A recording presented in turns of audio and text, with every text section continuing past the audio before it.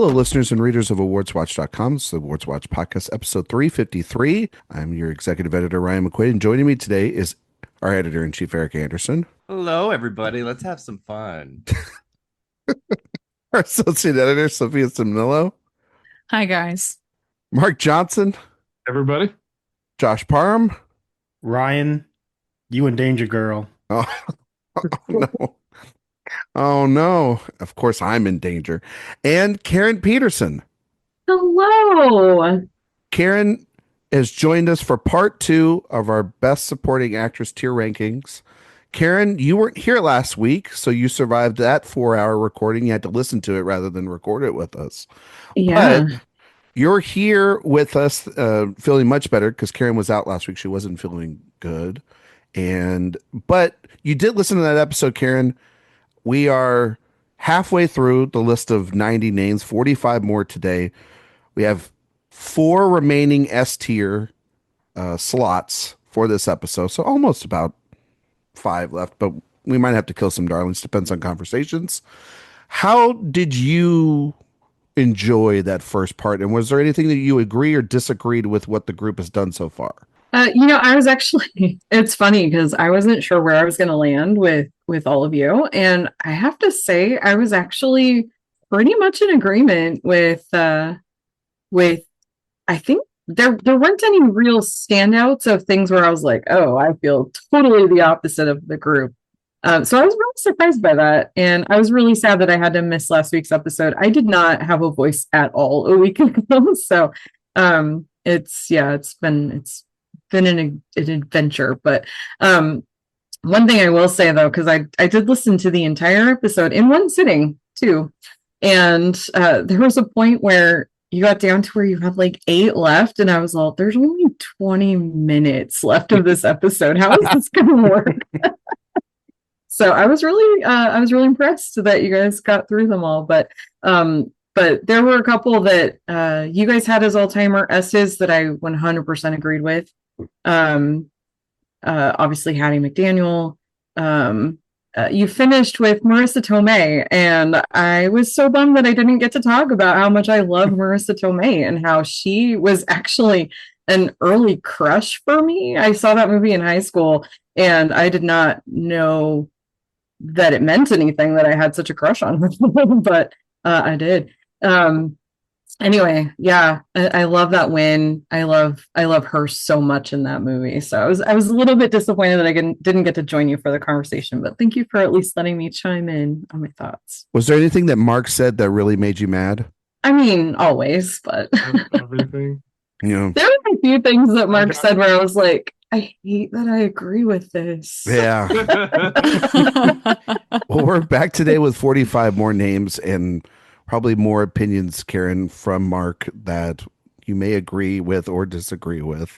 Well, what he doesn't know about women is a lot. So. Yeah, that is true. I'm been so happy to have you here. I feel like I gained a powerful ally today. Karen, even though on that episode we did also lock We'll in last year's winner and all that, did you agree with that up at the top as well about the group's placements of One Battle, PTA, and Jessie Buckley too?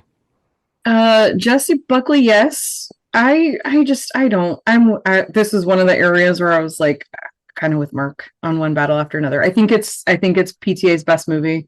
I personally loved Sinners so much more, and just going by the way that you guys created the criteria for how you would put S's and A's and everything. I couldn't give One Battle an S because to me Sinners was the superior movie last year. Okay, well, I'm glad Karen's on this week because that's already locked in, and we don't want to go backwards. It's nice, really, at all. It's nice to have an.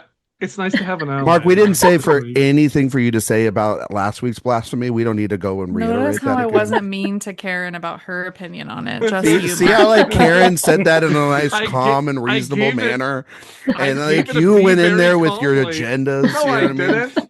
I gave it a B. I think it's a good win. No, it's Let's see how I fine. graded. It is what it is. You see how I graded? B is good. Yeah, because you were giving up a lot of Fs.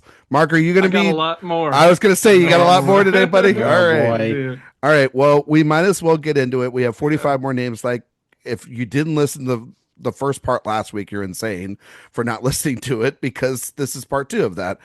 45 more names to go. We're going to go right into it because we're going to try to make sure that this isn't 4 hours either. But 1991 is where we're going to start. Mercedes ruled The Fisher King. And this is great because Erik said, let's book in those conversations. And we literally are.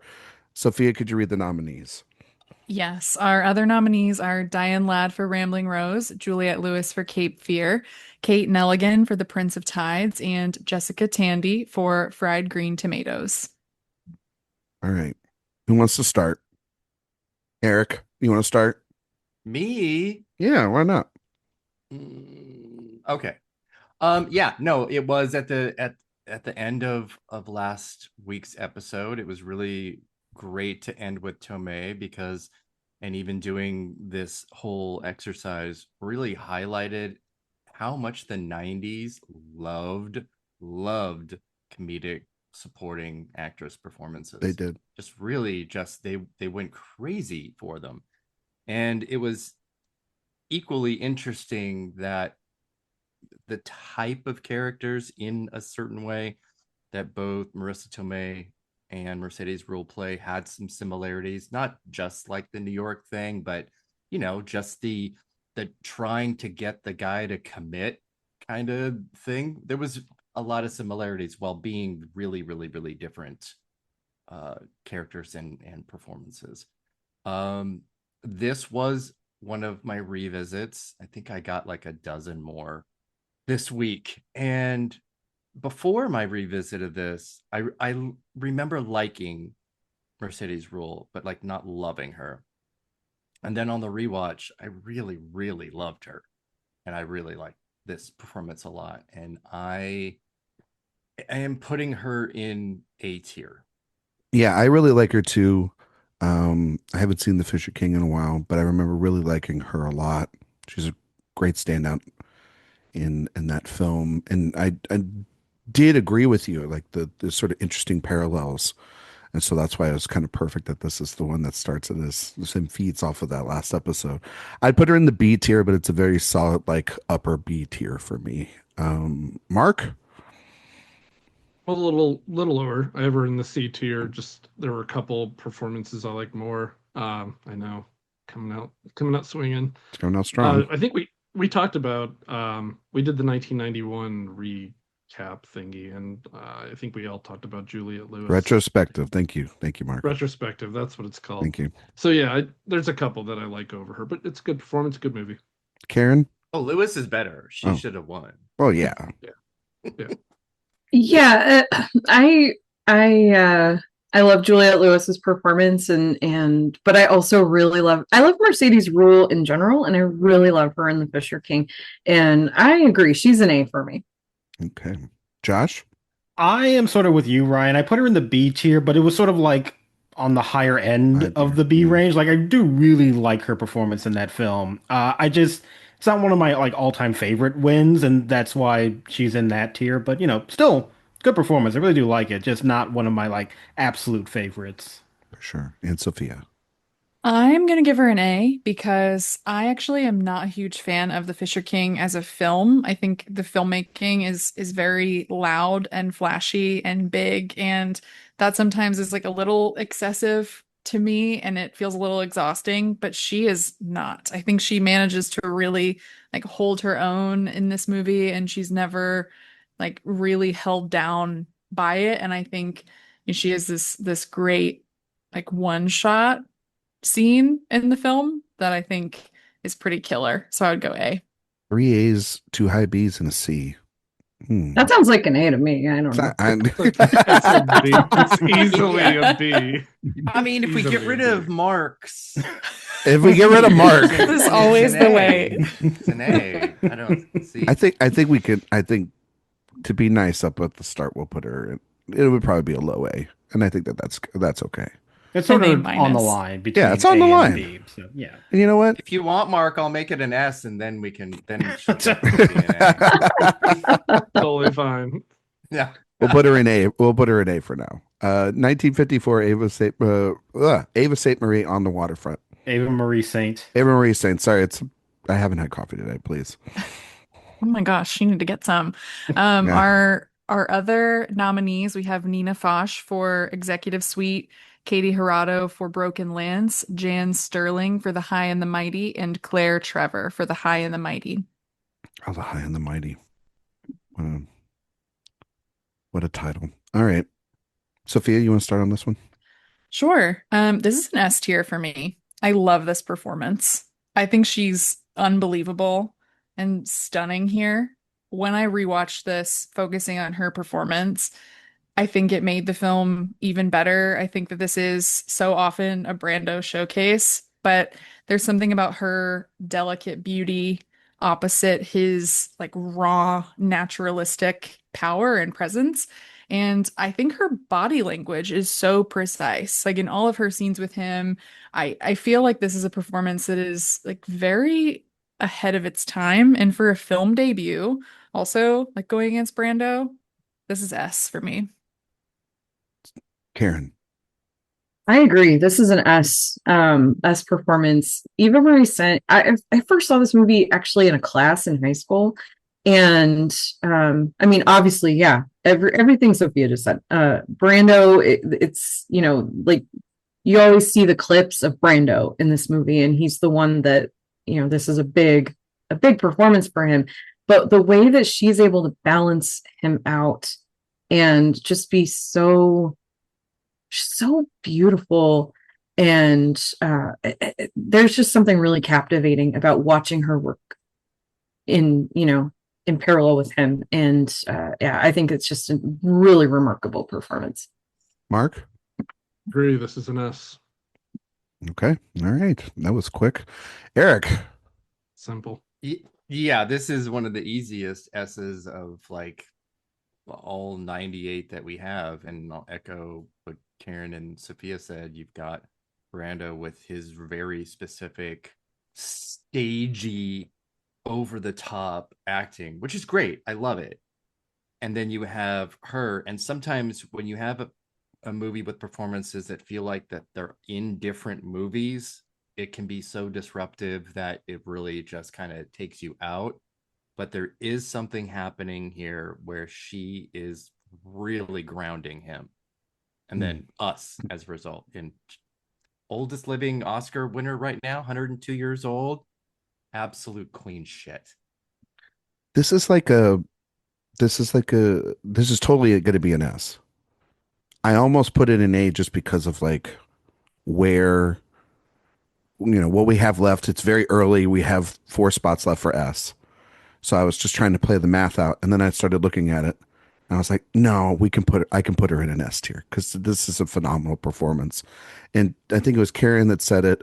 You sort of get lost in the Brando of it all, but her performance is just as important to that film.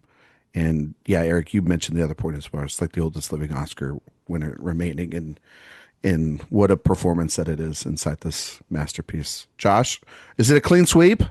It's a clean sweep. There we go. Yeah, I love this is that. absolutely Good. S tier. I did for a moment think about dropping it to A just to make, those hard decisions, but really, like, I do think about her performance in conjunction with Brando with this film. I kind of think of them as a pair, really. And I think she makes his performance better too. Like the way that they interact with each other and the groundedness that she brings to that character is so effective in that entire film. So yeah, it's an S tier. Is that the second unanimous S tier we've had? I think we had Mhm. another one last week. Rita Moreno. Rita Moreno. Okay. That leaves us only 3 left, but we might have to do some negotiating down the road when this is all said and done. 2020, Yun Jun Yun Minari. Our other nominees, we have Maria Bakalova for Borat subsequent movie film. I haven't said that since 2020. Neither is Glenn she. Close for Hillbilly Elegy, Olivia Colman for The Father, and Amanda Seyfried for Mank. Wow. Mark. So Yeah. Minari was my favorite film of that year, and I think she's really good. But I just think it's kind of one of those movies and years and performances that's going to be kind of faded from time as we go. So I put her in the C tier. Wow. Wow. Okay. Josh. Uh, yeah, okay. This is an A for me. I think that she is incredible in this movie. I mean, the movie is emotional in so many aspects, but she is definitely one of the strongest elements to it. And I remember the first time I saw that film, it's like that was the one thing I couldn't stop thinking about was just her performance. That is this mixture of very funny but also sincere and heartfelt. Yeah, it's not S, it's not like one of the best of all time for me, but I think that she is so good in an incredible movie too. So I'm gonna give her A. Sophia. I'm giving her an S. A C? Come on. I S. love yeah, I'm going S. I think this is a great win. I really do. I love this win. I think it's an incredible performance. She's a legend. The fact that she can show up in something like The Wedding Banquet and you're like, thank God you're here. You're a star. Like just like every single thing you Yeah. say you just like cling to her presence. And so much of this role, I think, is about her physical presence. I think sometimes she feels like this like kooky grandma, like kind of chaotic, but other times she's this like steady grounding force to this family. And she is essential to this story. And I just think of that scene where she is just staring at the burning barn and just like how that affected me. And yes, that was probably because of COVID, but I also just like it's one of those things where I was just so happy that like this was a win that happened. So I'm starting out with two strong ones today. I'm just gonna go S. I'm gonna go in the A tier. I think that in this early 2020s, late 2010s, there were a lot of wonderful elderly grandparent performances that were either acknowledged or weren't acknowledged by the Academy. Um, Not one that was also in the same category with her, which was Glenn Close as Mima or whatever her fucking name was in Hillbilly Elegy. But there are a lot of them, and they sort of cycle through a lot of the same storylines or tropes for coming of age stories. And for me, I thought that this was head and shoulders the best. I also think too, her like we're gonna talk about icons. Her going up there and fucking calling out Brad Pitt to his face, who was a producer on this film, for like, you weren't even on set. Like, what? It's nice to finally fucking meet you, dude.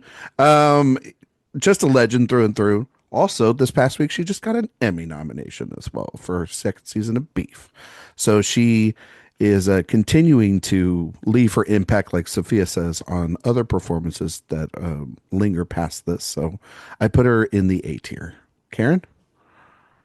I also put her in the A tier. And Sophia, you actually just used the word that I was thinking of with her performance too, which is grounding. She really grounds this family dynamic. And she's this whole family, they moved to Arkansas, and so they're all kind of out of their element, but she's even more so because she's just come over from Korea. She does not speak any English, and the relationship that she develops with her grandson, with both of her grandchildren, but especially her grandson, it's funny, it's endearing, it's really sweet, but it's ultimately just a very good emotional experience to watch this relationship grow. And she's just, she is a legend. And this movie was what really introduced her to a lot of American audiences, and I'm so glad. I think this is a really sensitive, beautiful film and such a good performance in a category where there's some variation in the performances and in the other nominees, but she stands out for not just because it's such a different performance from the other grandma in the category, but because it's just a really, really exceptional one on its own. Yeah. Eric, where you at with that and Borat's subsequent movie film? Okay, well, that's not a real movie, but I'm still trying to do the math of how Minari is your favorite film, one movie of the year, but this is a C performance because I did the math and it's not mathing. It's not mathing, Mark. Here's the math. I love the movie, and I think she's great. I just think it's a very weak year. I think she should have won. I just think it's a very weak, forgettable year, and I don't think it's a performance we'll be talking about 20 years from now. Karen, welcome to what He we just have been doesn't doing. want to admit that he preferred Glenn Close that year. I mean, it's the Ohioan Ohio. in him. Yeah. Right. It's Fair. the politics in them. Yeah. That Mima was actually Mark's grandma. So You're gonna J.D. be Vance somebody is here on the podcast. Yeah, exactly. But anyway, no, this is an easy A. Easy A. Easy A. Okay. Yep. All right. Well, what do we have? Has everybody gone? Has everybody gone? My S brings Mark up to a B. Yeah. Absolutely. So, and then everybody else was A. Yeah, I was A. Yeah? Yeah. This is A then. Yeah. It's gonna go in the A tier. Once again, Mark trying to drive the great. This is my new strategy. Yeah. Sophia, you're gonna have to Exactly. give out some S's here. Okay. Well, like, oh my I God, do she have gave my out limitations. 40 We'll see. S's in an episode. That's wild. 2021 Ariana DeBose for West Side Story.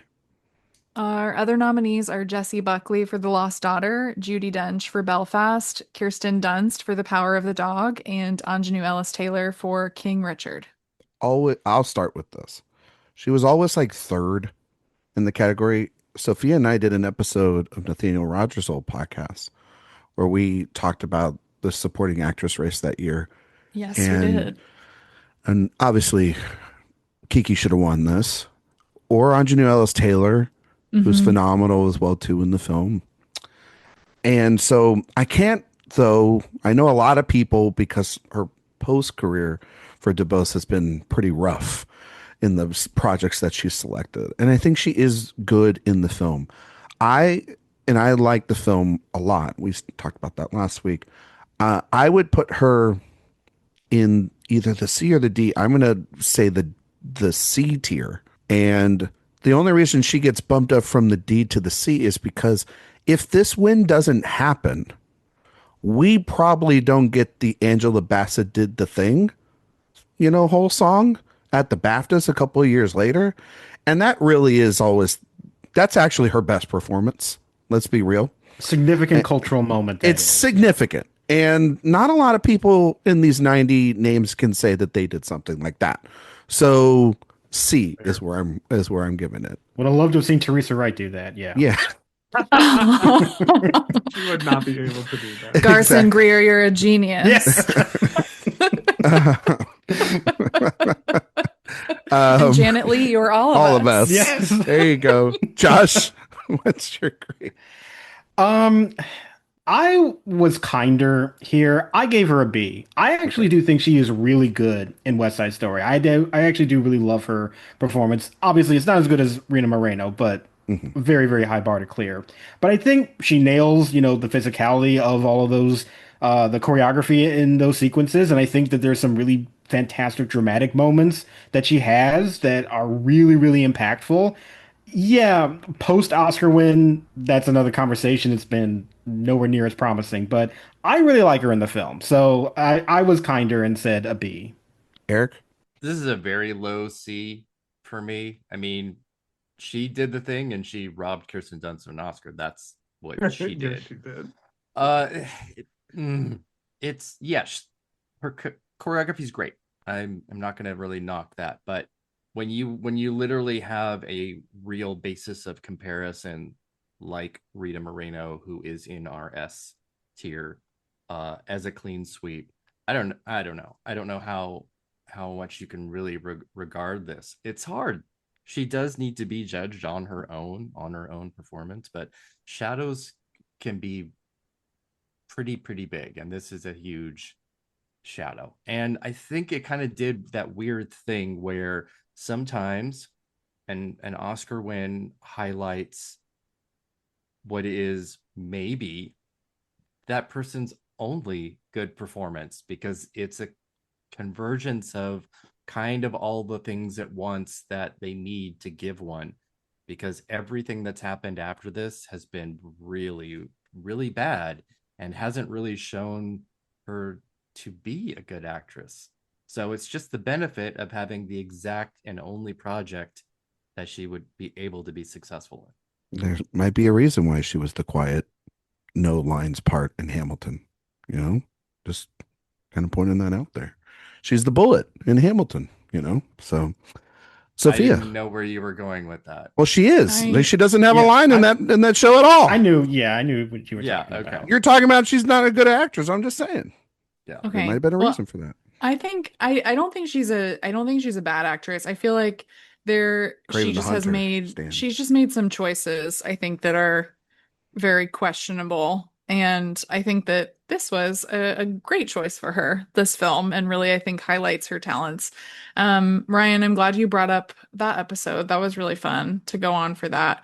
Has your impression of her gone down over time, or the performance? Is this one that you liked mean, more in the year? And I mean, I don't think how I feel. I don't think she's delivered even close to a performance like this since. And I mean, Yeah. she hasn't also been offered a role. Like you say, it's a Right. great choice. I mean, you'd be a fool not to take, hey, Steven Spielberg's making a film and going to make me this iconic part. Like she has not been Yeah. given an opportunity like that since, for sure. Yeah. So who knows what her abilities are? I think she was fantastic in that film, Uh-huh. but upon retrospect as years go on, I Yeah. mean, The Power of the Dog has stayed with me. Aunjanue Ellis-Taylor has performances stay with me, and her staying power in other films as well has stayed Oh, with yeah. me too. So, and yeah, I mean, it's a little bit, we grade this on our own sort of thing Totally. as well. I mean, I feel similarly. It's one of those things where for me, I just remember at the time, everyone loved this performance, and she was winning all of these regional critics prizes, and there was this big crazy thing that was okay, I guess this is happening. But we have Kirsten Dunst right here, who is giving this really layered emotional performance that is really difficult, and she also has this incredible career, I think, so far to back it up. And also Aunjanue Ellis-Taylor, what she's doing that in, opposite Will Smith, she should have been the Oscar winner from King Richard to me. And I think with Ariana DeBose, I think she's an incredible dancer and singer, but she can't really sell the non-musical parts of the movie for me, which is why I bump her to a C. I also think Mike Feist was best in show for me in West Side Story, and then I would say Rachel Zegler. So the benefit of the Moreno performance too is she is clearly best in show. She's the one who understands the direction. And here I think they were the standouts for me, not so much DeBose. I think she also got caught up in being a discovery as well too. She was Totally. of that season. She's the discovery of the four winners for sure. Well, I guess her and Troy Kotzer. Karen? Yeah, I was between a C and a D on this one. I think you guys have convinced me to be nice, but and lean more toward a C. But part of the reason that first of all, I personally do not like the West Side Story remake. I didn't enjoy the movie at all. And I did not feel like it needed to be done, and I didn't feel like it really gave itself a good reason to exist. I think she's fine. I think she is good enough in it. She's my fourth in the category personally. And Who's your fifth? I don't want to say. I got you. Okay. But yeah, this should have been Kirsten Dunst's year. And then also, as Eric pointed out, it's unfortunate, but we do also have Rita Moreno's performance to compare it to, and she just doesn't hold a candle to that. And that's the thing is I don't feel like she made this role her own. It just felt like, okay, she's just playing this role that was made iconic by someone else. And she's doing a good job, but she's not making it feel like something that's uniquely hers. And so, yeah, I'll be kind and give it a C. It didn't help that Spielberg put Rita Moreno in the movie too. Doesn't Right. help either. Yeah, And to Sophia's point, the improvements of the performances from that film by Zegler and by Feist even highlight more that DeBose was not able to meet or match. Yeah. Mark? Yeah, I think you guys kind of said it all. I think it's more of a breakup performance than it is a Oscar, where it ranks with Oscars. So I'm with Karen too, where she's probably my fifth in the category now. So I gave it a D, the performance a D. I think it kind of averages out to about a C, right? Yeah, that's a C. And we can move on to 2006, Jennifer Hudson for Dreamgirls. Our other nominees are Adriana Barraza for Babel, Kate Blanchett for Notes on a Scandal, Abigail Breslin for Little Miss Sunshine, and Rinko Kikuchi for Babel. Karen, I'm going to start with you on this one. I'm giving this a B. I think it's a good performance. I like Jennifer Hudson. I think she's a lovely person. It's kind of fun that she has an Oscar her first time out. To me, Kate Blanchett should have won. Notes on a Scandal is phenomenal. I love that movie so much. Jennifer Hudson is good, but this isn't a movie that I've even really revisited. So not putting on Dreamgirls every weekend? No. Sophia, didn't you rewatch Dreamgirls this week? I did, because I hadn't seen it since it came out. Yeah. So I was like, I need to revisit it again. I gave her a B also, because oddly, as I was rewatching it, I realized that the only things from the movie I really remembered all revolved around her. And I think that actually does speak a bit to the power of her performance. I think she also this isn't a performance to me where she just wins because she's a phenomenal singer. I think that certainly helps, and it's a major part of it. But I think in a lot of the dramatic scenes, she does a really great job too. She's the first of, I think, 3 people today we'll talk about who ended up having a talk show, which is kind of a fun little tidbit for us. But talk show episode. Yeah. But I agree with Karen totally. This should be Kate Blanchett's supporting Oscar. She is so phenomenal in that movie, and I love that movie so much. Josh? So I didn't rewatch all of Dreamgirls. I just did a little bit of it. And my impression of her performance actually was a lot more favorable than my memory of it. I think a lot of people like to reduce it down to just, oh, well, it's just that one big number, and that's why she won. And I don't deny that that is obviously a significant portion of it.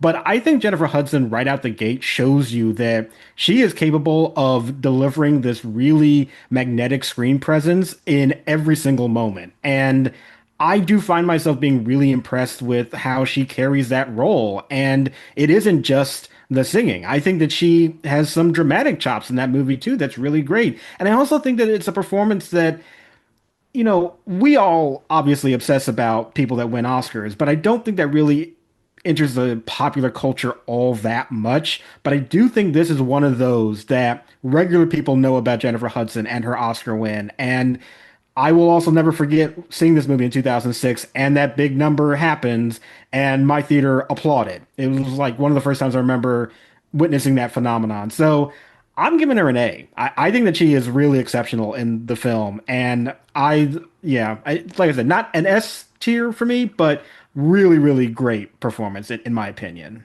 The movie stinks. It's not a very good film, and a lot of the Jamie Foxx casting is bad, and Beyonce's having to restrain everything back to allow Jennifer Hudson to be the voice. And it's imagine if you're, Beyonce and you're not allowed to really sing until the end. And yet the movie is made because it has this performance that for Hudson, yes, she was an American Idol contestant. This is her real breakthrough. She's what, 4th or 5th contestant on that, eliminated or whatever, 4th or 5th place. This is 7th or 7th, probably even worse than that. See me giving her the benefit of the doubt there, and how much I watch American Idol or care about that. I used to love American Idol. I used to rank all of them in my notebook at school. Okay. That bottom 3 that week was an all-time shit show. Okay. Really? Well, because it was all black women, right? Was that it? Yeah, and but Yeah. yeah, and amazing. That So was just Yeah. yeah, that's when you knew that show was what it was. exactly. But I remember my dad telling me a lot because he saw Dreamgirls on Broadway when it first ran, and he's like, this is the performance. Like if someone can nail that performance, then she's going to win an Oscar. And we saw this on Christmas weekend that year, and yeah, Josh is absolutely right. We were almost in like this 400 seat theater, and people like, if you think what happened with Wicked a couple years ago with that number at the end of part one was a lot, this was that, and there was still the rest of the movie after that. And I think that she's also underrated in terms of her other performances in the film, the other numbers that she has, the One Night Only number that I think is beautiful. But yes, she's acting circles around like Jamie Foxx and Beyonce and Danny Glover and all these people. It is a truly great performance. I would give her an A inside a movie that I would be like 2 stars. You know, like that's probably where I'd be at with the movie. But the performance they got that 100% right. Mark? But it's like Act 2 of that movie. It's like the only reason to keep watching it is for her. Yeah. Because the rest of it is just like, oh, okay, we're just going to go through whatever we're going through here, like montage after montage. And it not make really much sense otherwise, other than her. Mark? So my grade might be a little tainted because I haven't seen the film in 20 years, and you couldn't pay me to sit through that movie again. But I remember at the time thinking Jennifer Hudson really was winning the Oscar for that one song. I might be wrong on that. But you also look at the competition that she beat out, and which Kate Blanchett would be at the top for me. And there are several performances not nominated that year that I would have preferred see win as well. Notably Martina Gedeck, I think is her name, from Lives of Others, one of my favorite movies of that year. So I went C. I think I have a couple in that category that I think won for singing a song, basically. So that's kind of where I put her, but it's again tainted. Erik? I mean, outside of Mark, I'm surprised at what I'm hearing and really happy at what I'm hearing, because this is an A for me as well. I love too that we were discussing this right after Ariana DeBose and Again, the shadow random. that was So in random. hers, because Jennifer Holliday's performance on stage is the performance. So for someone to take this on had all of that baggage coming with them, and she was not at any point doing like a Jennifer Holliday version of this role or of the main song. This was Jennifer Hudson all the way through, and it's a good performance outside of the music, outside of the songs. Yeah. And I mean, you know, what she did in the Sex and the City movie, getting that hideous bag. Oh my God. Like it. That should have been her second supporting Oscar. She did a great job with that. She really did. Mm-hmm. The ugliest Louis Vuitton bag on screen. She I remember- sold it. She sold that ugly ass That is bag. truly one of the worst looking bags I've ever seen in the world. And she was so happy about it. And she's like, oh my gosh, this is great. That's better than most of the acting that we see nowadays. Okay. So is it 3 A's, two B's, and Two a C? B's and a C. I think that's an A Again, tier. Again, that would be a B, but you do your thing. It's like a It high. should be, that's a B. That's a high B. Yeah. Yeah. High The first B, but one it's was, a the B. same, That's the okay. same results. That's okay. 1949, Mercedes McCambridge, All the King's Men. Our other nominees, we have Ethel Barrymore for Pinky, Celeste Holm for Come to the Stable, Elsa Lanchester for Come to the Stable, and Ethel Waters for Pinky. Double. Josh, you want to start this one off for us? I have her in C. I did rewatch this movie, and I do like the film overall, but I don't know, I was kind of expecting more from her. Like, she's a good enough presence in the movie, but it didn't leave the impact that I kind of wanted to. And I think a part of that is maybe just the writing of the characters not my favorite. So Yeah, I kind of just put her in the C tier as just like it's okay, but not one of my favorites. I agree with you, Josh. I put her in the C tier as well. Eric? Yeah, I have her in C as well. I mean, she's no Celeste Holm as Sister Scholastica. I mean, imagine having that be your character name.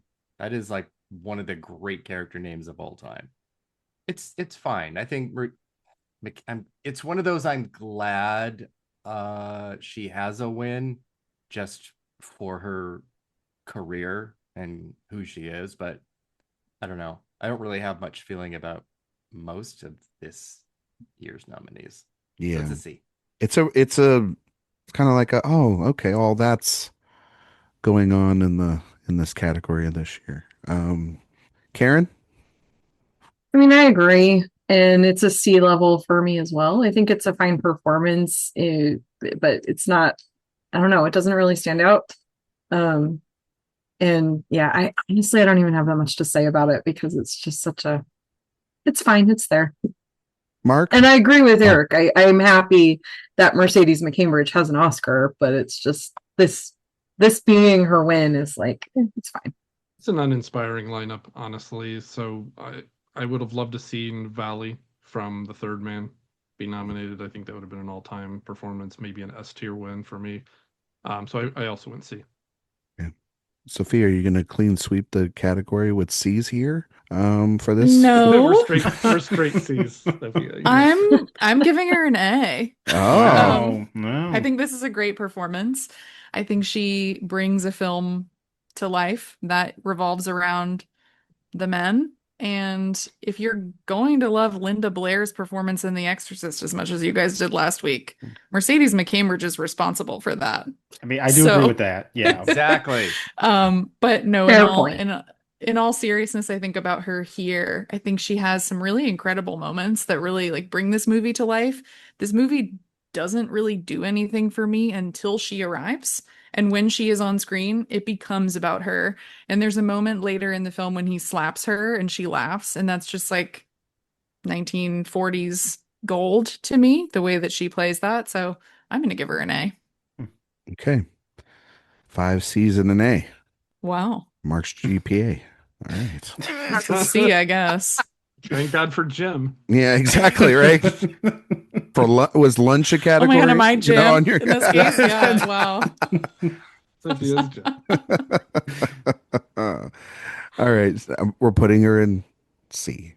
But I do agree about that with The Exorcist. The only reason I didn't bring it up is because, she wasn't the winner, Linda Blair. So, but if she had been, I do think that was something to consider because, Yeah. like Dick Smith and Mercedes McCambridge are really responsible for her Oscar nomination. Kind of feel For like. sure. Yeah. She's the voice. 1993, Anna Paquin, The Piano.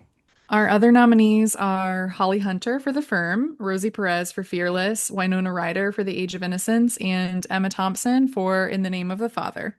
Sophia, you want to kick this one off? Sure, I can. This is actually a B for me. I love The Piano, but I think that Paquin does like manage to, I think, really like bring about this childhood innocence, and also there is, a bit of a disconnect in her performance, I think, from the adult realities of the film. I think the performance is a little bit too precocious for me, compared to something like Tatum O'Neal that we talked about last week with Paper Moon. I love Holly Hunter in this movie. I love The Piano, but I'm gonna give her a B. Eric? I could see Mark nodding his head because he hates children so much, especially Oh, like you're any better. that win Yeah, wait a minute. Oscars. Yeah, I'm like, come on. I can see he's totally going to be on that not even a B train. It's going to be a C or D train. I know it. Maybe, yeah. Oh, Mark, you're a monster. I can't disagree that she doesn't come off a bit precocious here. I think it works extremely well, obviously, for this character because she's so bratty and you just want to smack the crap out of her. But there is a line between is this a performance, or is this what is a director able to get out of a very young child, especially if it's like the first thing they've done or very early in their career. It's kind of hard to really know because we don't have much to build on in terms of, is this a child acting or what is it? I still really, really, really love this performance, and it's an A for me. Mark. Yeah, honestly, this is one I thought you guys might be A and S's on that I was going to get shit for, because to me, this is an F. Precocious is the best word for it. You guys nailed that. I think her performance takes me so far out of the movie that it's one that I can't give anything but an F to. And then you look at the people around her that are nominated and those who are not nominated. Once again, it's one of those years where there's so many not nominated that I would have put over her that I can't justify anything but an F. Karen, care to respond? I want to give this an A or an S just to balance out Mark, but if I'm being honest, this is also a B for me as well because of that. Like to me, it's not even precocious. She's such a brat, and there are times where, and I understand that that's the point, but there are times where it's like I really just like throw that kid in the ocean, please, somebody. I was not the piano, the child. Trying to be diplomatic with precocious, but she is a brat. You're right. Yeah. Thank you for giving me the freedom to say it. Just I live mean, your that's her truth, job. Sophia. She is doing her job. She is. And honestly, I think one of the things that kind of saves it for me is how excited Anna Paquin was to be nominated and to win, and just like her enthusiasm. It was like, okay, she really is not this kid. Like she is. This is a performance. It's just one that the character is just so grating for me that it's like, so it's really hard for me. I think that this is a high B, but I just can't quite give it an A. Josh? I also had her in the B tier. I do really like this movie, but I have to be honest that her performance has just never been like one of those elements that has wowed me. And I've always sort of felt that because Holly Hunter does not speak, a lot of the dialogue in the moments that you do see her is given to Anna Paquin, and I've always sort of felt like the appreciation for what Holly Hunter is doing is sort of transferring a little bit to Anna Paquin in a way that I don't think is totally indicative of what I feel is happening with her performance. But having said that, I do think that she is good in the film. It's a good, solid performance. It's just not one of my favorites, but still competent enough to say that I'm like, it works for the movie, so it's a B. I would give her a D. I recently rewatched this film. We're for maybe a upcoming announcement on next week's main show. And I just didn't like the performance at all. I love the film. And I think I gave Holly Hunter an S tier ranking last year. And if I didn't, and I know I gave her an A, and I would give her an S. I think that performance is phenomenal, and I think the movie's phenomenal. And and I actually moved my Letterboxd graded the film down from 5 stars to 4.5 because of this performance. Because it's so bratty and whiny and annoying. And Mark's point about that there are other great performances from this year that were ignored by the Academy, and it's one of those also where I rewatched the film. I'm like, what performance? A little bit. Like, do you mean the little kid that won't shut up because of all the cool stuff with the adults is going on in the background? Like, all the interesting things about this film is going on over there. Like, you gave the performance to that? Like, it's a baffling decision for it to be one of the few child performances to win an Oscar. And for this to be, what is it? This is essentially the last one, right? Like we haven't had one since, right? Am I wrong about that? And it's like, wow, since then we've had better performances. Before then we've had better performances. I'm sure if I deep dived back again into this year, I could find a child performance better than this. And I'm glad she has an Oscar. And are you? I mean, sound like for you her are. career, I guess. But like for this performance in this film, she's the worst part of it. So D. I'm changing my grade to an A.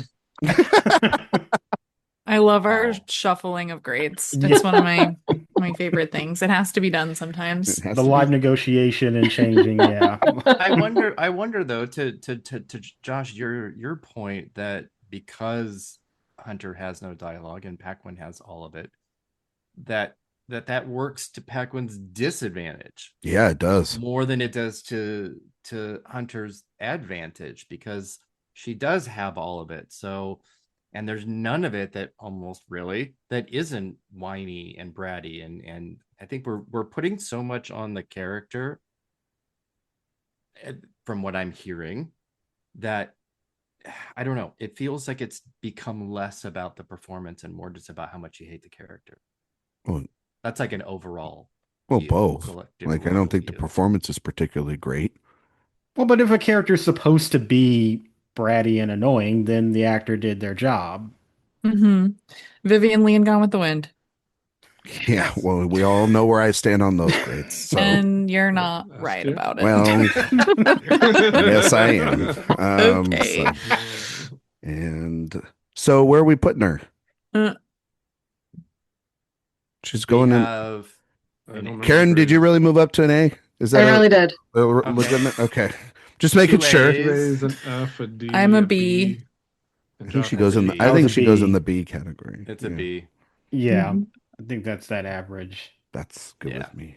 1986, Dianne Wiest, Hannah and her sisters. Our other nominees are Tess Harper for Crimes of the Heart, Piper Laurie for Children of a Lesser God, Mary Elizabeth Mastrantonio for The Color of Money, and Maggie Smith for A Room with a View. Eric, you want to start this one off? Let's see. Where am I with this Dianne Wiest? Oh yeah. Oh, because we A have two. tier. It's yeah. This easy A again. Easy A. Easy. Okay, I agree. It's an easy A for me as well. Mark, I also have A. Sophia. A for me. I love her in this movie. This is one of those Woody Allen movies where I love everything about it until he is on screen. And I'm like, That's true. can we not? But I think that her performance here is really multifaceted, and you need that for a Woody Allen film to work because of how dependent it is on that screenplay and on the dialogue. And I think the emotions are really complicated in this movie, and she's also really funny in it too. So I would go A. Karen.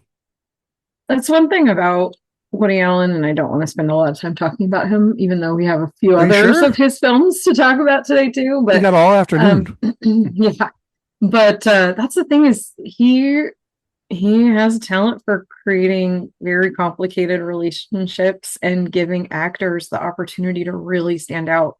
And I think this is a great Dianne Wiest performance in a film of good performances. And yeah, this is an A for me as well. Josh, clean sweep.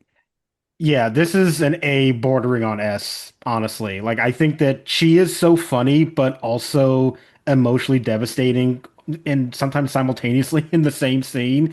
It's really just a wonderful performance. And it's my favorite thing about the movie. And I agree with Karen, in a sea of great performances, but she really does stand out as something special. We'll hear a little bit more about Wiest here in just a little bit for her second win. 1997, Vanessa Redgrave, Julie. 1977. 77, sorry. Let's say, wait a minute. 1977, yes. Sorry. Our other nominees, we have Leslie Brown for The Turning Point, Quinn Cummings for The Goodbye Girl, Melinda Dillon for Close Encounters of the Third Kind, and Tuesday Weld for Looking for Mr. Goodbar. Mark, Hoping you wouldn't call me. I'm trying. Oh, there it is. I have her in my A tier. there you go. I don't remember why I put her in my A tier because But you put her there. But I put Too her late, you there. already said it. I mean, she's Yep, she's too late. great. The She's grade's great. already written down. I It's wrote a it great in win. pen.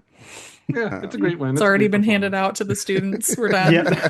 I think I put her A tier instead of S tier because there's performances I prefer, but she's still terrific. That's fair. Josh? She is also in my A tier. I mean, that performance makes such a giant impact on that movie. And man, it's like it's the best scene in the film, honestly, is just watching her performance. And of course, the Zionist hoodlums, we can't get them, they can't get away with it. We got to get her in the A. So, Absolutely. Karen? Yeah, I agree. I think this is an A tier. It's a really great performance. I love her so much. Erik? Yeah, absolutely. Echo everything Josh said. One of the best Oscar speeches of all time. I really like Tuesday Weld and Melinda Dillon a lot in this category. But this is an easy A. Sophia. I think she's significantly better than the rest of the lineup. Like, even though there are performances here that I like this is such an easy supporting actress win. She's an A for me. It's what's crazy about it is in the weeks since watching this movie, she's the only part of it that I can really think about, and she's not in very much of it at all. So I think that's a testament to her power and the true supporting performance. She's the conscience of the film to me. Yeah, she's an A. Look at us all agreeing early on in this episode. Oh, what the hell? It's the third time. How'd everyone Refreshing watch that this sauce. one? Did you have trouble finding it? Did you watch it for this? I went on the did not seven watch C's. Where did you find it, Sophia? Yeah. The New York Public Library, Yorkville branch. Thank you very much. We didn't have a copy of it at our Nice. library, so I No, went. it I went. They don't have libraries in Texas. Come on. Yeah, that's true. They We got know rid that. of those last week for another Buc-ee's. Yeah. You know what I I mean? don't think So, so. 2013, Lupita Nyong'o for 12 Years a Slave. Karen? Our other nominees Oh, sorry. Yeah. are Sally Hawkins for Blue Jasmine, Jennifer Lawrence for American Hustle, Julia Roberts for August Osage County, and June Squibb for Nebraska. This is hard for me because I think it's such an incredible performance, but it's also not my pick for the year. Sally Hawkins would have been my pick. But I love Lupita Nyong'o in this. It's a bleak movie. But what she does with her character, the way that she brings that emotion to it, in this, really dark slave story, she's great, and she's just a really great actress too. And we've seen some other great performances from her. I have no doubt that she'll be back to the Oscars at some point, but yeah, this is an A for me. Josh? Man, she really was in my S tier, but But the anti-Odyssey You don't have a lot people of got spots. to you? I'm just kidding. yeah, okay. But there's also just so many. Oh man, we haven't gotten to the one that I really know. need in the S tier though, and that's the Yeah. problem. Yeah.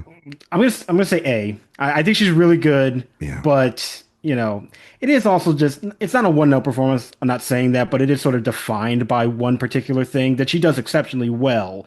But it's not even indicative of the range of talent that we know she has. So it's a really great performance, but I'm gonna stick with A. I agree with you, Josh. This is like a high A bordering on an S tier performance. This is kind of what we talked about a little bit with Ariana DeBose, where it was like, do you ding her career going from this, from the win? And we know I think this is a little different though. I think this is Lupita choosing to do better projects than are offered no, her. for sure. Yeah. Well, I mean, to Lupita's, career, she did do a lot of mocap, the Star Wars stuff and getting kind of trapped in that for a little bit. But then you see something like Us and how much everybody loves that performance and what she can bring when she is given great material. And she has been given that great material after this. I think that she's phenomenal in this performance. You're right, Josh. I do agree with you. It is one note for sure, but what she's doing also as a discovery in this film, she's the thing I remember the most about the film. Is she's the performance. She's the discovery. And, when Solomon is getting to leave and she has to stay, your heart breaks for her.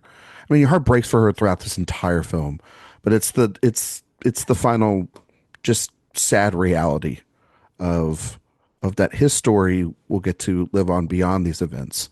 and sadly hers is doomed to be trapped there forever. And Nyong'o is amazing in this film, and also swept the year as a newcomer. First Well, performance. no, she didn't really sweep. Did she not really sweep? I thought she swept the year. No, because Jennifer Lawrence won. Oh, the that's right. Globe She didn't and win the BAFTA. Globe. Yeah, that's right. And honestly, yeah, she was actually very close to winning the close. Oscar. I always kind of felt though that it was a no-brainer because the film was winning picture, and for me, and that I mean, going into the night, know, it felt that way, yeah. but precursor-wise, That's fair. it was split. Eric. Yeah, I mean, one of the things I love about this category is how much they love first performances and just these Like right out of school.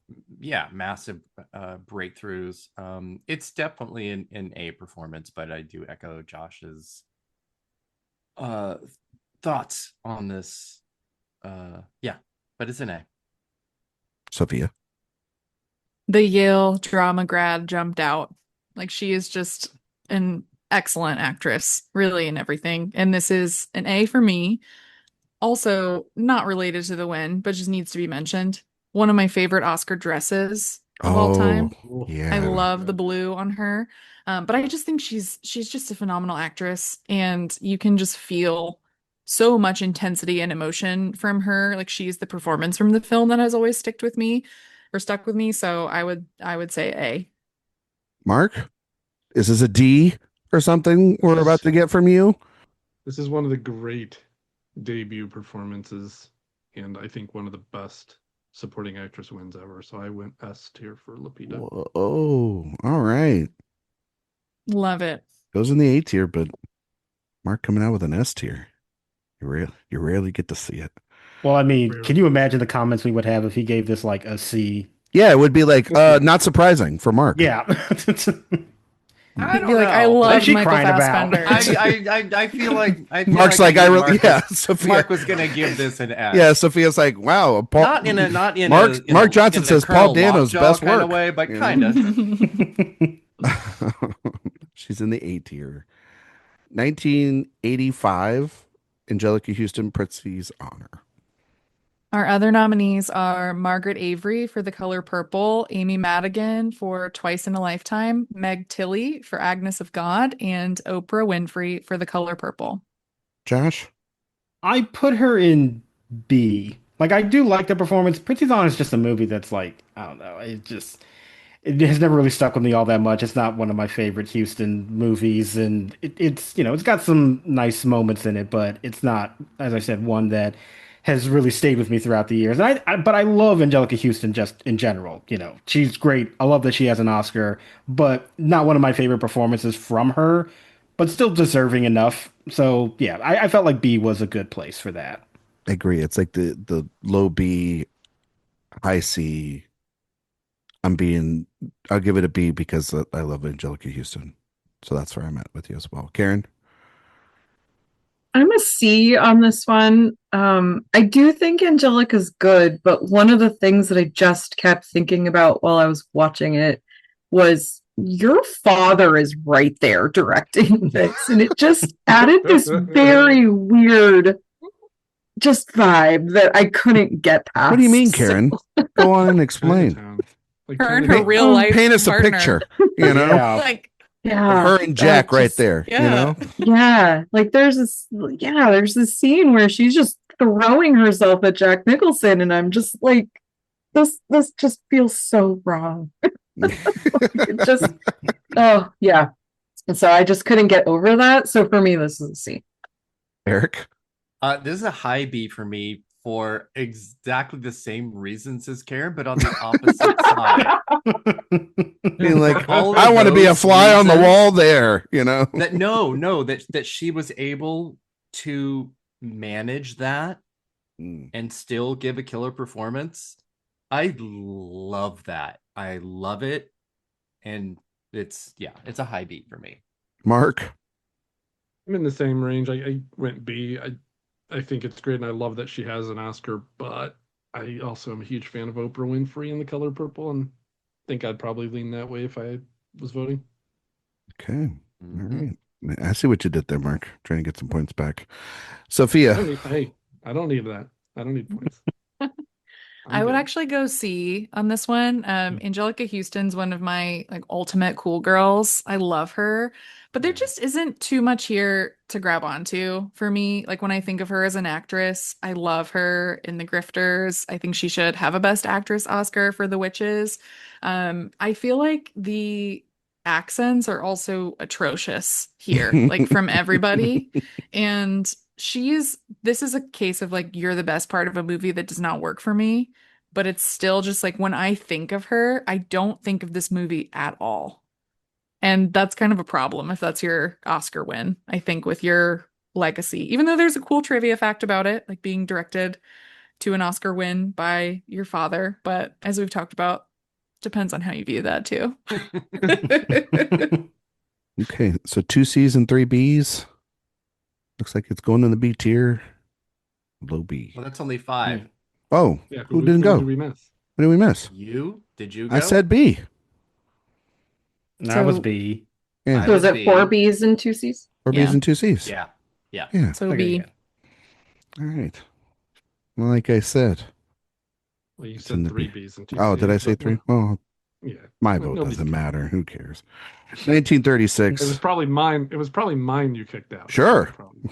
That's, well, I don't know. We have a history of We'll go to the tape. 1936. Gil Sundergaard, Anthony Adverse. Our first winner, The Gail first one. Sondergaard. Yeah.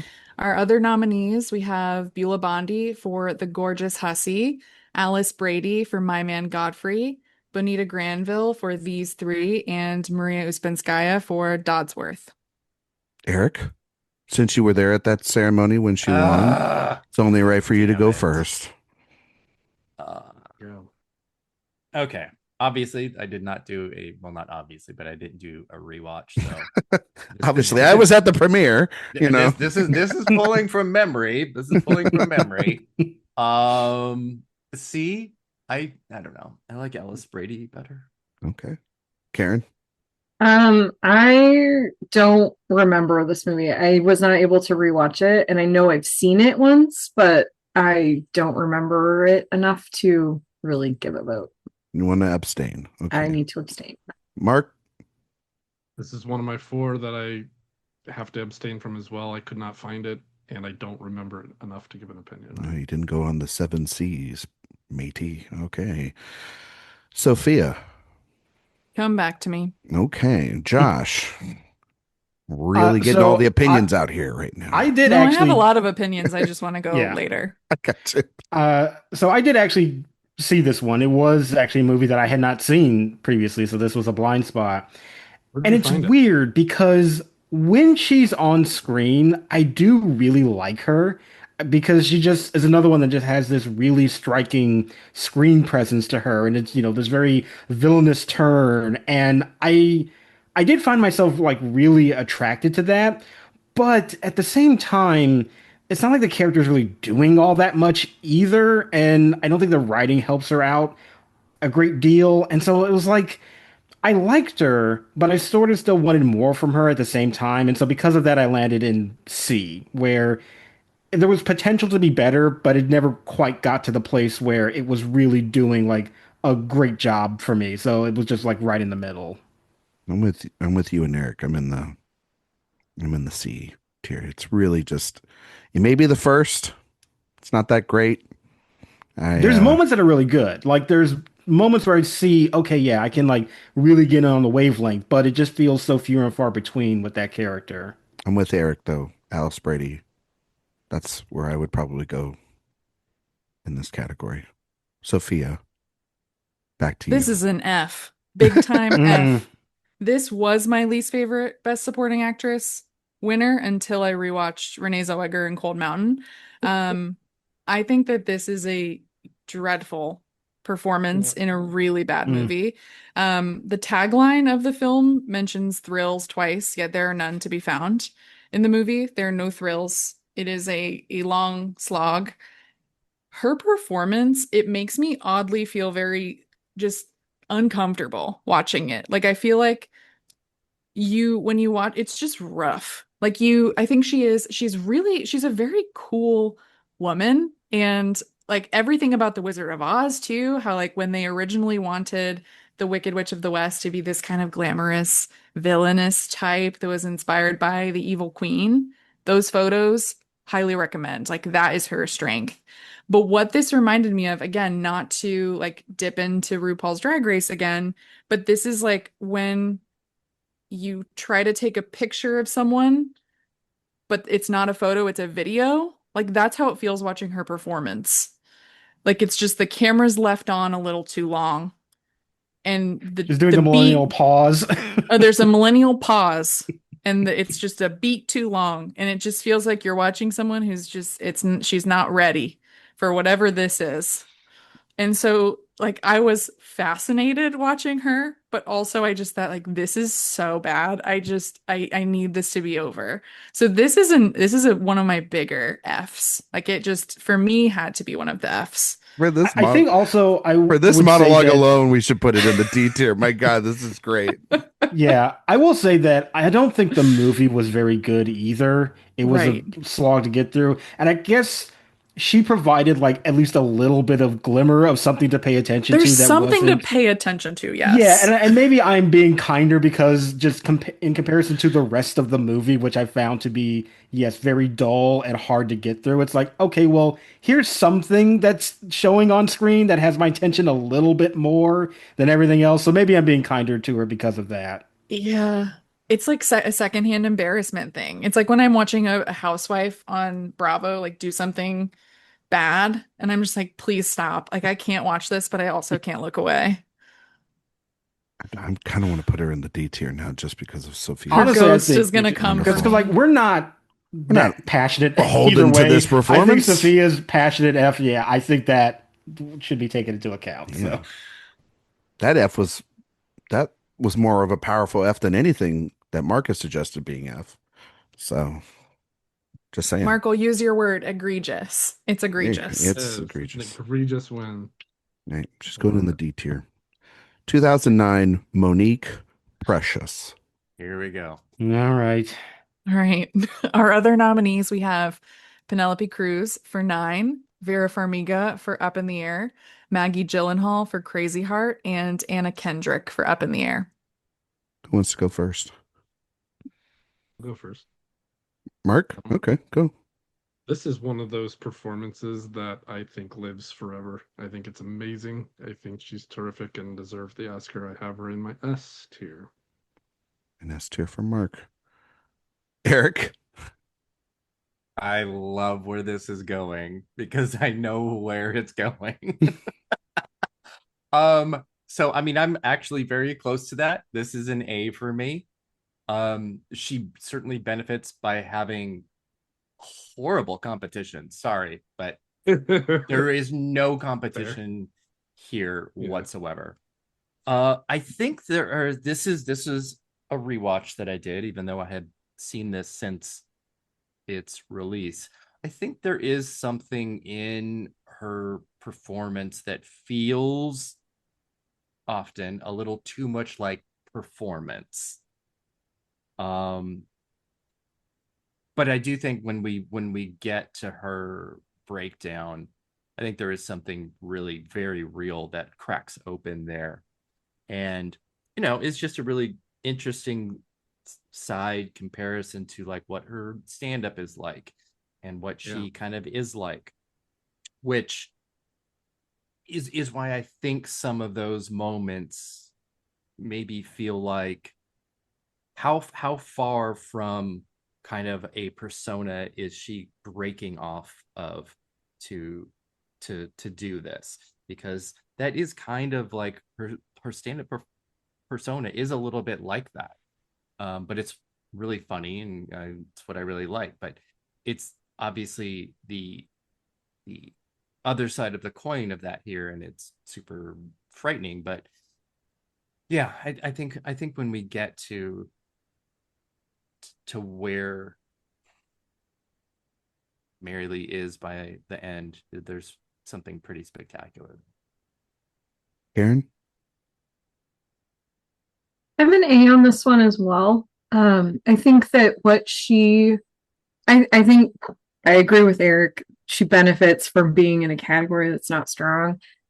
It's also unlike anything we had ever seen from her before. It's just so far removed from how we normally knew her that also helps this performance really stand out as something special. The reason it's not S tier for me is because there are some others that I'm more rooting for that are just more up there, because this is also such a bleak movie that I can't just sit and watch it on a Saturday. And it's something that I don't know, it's kind of a unique film to talk about as well. So but she's great. She's really, really great, and I give this a very strong A. Sophia? I think for the balance of the conversation, come back to me. Okay. I'm going to give this, man, it's really tough because I agree with Karen. This has always been such a bleak, rough film to get through. It is. And I think That's part of that the problem. I always felt there's a phrase that Jay Ledbetter, my co-host at Director Watch, has said over the years about certain films. And I was talking to him about it, and it's a phrase called misery porn, where a movie is so miserable and so bleak that it just takes everything out of you and you can't even appreciate it, or maybe you don't think it's good, or maybe it's just so bleak that you're just like, God, that's all there is to this exercise for you. And I've always thought that about this film. And I always think just Lee Daniels is not particularly the best filmmaker in the world. I think we can all agree on that. And I feel like this is such a one-note film. And I think it is, for me, a movie with massive stereotypes just all around it.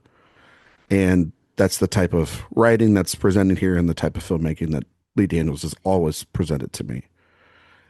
And I think that Monique, she is playing the villain, and she is playing just this absolute monster. And,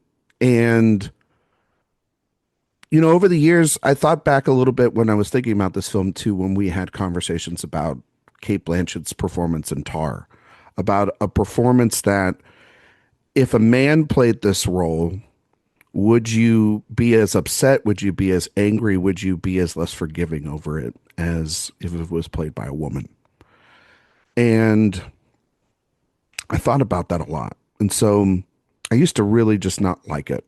And then I went back and I rewatched it.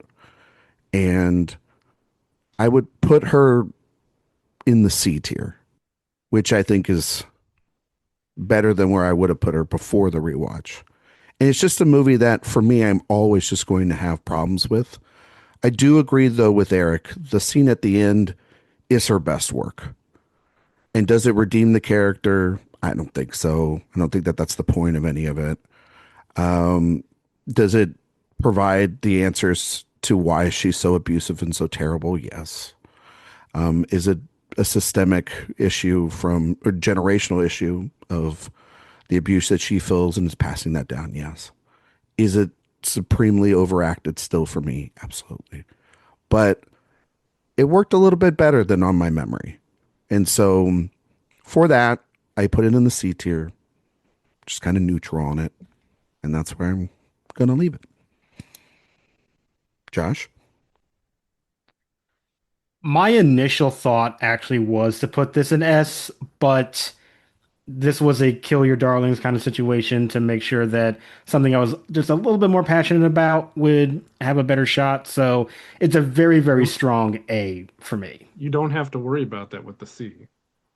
Just throwing that out there. If you want to give it an S, it's not going to be an S. No, I'm still going to say A. Okay. Sophia? Okay. So I don't think that it's overacted, and I think that the drama is part of the point to her performance. I think I'm higher on performances in general that do feel a bit theatrical. I think I love that. I think especially in villainous roles. Ryan, you hit the nail on the head actually with the comparison I was going to make, which is if a man gave this performance, what would people say about it? And I personally believe that this belongs in conversation with Christoph Waltz in Inglourious Bastards, with Javier Bardem in No Country for Old Men, with Heath Ledger in The Dark Knight. It is one of the all-time great villain roles and performances, I think.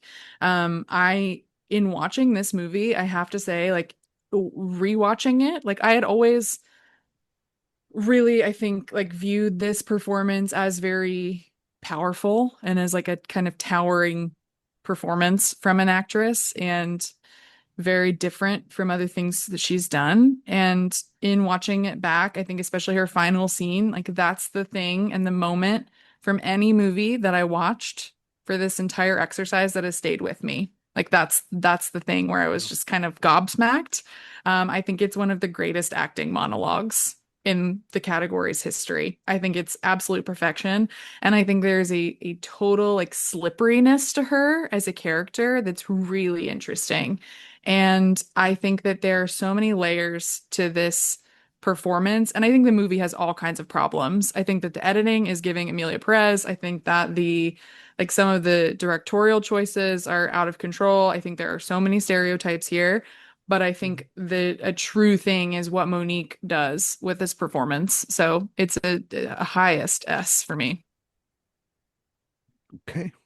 I think I want to bump mine to S because I took somebody out of my S right. for today that I knew had no chance of making it. My thing is just like give the grade you would give them. Like give and then we can decide and see what we want to do. Yeah. We have we can kick Ryan out if we can kick Mark, right? Man. Because I have two other S's that I would never. I have two other S's too, and one of them is like I really need to be in the S too. How many S's do we have left? We have 3 S's left. You have one of those S's you have. I have an F for. Just heads up. Okay. Warning you now. Okay, but see, I think I know who you're talking about, and I took them out of S to make room. Okay. So, but I think I know exactly who you're talking about. I can't wait to have that conversation. I've talked about it for. No, I do want to put her. I do want to put her up in S, and I also want to push back on the concept of misery porn, which I think is such an unfortunate thing that people attach to movies that have really brutal, bleak, dark issues. I think it's such a, I don't know, it's so pejoratively used. It's okay that a movie is about really horrible things and that you can still have, that there is an entertainment value to that as cinema. I don't know. I don't like your phrase.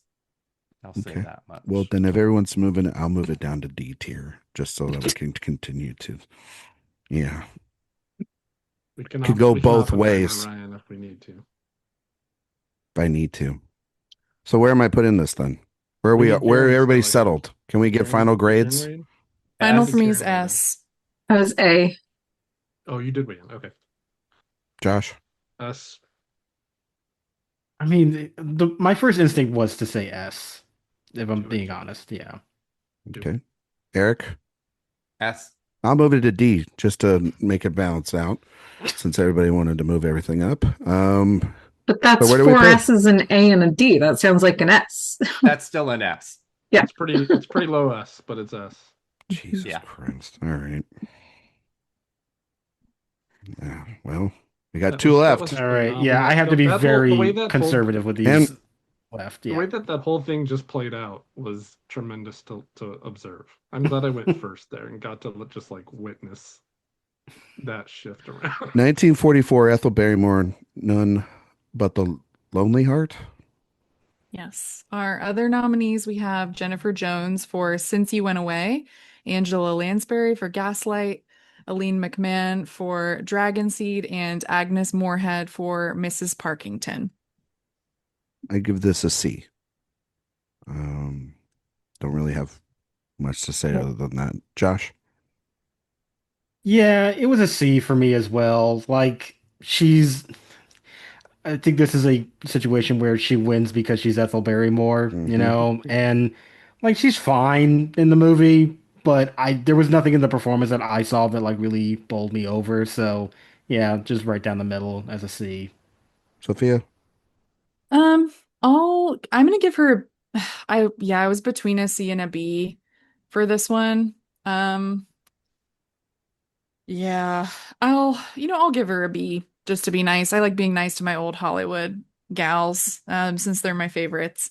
Ethel Barrymore, relation to the Barrymore dynasty, obviously First Lady of American Theater, big deal at the time. I don't think this, None But the Lonely Heart is a tricky one because I don't really think it does her or Cary Grant any favors. Like this is one of those that I watched, I remember growing up because I love Cary Grant still. And it just like even he suffers, I think, from the direction here from Odette. So yeah, I feel like this is a kind of a classic like mother character that we see winning a lot in the early days of supporting actress. I think there is this great presence around her. And I think, but I don't find a lot of like real warmth or true layers to this performance. So I'll go C. Mark? I also had C. Nothing more to say. Karen? I'm also a C. I do love Ethel Barrymore. This performance doesn't really do much for me. The film doesn't do much for me. And I just have to say, I love Angela Lansbury in Gaslight so much. I like Agnes Moorehead and Mrs. Parkington too. She's also great. Yeah. Right? Yeah. Yeah. Erik? Exactly that. It's one of those, I'm glad that she has it, but we also have Agnes Moorehead and Angela Lansbury who never got there. It's so frustrating, but it's a C. Okay, so it goes in the C tier. 2000, Marcia Gay Harden, Pollock. This will be a fun one. Yeah. Our other nominees, we have Judi Dench for Chocolat, Kate Hudson for Almost Famous, Frances McDormand for Almost Famous, and Julie Walters for Billy Elliot. Sophia, you want to go first? Sure, I can go first. So this performance is always talked about because it's fun in the way that she won. She didn't win anything, and it gives hope sometimes to people who don't have hope in the Oscar race. And I hope, like we've said many times, Marcia Gay Harden has her Google alerts on and ready and just sits back with a glass of Sancerre and watches it all. I think that in Pollock, I think, she's playing Lee Krasner.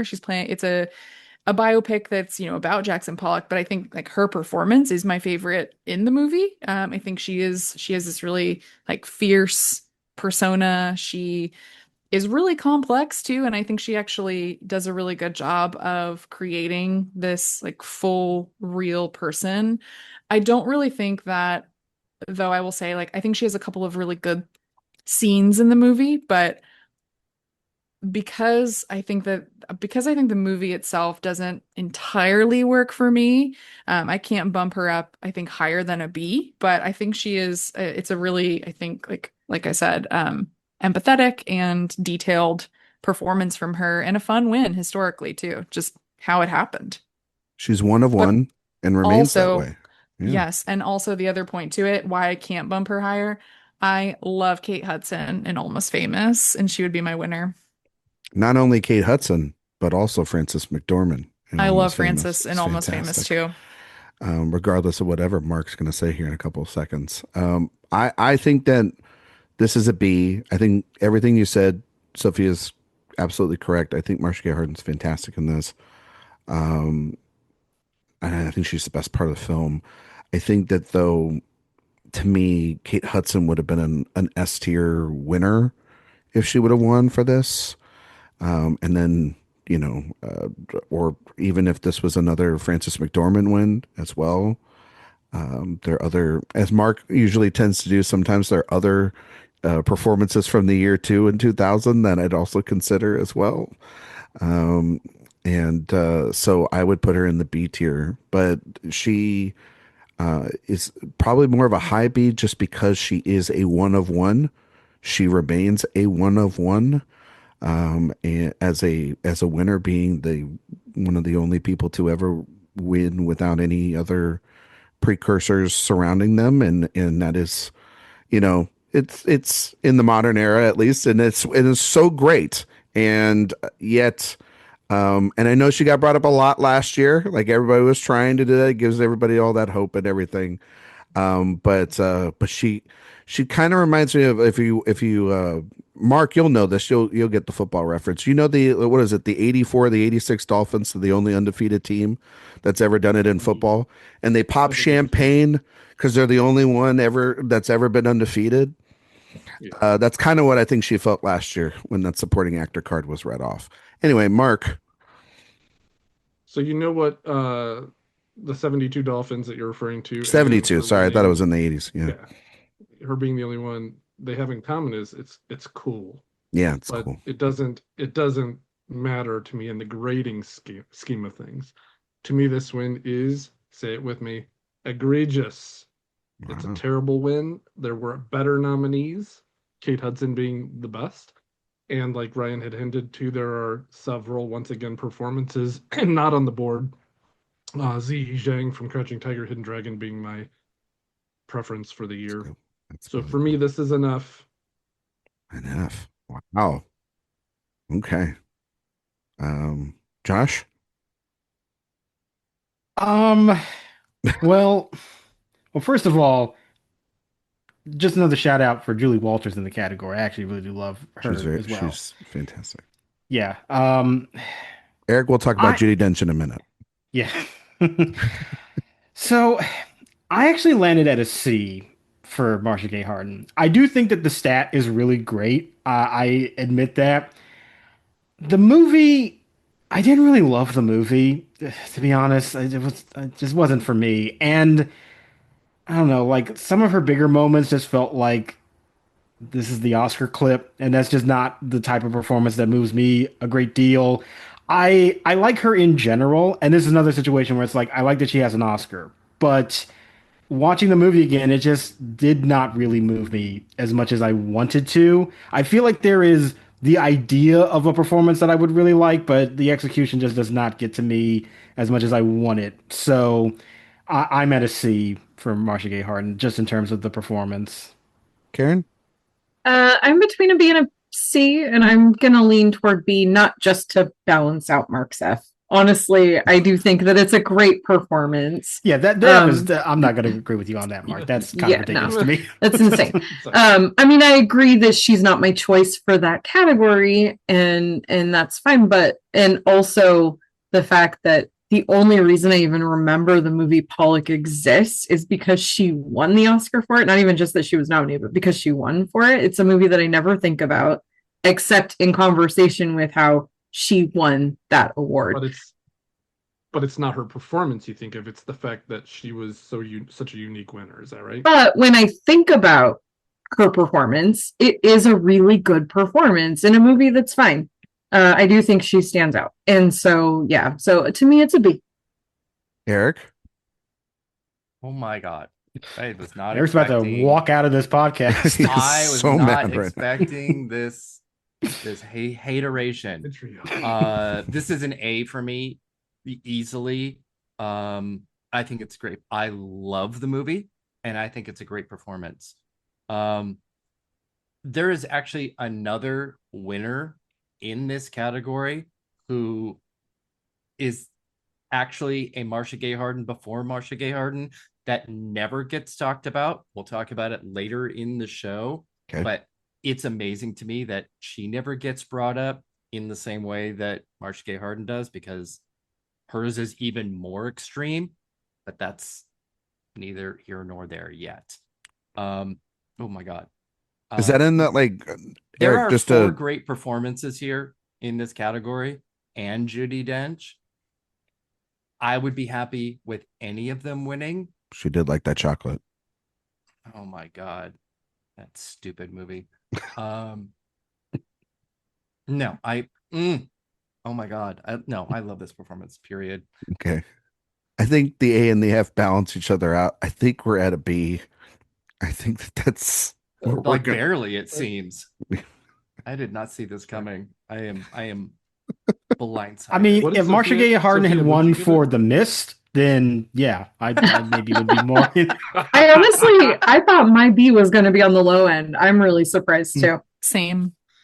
Also, What'd you give it, Sophia? I forget what you A said. B. a B. Okay. 1979, Meryl Streep, Kramer versus Kramer. Well, Okay, getting ready here. Oh my God. Our other nominees, we have Jane Alexander for Kramer versus Kramer, Barbara Barry for Breaking Away, Candice Bergen for Starting Over, and Meryl Hemingway for Manhattan. Now, Josh, remind me on the retrospective, what did we do there? We did not vote for Meryl Streep to win the Oscar that year. And we You gave it took to it who? away from her. I Did think we it give was it to Jane Leland Ellis? Palmer for. No, we. I think it was Leland Palmer for the Fosse film. Oh, So for you guys don't even all that remember jazz. Yeah, taking you her don't- Oscar away so and who you gave memorable. it to, is what you're Such a saying. I remember. Yeah. What? Yeah. what's Good the name? job, Why am I guys. blanking Good on job. the movie? Why am I blanking on the movie? All that jazz. All that You jazz, took it right? away- Yes. You took it away from Meryl. You don't remember because it was the wrong choice. You don't remember because you were really drunk. Who was on? It was Josh, me, It was Sophia. just the It three was like of 2 us. years Yeah, ago. it was just the three of Yeah. us. Okay. Mhm. Why did I feel like Jay was on that episode, but he wasn't? Because he No, would he have wasn't. wanted to terrorize me too. That's so. probably true. Yeah. Sophia, you want to go first? Sure. Yeah, I had them in my notes. I can't believe you both found a way to talk about a Leland Palmer that wasn't the Twin Peaks character. Right. Right. There you go. No, Jane Alexander is not better. She just has more screen time. I love Jane Alexander, but I've been waiting to come back for this particular This feels a thing. little Wow. Seinfeld George with the shrimp, like with the waiting for the Sure. comments a little It's bit. fine. It's fine. know. I've been waiting for 2 Jerk store years. called, I'm they're ready. running out of you, a little I'm bit. ready. I'm ready.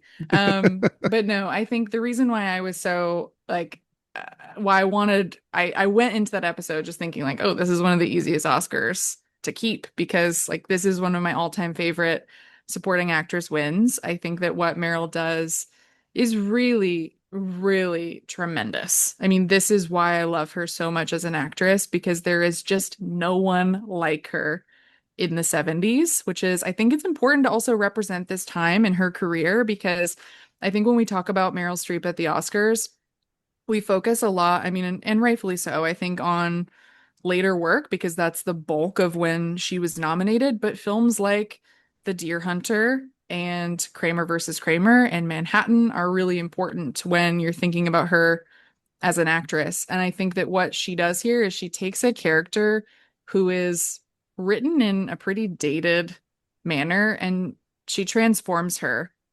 And that's all because of Meryl Streep. Like the scene in the courtroom is one of the greatest scenes, I think, by a 70s actress. And so much of it is also written by her. So I feel like it's just one of those, like for me, it's just a quintessential win by a great actress. And we love when our all-time actors win for great performances, not for the Iron Lady, right?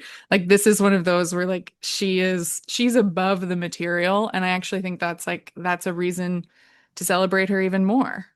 So S for me. Mark? I'm in agreement. This is an S, so we go from one extreme for me with F to the S, the other end. I agree with everything Sophia just said, especially, I mean, The Deer Hunter is my favorite Streep performance. I think I prefer her earlier, late 70s, early 80s work the most. So yeah, agree with Sophia. It's an S. And Erik? Okay, so this was I just rewatched last night.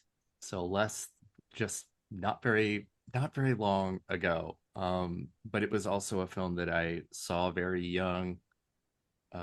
This was such a wild time, like between 79, 83, and you had things like this and Mr. Mom that were really trying to absorb this post women's liberation and divorcing men era that the 70s were just so insanely kind of life-changing. And I I really, really, really love Streep here. It's an A. I want to do S, but I've maxed out at 10 now, so I can't, even though I really, really, really want to. But you It was can't. I could. Absolutely not. It was really interesting that how your memory kind of can throw you, and you even made that note, Sophia, that in my mind, for some reason, I remembered Streep having a much more substantial amount of screen time, and that Jane Alexander's was very small, only to rewatch and have it be really the opposite of that. But it is that impact that has all of the value. But it is such a I do disagree that she's written dated, because it's written exactly of the time, but in I a mean, way for that, now. I mean, if you're watching it oh, now, it feels dated. sure. But at the time, it wasn't. It was the biggest movie of the year at the time. It was massive, but I mean, as a book and as a film, it's taking this incredibly progressive period of time and really being pretty cruel to her choices about it, because this is very much another, if you flipped the genders and it was a man just suddenly leaving his child and running out because he needed to go and find himself and then coming back. We've seen that happen. Yeah, we've seen that. Yeah. But that is a very anti-hero written person. And here, Hoffman gets to be hero and anti-hero. Streep is really not anti-hero or heroic in any of her choices as presented. She's sympathetic if you are an empathetic person, but she's not if you aren't. Because her behavior is male behavior of just kind of getting up and leaving when things are too much. And it's a great movie too, because we enter right at the point of separation. So we have absolutely zero context really about what their relationship really is like, or what got her there, other than the conversations and courtroom stuff that we have later, which I think is a really great way to be able to enter this story. So I don't know, obviously as a homosexual, I'm going to align with whatever a woman wants to do, whether it's right or wrong. I don't care. So I don't know, maybe I'm talking myself into S, and maybe I need to bump somebody down, but I don't know if I can do that. We'll see. I think though it's like the way I interpret this exercise is like you can grade people however you want, and we just decide like what the That's collective true. average means, like where they go. And if they That's haven't, true. if we like it's like, because then it's almost like the way I view it is like there's a person on the list today that we'll talk about who's way down the list who like is still gonna get an S tier vote from me, even if we don't have the space, and then we can decide like it's my vote is my vote. Like it just, and it Actually, doesn't yeah. matter where they are, because it's What I like should then it's not have, instead of fair.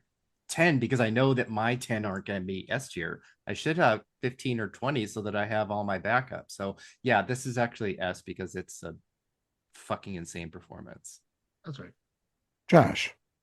Well, first of all, I do just want to say I still stand by everything I said on the retrospective episode. Absolutely. I do like Meryl Streep a lot, but I think Leland Palmer is also really great. I also still stand by my feeling that Meryl Streep is let down by the writing of this movie, that I think treats her like she is a monster at some points and very unsympathetically. And I think she rises above it, but I do not like the way that her character is written. And I don't even think that's necessarily a dated thing. I think that is just plain misogyny, to be honest with you. Yeah, no, it It is. is that's my point. That's my point is that this story was written as a rebuke of women trying to find some semblance of anonymity, something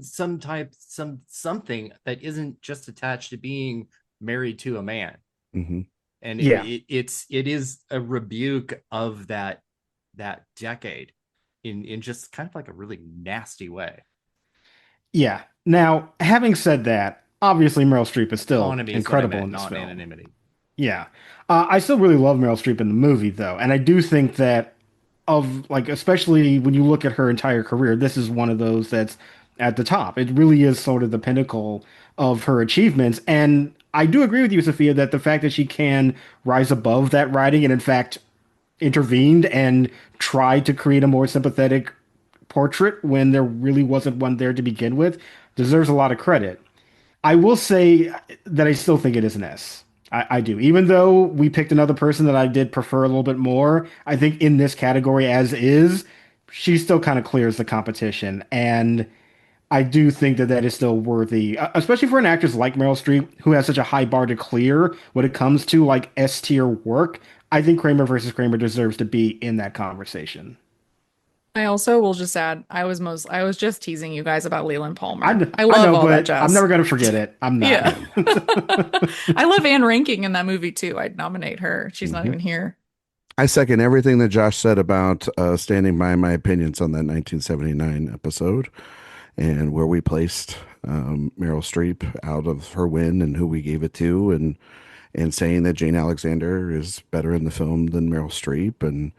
And I've said this for a long time that I'm not a fan of Meryl's wins. I would give her 3-4 other wins in her career. My favorite Meryl Streep performance is Bridges in Madison County that she was nominated for, and she didn't win for that. And so Mine too. I'm not like Mark. I don't like The Deer Hunter.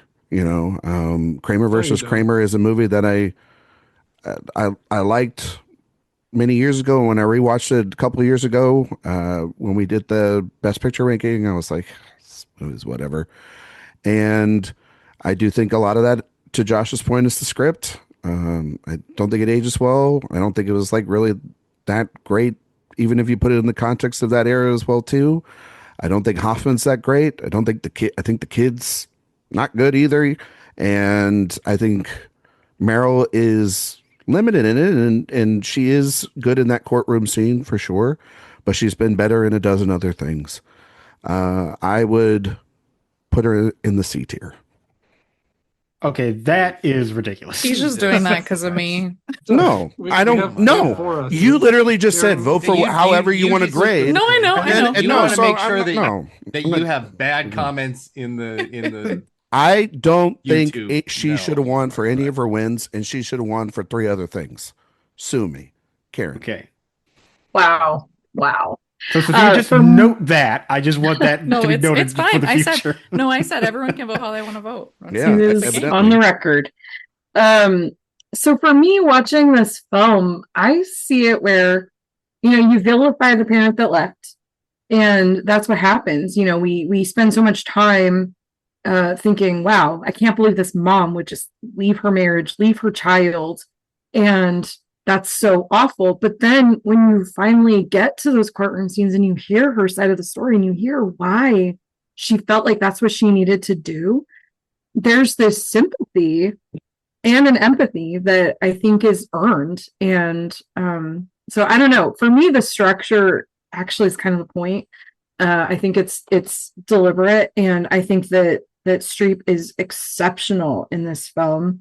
I really, really love her performance, because I do think when you finally do get to hear her perspective, for me, it's just I hear her, and I hear the desperation of the time period that she's living in, and how she really just didn't feel like she had any other choice. This is the only thing that she could do to save herself, really. And it's not like she abandoned her kid with a terrible person. Like his dad is doing his best, so she left her son in a safe situation. So kind of. I mean, she's not as bad as Monique. He's not the best, but oh my God. They should grab a coffee together. Could have been he's not exactly a. He can barely make French toast. Correct, but he's also not going to abuse his kid, or at least he's trying to make him food. But anyway, man, I hear what you're saying, Sophia, because I have like 4 more films that are S tier for me that we haven't gotten to, but this is one of them, so I have to give this an S. because it's just, when I think about this movie, I actually think about Streep more than I think about Dustin Hoffman, who we spend more time with. So, yeah. All right. Because he's fucking annoying in it. 5 S's and a C. Goes in the S tier. He's so mean to her too, man. He's so mean. And those courtroom scenes are so brutal. Until he's not in that last moment of the shot of him saying no when she gets asked that question, which is really just to give him another hero edit. Yeah. God. The writing of that movie, I just have profound problems with. Okay, Josh. I think it's really well written. I do too. We're down to 1 S spot remaining. Yeah. But if we go up, we can go over and then collaborate on. We still have our little asterisks. Our little A plus. Haven't done any asterisks today. Haven't done any asterisks today. Well, I only have actually one more S on my list, to be honest. So I have one 2. as well. I have 3 more. I have 2. I have 2, and there is so much. Oh my god. Yeah. 1996. Juliette Binoche, The English Patient. Our other nominees, we have Joan Allen for The Crucible, Lauren Bacall for The Mirror Has Two Faces, Barbara Hershey for The Portrait of a Lady, and Marianne Jean-Baptiste for Secrets and Lies. Karen, you want to go first on this one? Okay. I don't know how this is going to land, but I actually really love The English Patient, and I love Juliette Binoche in it. She wouldn't be my winner for this year, but I do really love her performance, and I think that movie gets a lot of crap, but is actually really good. This is an A for me. Josh?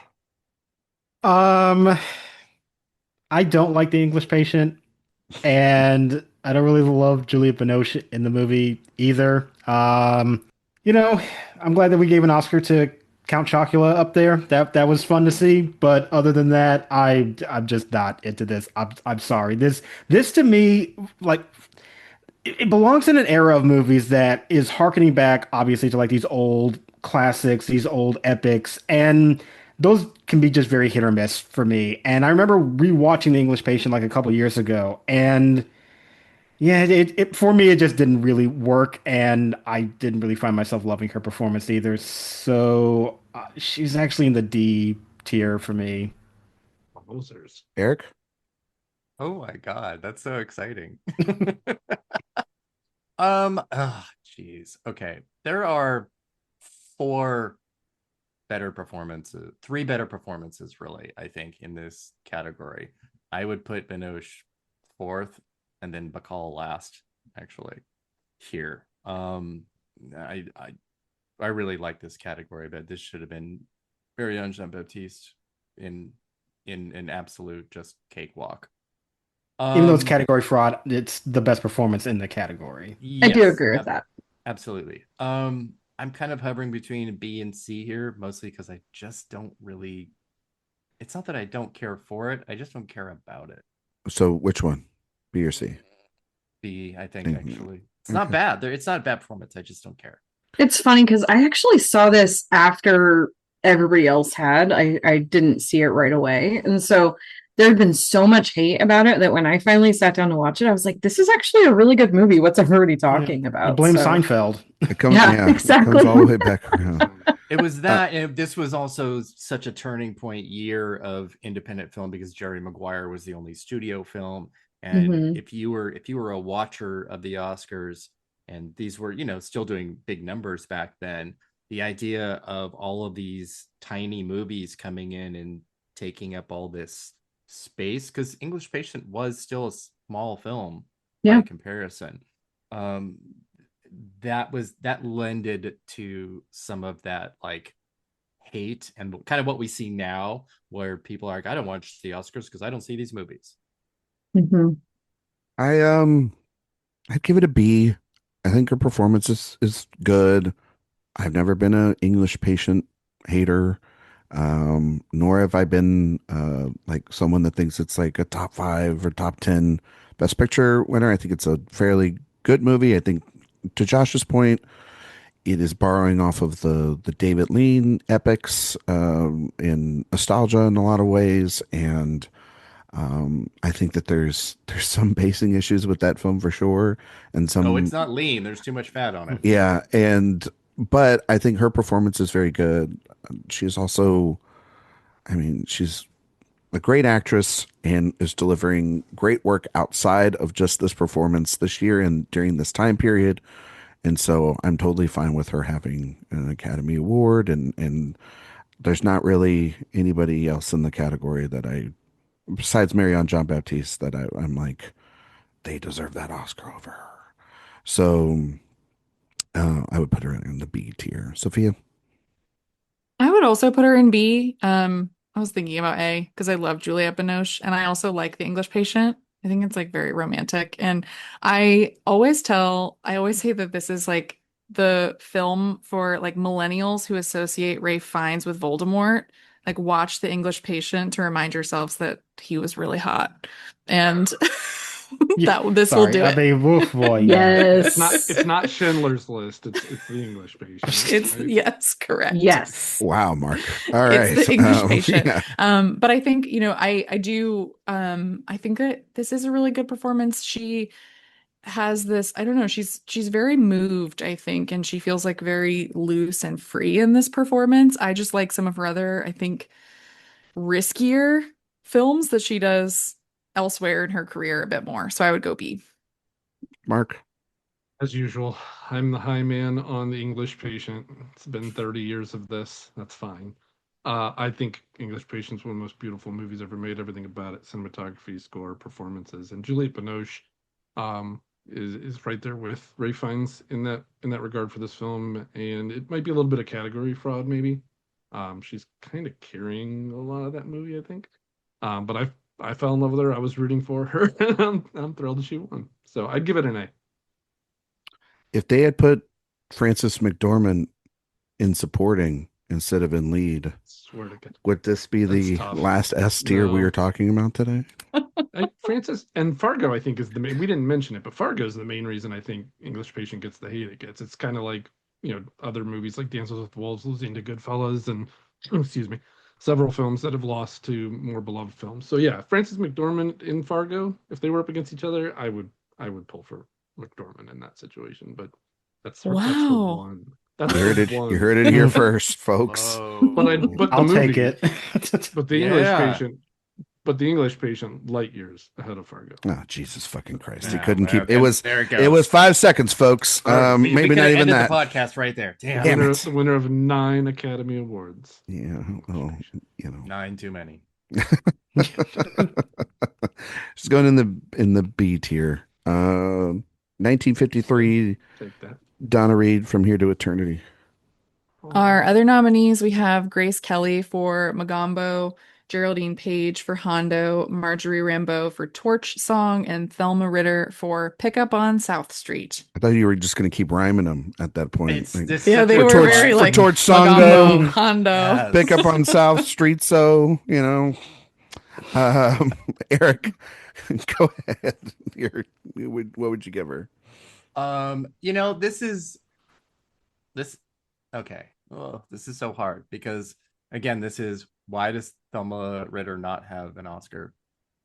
And it breaks my heart. It's horrible that she does not have several. She's great in Pick Up on South Street. Yeah, it would, if it was my choice, it'd be between these two. I think Donna Reed is actually great. And I love performers that play against type in a way that doesn't feel like, I don't know, like the girls now that I was on the Disney Channel and now I'm in, something NC-17 or whatever. It doesn't feel like such a forced, I need to escape my childhood. I need you to write an article way. about that, by the way. You can't just say that on a podcast and not flesh that out a little bit more somewhere else. Expand. Well, sort of like the Elizabeth Berkley, I know what I know kind of thing. You know what I mean? Yeah, You know I know what what you mean. It's just it just doesn't feel forced. It just felt she's like, I don't know, sexy, and I don't know. She's fucking great. She This is such a certainly great one. was. This is an A for me. okay. Listen, Mark.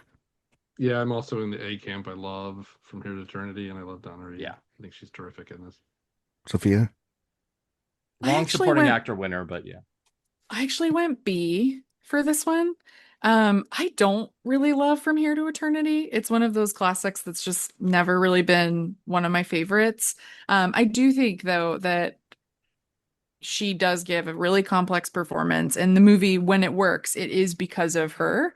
I think I just prefer her work elsewhere in other films too. I think that's also part of it. Like, obviously, I love her in It's a Wonderful Life. That'll come up again for another actress, of course, but I think the last scene in the movie is really great for her in particular, or her final scene. But I think I would go B. I agree. I would put her in the B tier. I was between an A and a B, Mm-hmm. and I think because like I would give it to Ritter for Pick Up on South Street, and and Geraldine Page and Hondo's actually really good too. So yeah, but she's good in the film. I'm not also like one of these like From Here to Eternity, sort of, I guess like the people that have like the allergy for the English Patient kind of have that a little bit From Here to Eternity.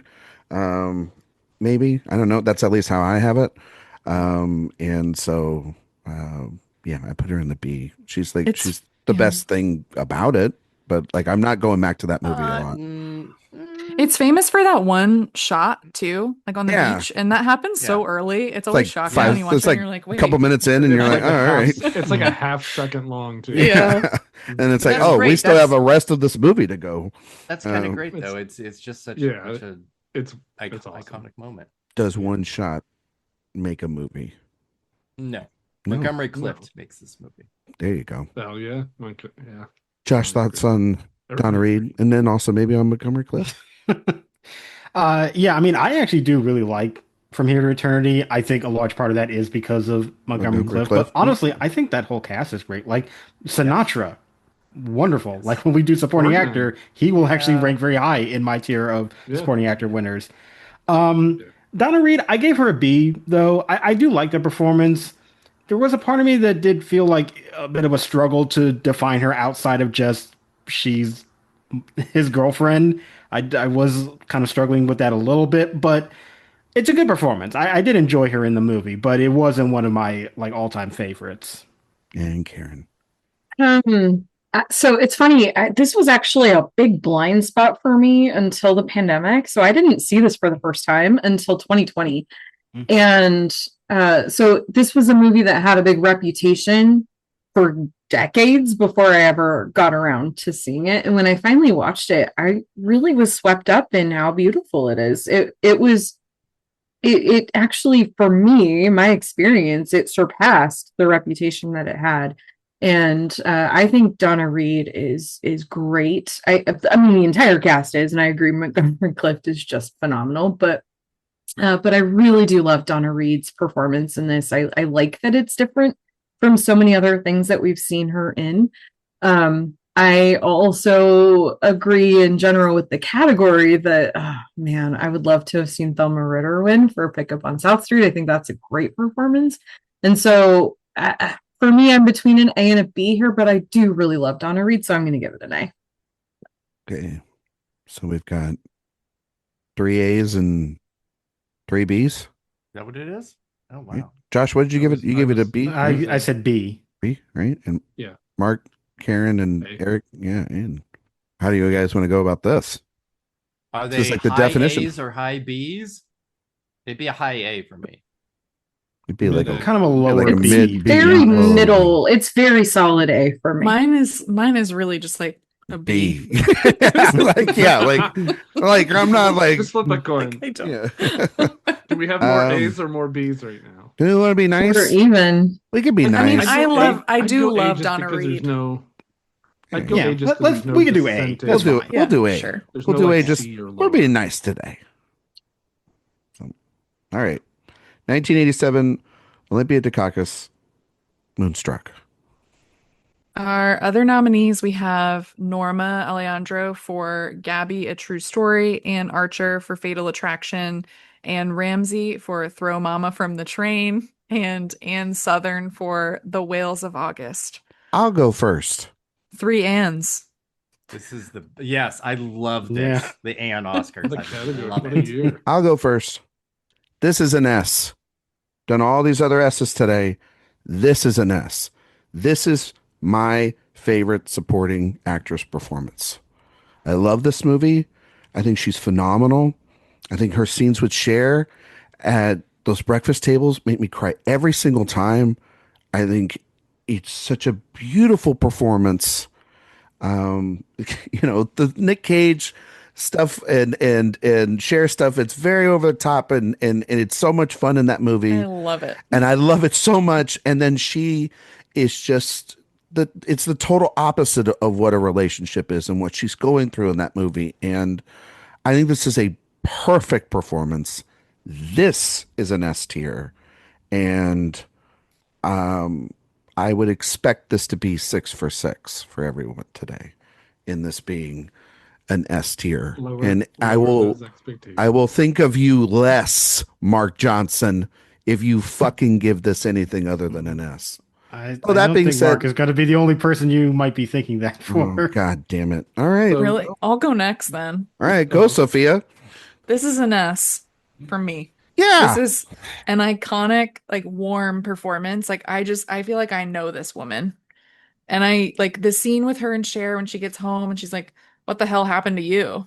That is like, all of their scenes are so funny and I love them and they just feel so true. And it's this really, like, I think I love this movie so much because it just feels like this kind of like adult relationship movie that, like, they're real people. I like that kind of New York story too. But the scene I really love with her is when she's sitting alone at that restaurant. Like, that I feel like is some of her best work too. It's just like such a, I don't know, there's so much to this performance. I love it. This is one of my easy S's. Pick me. Karen, go. This is an S for me as well. This is one of my all-time favorite supporting actress performances and wins. This is one of my all-time favorite movies. I adore Moonstruck, and I love the relationship between Olympia Dukakis and Cher in this. I love that Olympia Dukakis plays this mother to a grown adult woman who's a widow herself, and Rose has had this very long marriage to a guy who has a girlfriend on the side. She's aware of this. She's not clueless. And she's just really decided that, this is her lot in life. She's got this husband that she agreed to be with forever, and she's going to stick by him. And she uses that in the way that she communicates with her daughter. And she's just like, okay, you're going to marry this guy. Do you love him? No. Great. Good. Don't marry somebody that you love. And I adore that relationship so much. And she's got this world weariness about her. And yeah, I agree. That dinner scene. And then when she has that conversation with John Maloney, oh my gosh. One of the best scenes of the entire movie. It's fantastic. I love it. This is absolutely an S for me. Erik, want to go? So this is a D. I'm about to take a flight all the way to San Francisco. Boot from the Zoom. Erik, hang on 1 second. We're going to put you in a private room by yourself to think over your fucking thoughts. Mark's going to give this an You're in a breakout room. Asshole. Oh my God. No. I mean, come on. No, this is an S. I know this woman. This is my great grandmother. So I know it's so genuine and so perfect and funny and sad and romantic in the sense, I don't know, not that it's a romanticized version of this woman, but it is a little bit in it, which I really love. We just had a very small brand new film festival up here, and this was the opening night film for it, and it was outside. And just as the sun is finally down and there are stars everywhere and it's like still like 75 degrees outside, I don't know, it was the most ideal way that I've ever seen this film. And I don't know, that just kind of that lended to the romance of it all. But oh my God, S. Cool. Okay. Well, she's S, and we can move on. We don't need to hear from any of the rest of the contingent today. and we can wrap up the show. It's done. All right, we did it. Honestly, this was the only thing I wanted. I don't care what else happens today. I agree, Karen. Josh, go ahead. She was an A. I right, do okay. really love the performance, but it was more of a situation where there was just another Josh. person. Hey, Josh, do you like the writing of this film? Yeah, this is decent. Yeah. You like this film more than This is Kramer also a versus movie when I Kramer? rewatched it that felt like I should be watching it in like projected on a screen somewhere in like an alley in Little Italy in New York. Like that, it feels like that's where I should have been watching the movie. But I do like it, and she's great. I mean, I love her performance in the film. Don't get me wrong. It's just, you got to make choices, and this was one that did not make that cut for me. Josh Parham. I'm Well, scared Mark for Johnson, what the fuck are you going to say right now? You guys know Olympia Dukakis is Greek, right? Oh, right, duh. Like, I'm not going to get in the way of her getting an S. I would go A, but I'm not going to get in the way of that. Okay. I even allowed so her relieved. being related to Michael Dukakis to not work against her here. She's going in the S tier. I was so nervous about what Mark was going to say. Yeah, I'm like, is he I going thought in he was F? gonna go like C. I really did. No. I knew the Greek thing was going to push her over. He's already Anytime I He's can already bring up Greek heritage, I'm going to do that. Right? Olympia So- too, like is such a Greek name. It's Oh, so good. right? Yeah. Yeah. So the good. best. I mean, I will say I do love Anne Ramsey and Throw Mama from the Train, but she's great One of the fantastic. most I know, inspired that's nominations why in I the think I history had of her the so show. fantastic. Yeah, Mm. I love Moonstruck so much that it's for me Yeah. that's just an all timer. That's our That's probably 10. one I should revisit as well. Yeah, we have 10 now. Yeah. That's our 10. That's fucked We're up not done with because 10. We may I have have more. two. I have two that We're going to have to star some things from here on. Yeah, because We're we have gonna not need- Yeah. mentioned my last S. And Correct. Yeah. Same, Yeah. I Josh. still have two more. Yeah, We wouldn't. Yeah. We wouldn't. So let me ask you something. We wouldn't star it. We would put it in S. And No, then we'll star narrow it and down come the back from. group, I mean, right? we've starred other A's that we were What if- considering. We But did yeah, but what if we 15 have for one- for 97. What's the percentage on that? Maybe we can have a little wiggle room. If we have one that gets 6 S's, It's pretty close. It's put a pretty star close by to it. So Close I think. enough. I think Order if it fell in. I think It's Eric's probably right. right. Like if we take 10 out, you know what I mean? Like 10 years out of it, it makes sense. do I get a vote for the 6 from last week? Yes, you do, Karen. You do. Oh, that'll be It interesting at depends. the How do you end. feel about Yeah, Oh my God, and we're Karen gonna can- double vote Karen on the can bring things that down you an put in S this from week. last Yeah, week. Well, Yeah, that's a good point. that is true. That's okay. We'll start things from here on out and revisit some stuff. Why would you? for sure. Let me ask you something though. Why would you star from here on out? Why would you not just add to the list and then narrow the list? Why are you making this even longer of a show? Because- We're gonna have to deliberate at a certain Because point what anyway. if we all agree on one is an S? You're going to star that? Like that would be. I mean, But sure. you just put it in, and then you trim no, one no. out later. I think if we get into a couple of more S's, which I would be shocked if we really didn't. Mhm. Yeah, Then we're we gonna. can. And then we're gonna debate have to a look little back bit at those- about the existing ones and see if we need to kick anyone out. Yeah. And obviously, somebody who was like a clean sweep wouldn't be, but No, maybe there's room some that had some Somebody lower to be a- grades. to be an A. Yeah. I know you're Maybe can talking about Karen Gina come in Davis clutch? and the Accidental Tourist. Oh, God. Here she comes. All right, 2023 Divine Joy Randolph, The Holdovers. Our other nominees, we have Emily Blunt for Oppenheimer, Danielle Brooks for The Color Purple, America Ferrera for Barbie, and Jodie Foster for Naiad. Naiad. Yeah. There she is. Diane Nyad, yeah. Time for me to drink Diana my Coke. Naiad. I have Josh, my that will prop here always. for her. There it is. Crush those Diet Coke cans out there, listeners, for Jodie Foster. And don't forget to pick up your doggy bags on the way out. Josh is absolutely right, though. Anytime I hear Naiad, I think of Charlize Theron and the way Yep. she pronounces it at the Oscars. Diane Naiad. Naiad. Your performance as Diane Naiad. It's so great. Josh, can you kick this one off for us, please? Yeah, I had her in B. I do really like the performance, although The Holdovers is a movie that I maybe famously during that season did not like very much, but I think she is by far the best thing in it. It's not a great lineup, in my opinion. In fact, I think this was one of those situations where there is zero crossover between the Oscar lineup and what I had on my own supporting actress ballot that year. But I think she is easily the best in the category. So her competition's not great, in my opinion, but it's a good performance. So I gave her a B.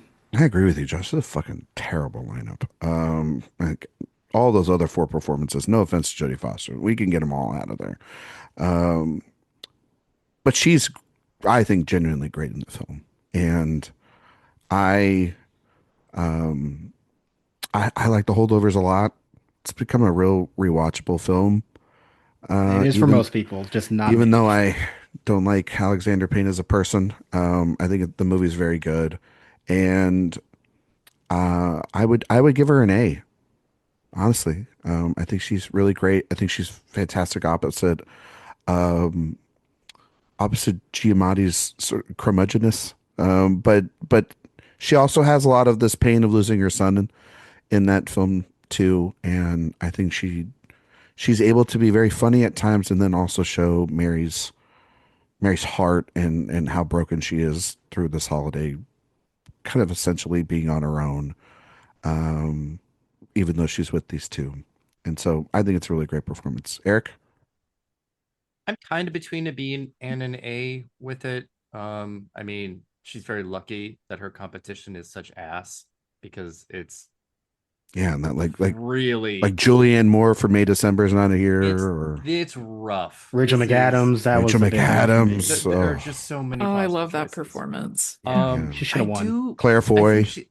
I think she's very good. Well, okay, Yeah. I got to be careful about. Yeah. Well, and I all think- those strangers. He doesn't want to start crying. I know. I just don't Yeah. want to talk about it. Yeah.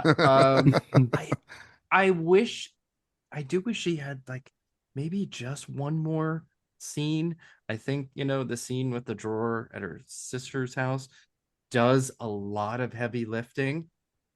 I just maybe wanted a tiny bit more, but because I do like her quite a bit, and more than Dominic Sessa and Paul Giamatti. So I did really kind of want to spend a little bit more time with her. I think it's just a tad too brief, but I probably lean to A. I agree with you, Eric. I wish there was like a scene or two where she's with her sister at the house, Just and like a teeny just something. a little bit more. Yeah, but Because I think she's so good there. yeah, no, I just wanted more of that. yeah. Karen? This is an A for me as well. I think Mark was the one who said last week that she should have been nominated, and I think should have won for Dolomite is her name. So this should have been her second Oscar. But I love The Holdovers, and I really love that she gets to be this, again, that word, grounding force for these two knucklehead guys who are also going through stuff too. Everybody in this movie is going through something. But she's really that emotional anchor, and but she also gets to be funny, and I like getting to see that with her, where she's this grieving mom. It's her first Christmas without her son, and she's in the last place that she got to spend time with him, and trying to navigate that while also dealing with these, this student and a teacher who have their own set of issues, and getting to feel her feelings about where she's at in life, but also getting to be a light for others too. I think it's great. I love her, and I love getting to see so many different facets of her as a performer, and you get to see different versions of her in the same movie, and it's great. Mark? Was this like your number one movie of the year, Mark? My number 2, Oppenheimer, Number 2? was by Okay. far, but this was my number 2 behind that. I do love it. I love her. Thank you, Karen. You're the first person I think that's listened to something I've said in the last 5 or 6 years. It was so one of don't the worry. few times I agreed with you. Don't worry, the listeners are Appreciate going to that. get all that edited out. So Right, then right. you don't get validated on anything. Not that we want to cut Karen out of an episode, but Karen, I can't have you letting that Understand. propaganda out. Look at Ryan limiting the voices of women. Very tragic. I give it an A.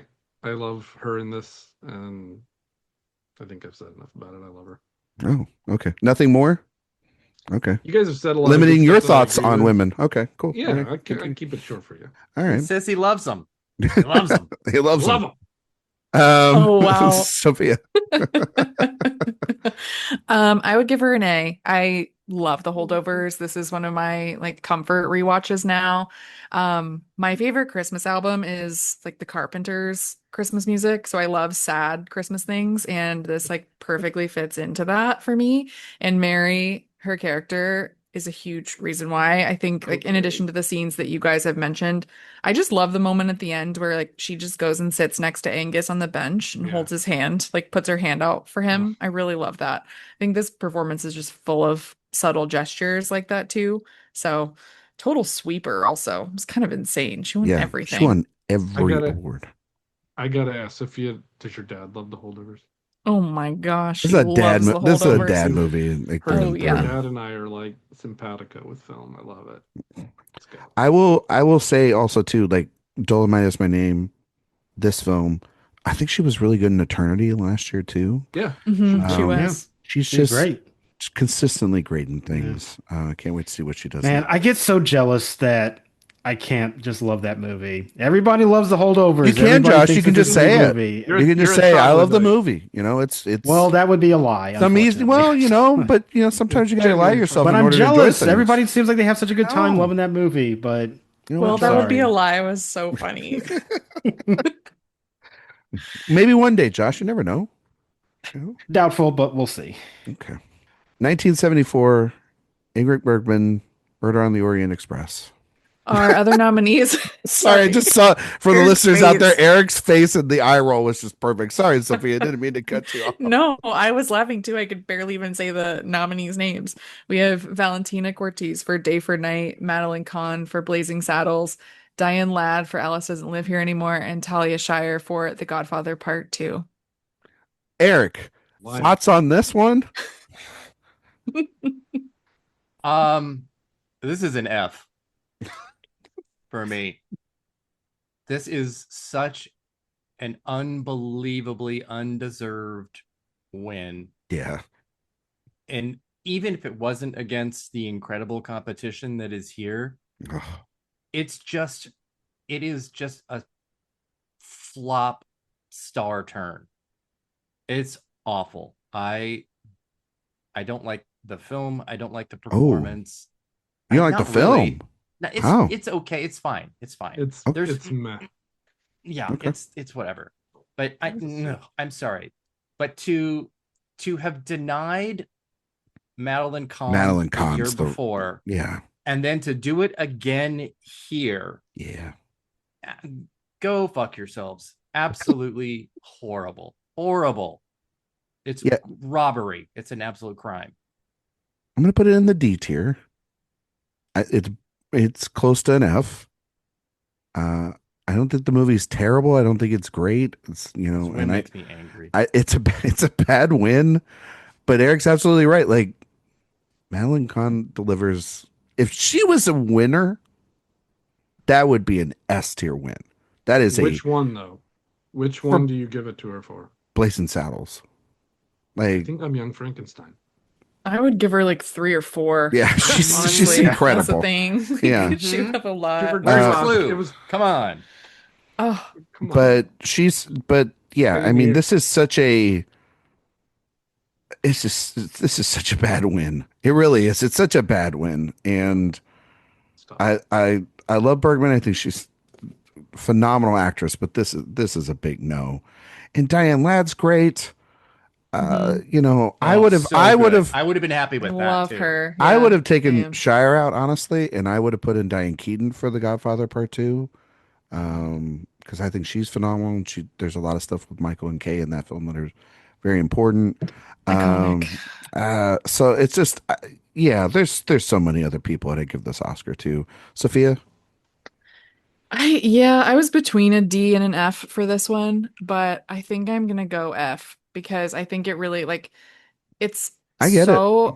yeah, I just feel like too, what makes me also annoyed about this is like when you watch Murder on the Orient Express, there's just the only reason she even won this Oscar is because her name is Ingrid Bergman.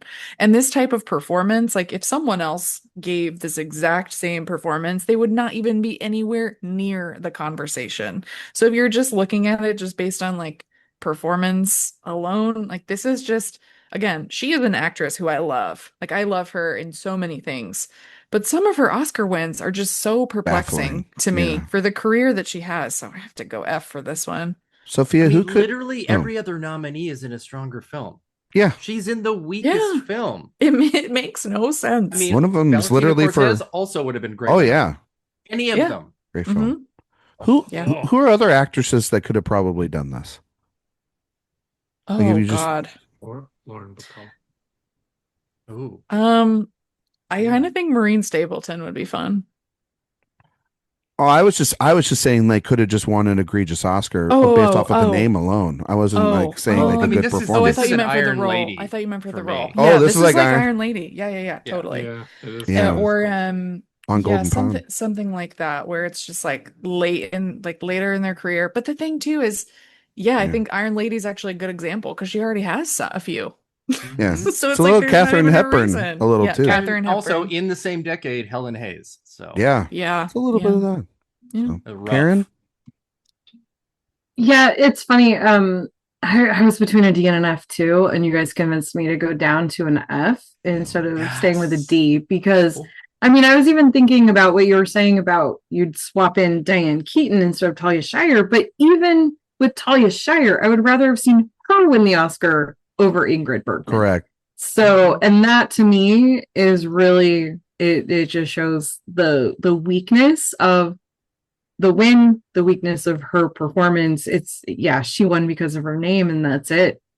Strength of the category. All of them. Yeah. Josh? This is so much an F to me. It really is. Like you have this confluence of I gotta push down to an F.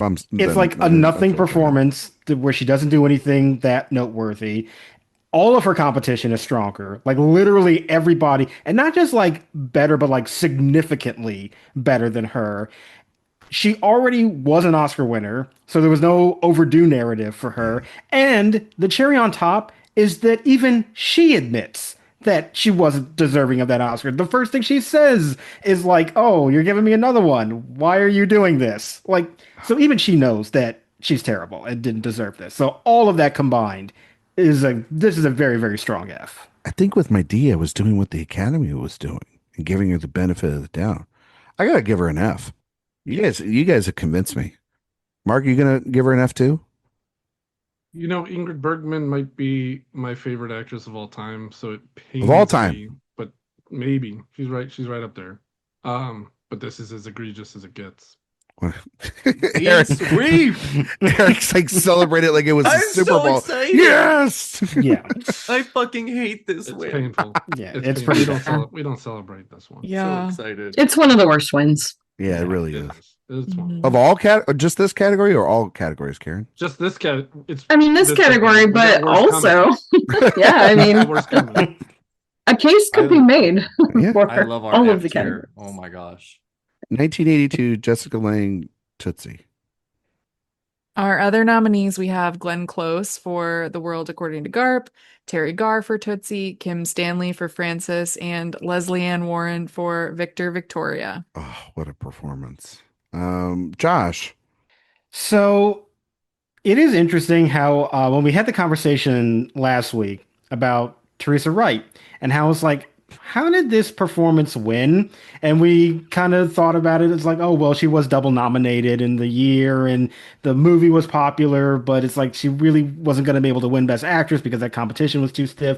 So she ends up winning, even though her co-star is actually better. And I feel the exact same thing about Jessica Lange here. I think Jessica Lange, like, in general, can be very good. And she's, like, fine in the movie as well. But, like, nobody is thinking about Tootsie and thinks Jessica Lange. Like, in fact, I remember I was even, like, just trying to recall the Best Supporting Actress winners of the 80s, just, like, off the top of my head.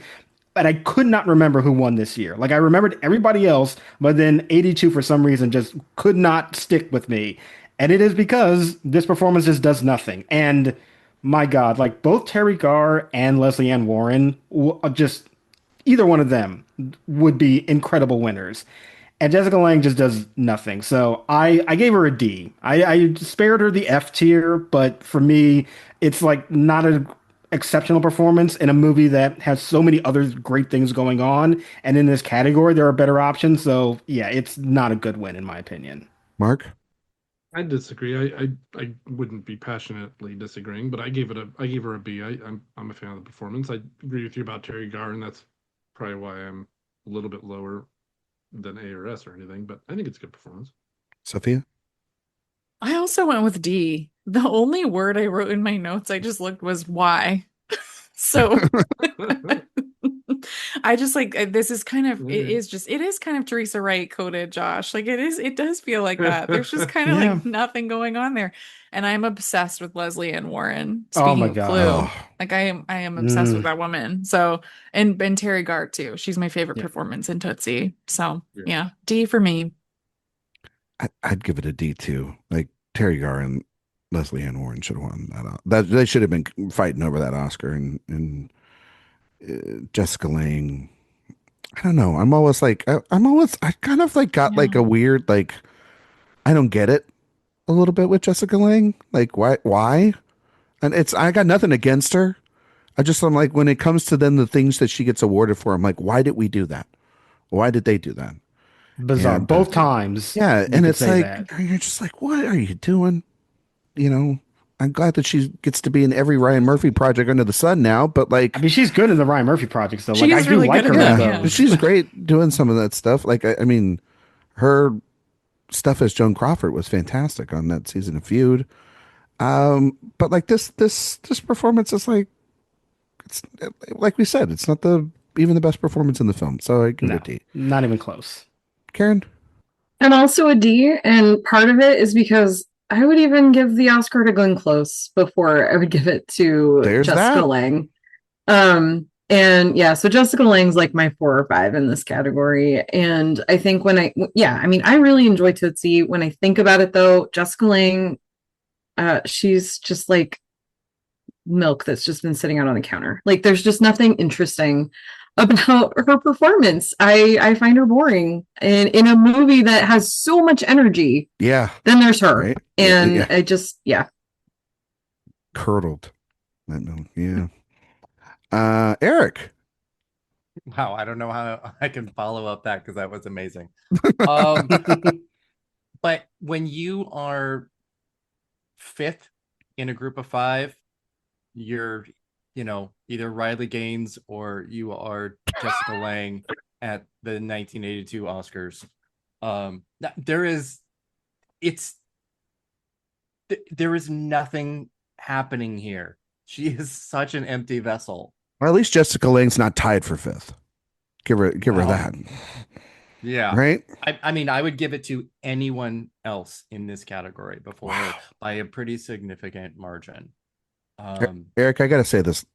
I love you. You're just the best. We all love you here. This it's just great.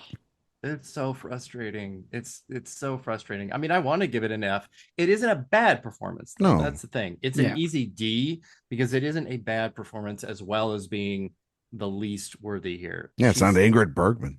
She's fine. Kim Stanley. Oh, so good. Everyone here is so good. Put it in the D tier. Sorry, Mark. Mark was being positive on that one. We were just like, nope. I know. I'm surprised. I'm really surprised. It's so funny when it flips. It's so it's always the best when it actually flips. This conversation would have been much different though if Terry Garr had won. Oh yeah, because then we would be like, do we need to star it? Maybe. 2014, Patricia Arquette, Boyhood. Our other nominees, we have Laura Dern for Wild, Keira Knightley for The Imitation Game, Emma Stone for Birdman, and Meryl Streep for Into the Woods. Sophia, I gotta stop. You didn't say that title correctly. I'm not gonna sing today. Damn it. I mean, it was a strain for you to just say that nomination to begin with. Into the Woods. It's a lot. Mark, why don't you kick this one off for us? Oh, great. I was this is gonna suck. I'm sure I'll be alone on this. I'm not the world's biggest Boyhood fan. I think it's a hell of an achievement. I think it's incredible what he did, but the movie is so flat for me. And she's fine. I think Emma Stone in Birdman. She hadn't won yet at this time. This would have been where I would have gone with the Oscar. So I put her in the C grade. Wow. Josh. I put her in B. Like I think she's good in the movie. Boyhood is just a film that I have not really thought about since it came out. Honestly, it was never really a movie that like affected me quite on that level. And I know that it seems like this performance is a bit divisive for people. I think overall she is good, even though she's involved in some of the worst scenes in the film. But I kind of just chalk that up more so to the writing than her performance. Even though the writing just does not help with the waiter guy that she runs into is like actively the worst thing about that movie. Oof, yeah, that's rough. Yeah. So yeah, but I landed as B because I do like her performance in it overall. I think she's good, but just not a favorite. Karen. I'm gonna C on this one. I don't love Boyhood. I remember at the time everybody was just so on this high about it, and I just thought, did I see a different movie than everybody else? I don't get the love for this. And I thought she was fine, but I remember her acceptance speech way more than I remember anything about her performance. So this is a C for me. Erik. I just thought there'd be more. You think so? Yeah. That's a C. This is a dull win. Not a great category. But your competition's not great either. It's not great. But it's a dull win for me. Sophia. Would you have rooted for Tilda in Budapest if she was nominated? Oh, of course. In a lineup like this, yeah, of course. Right? She's like in that for like a second and a half. I know she's Tilda so should have good, been but- the witch in Into the Woods. Was this the year? Was this the year of? Oh my gosh, that would have been amazing. That would have been, Oh, yeah. actually, that would have Wow. been really good. Yeah, you know what? But then that would have required Rob Marshall to not be the director, probably. Yeah, well. Imagine Yeah. that. Wow. Imagine if that man didn't have a career. Yeah, shit. Yeah, no, for me, Chastain should have gotten nominated, and this should have been her Oscar. For Most Violent. A Most Violent Year. Oh, Josh, yeah, you're that's good. correct. Yeah. You know what? That That was not disrespectful. That was correct. Sophia. Yeah. You know what? I'm gonna give her an A because I love Boyhood, and Boyhood losing to Birdman Everywhere was one of my great Oscar heartbreaks. It really was. It was one of those that just like really got me in the end. And I feel like for me though, like Ethan Hawke is my preferred performance in Boyhood. I really, really like him here. And it always kind of confused me, I have to say, when she was winning everything and he just was like right there and not. And I wanted him to get the Oscar love because I really love that performance. But I will say what I like about her performance and Boyhood so much is that I think the beauty of it is you can really watch it at any stage of your life and connect with different parts of the movie. And I think the scene that really hit me most on my most recent rewatch was the scene you were referencing, Erik, even though you gave her a low grade, when she's telling her son about all of life's milestones. And I think the way that she goes through those, it's a sappy scene in any other movie, but it's not here. It feels like very true to me and really honest. And it hits, I think, really hard as you watch it when she says her funeral is going to be next and he has a completely different outlook on life. I think the two of them, I mean, we don't need to get into his performance, but I think that the way that she is there, I think it really, really hit me. So I'll give her an A. I think you're right. It is a good scene, and it is one of those wins where it's like, oh, here was the scene that this is the reason that you won. She is good because she does look and feel, tired and haggard, but not like so much that it feels like a movie version of it. It is very naturalistic.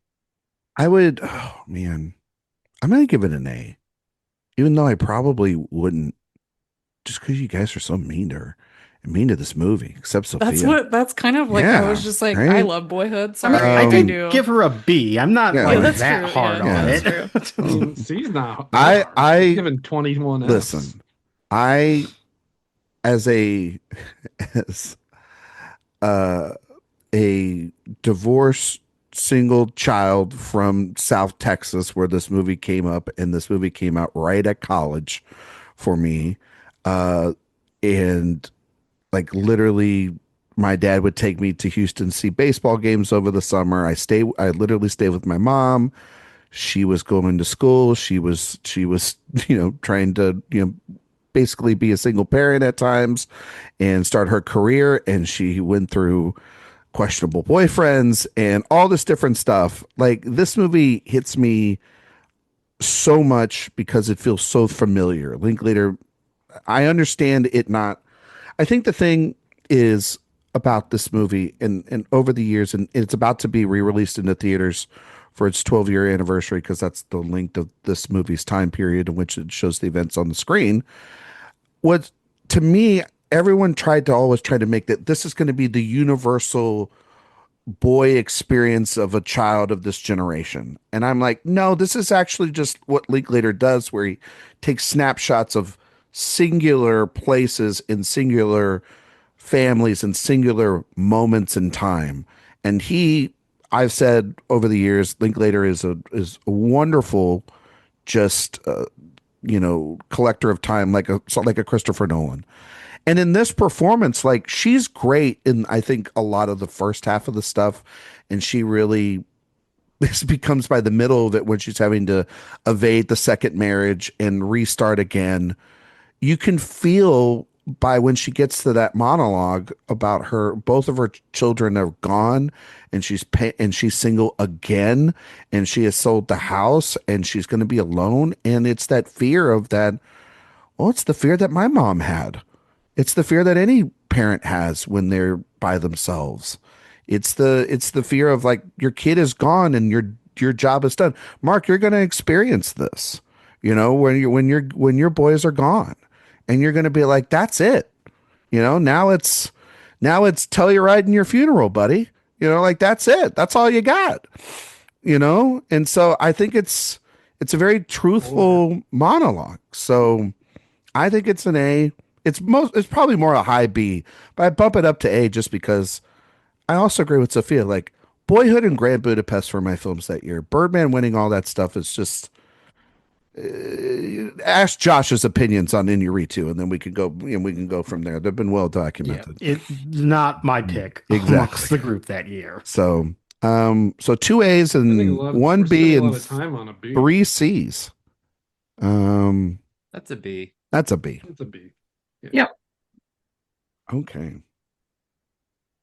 1938, Faye Banter? Is that how you say it? Or Banter. Bainter. Bainter. Bainter for Yeah. Jezebel.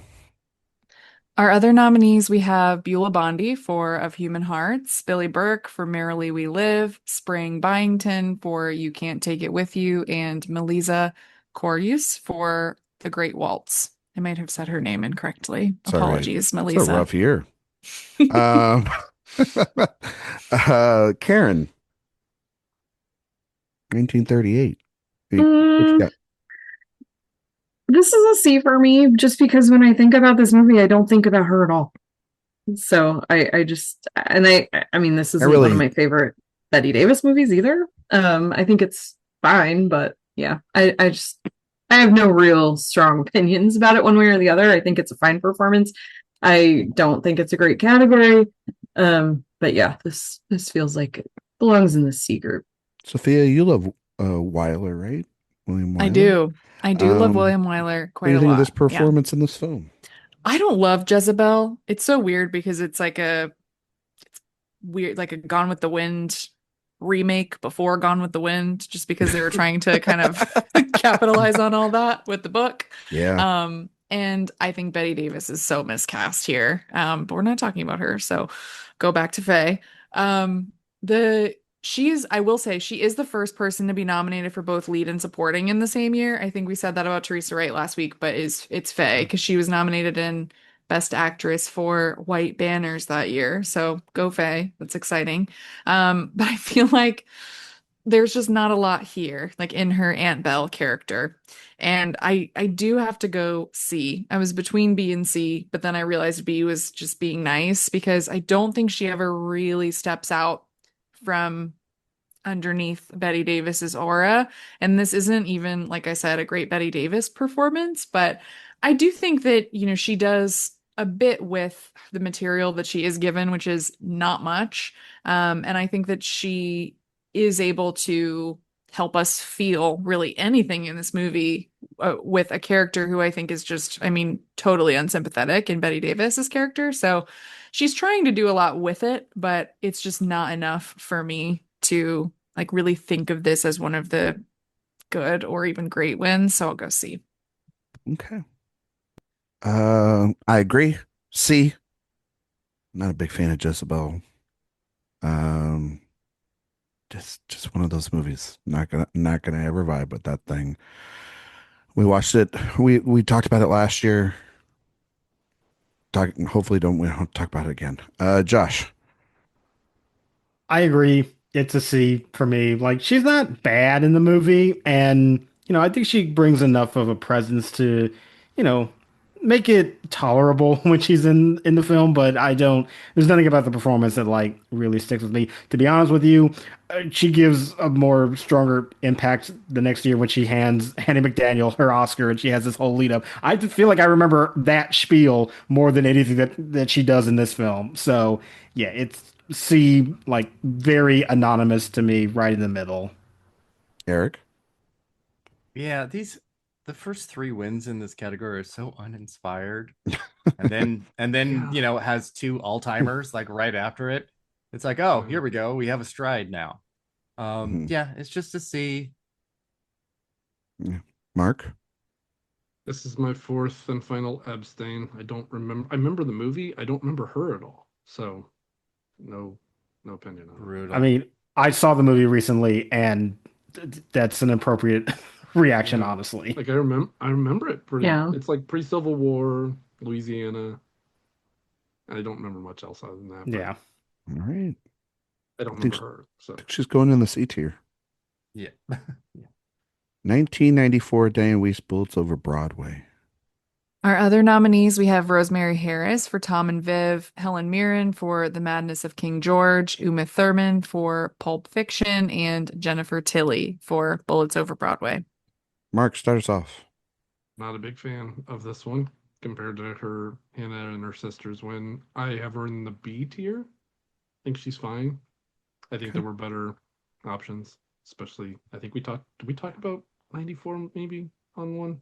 Have we done that one, It's 'cause Josh? We Kirsten have done the We did that, retrospective yeah. for 94. Yeah. I Yeah. think I was there because Kirsten Dunst for Interview with a Vampire was my personal that Yeah. year. I think did Uma win? Or No, I we think keep Jennifer it with Tilly won. or Jennifer Tilly won? That's right. Mm. Eric? So this is still I just love it when you're so here's my shit. there it is. I love this performance. It is really funny that, and I'm glad that we did both Wiest here because Hannah and her sisters is a more complex character, much more going on there.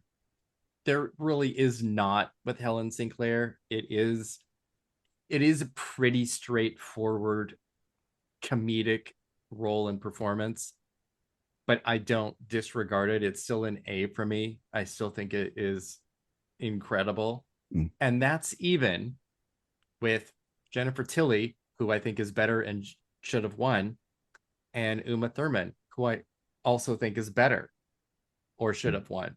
But that's how I feel about this category. I love all three of those, and I still love Wiest here so much.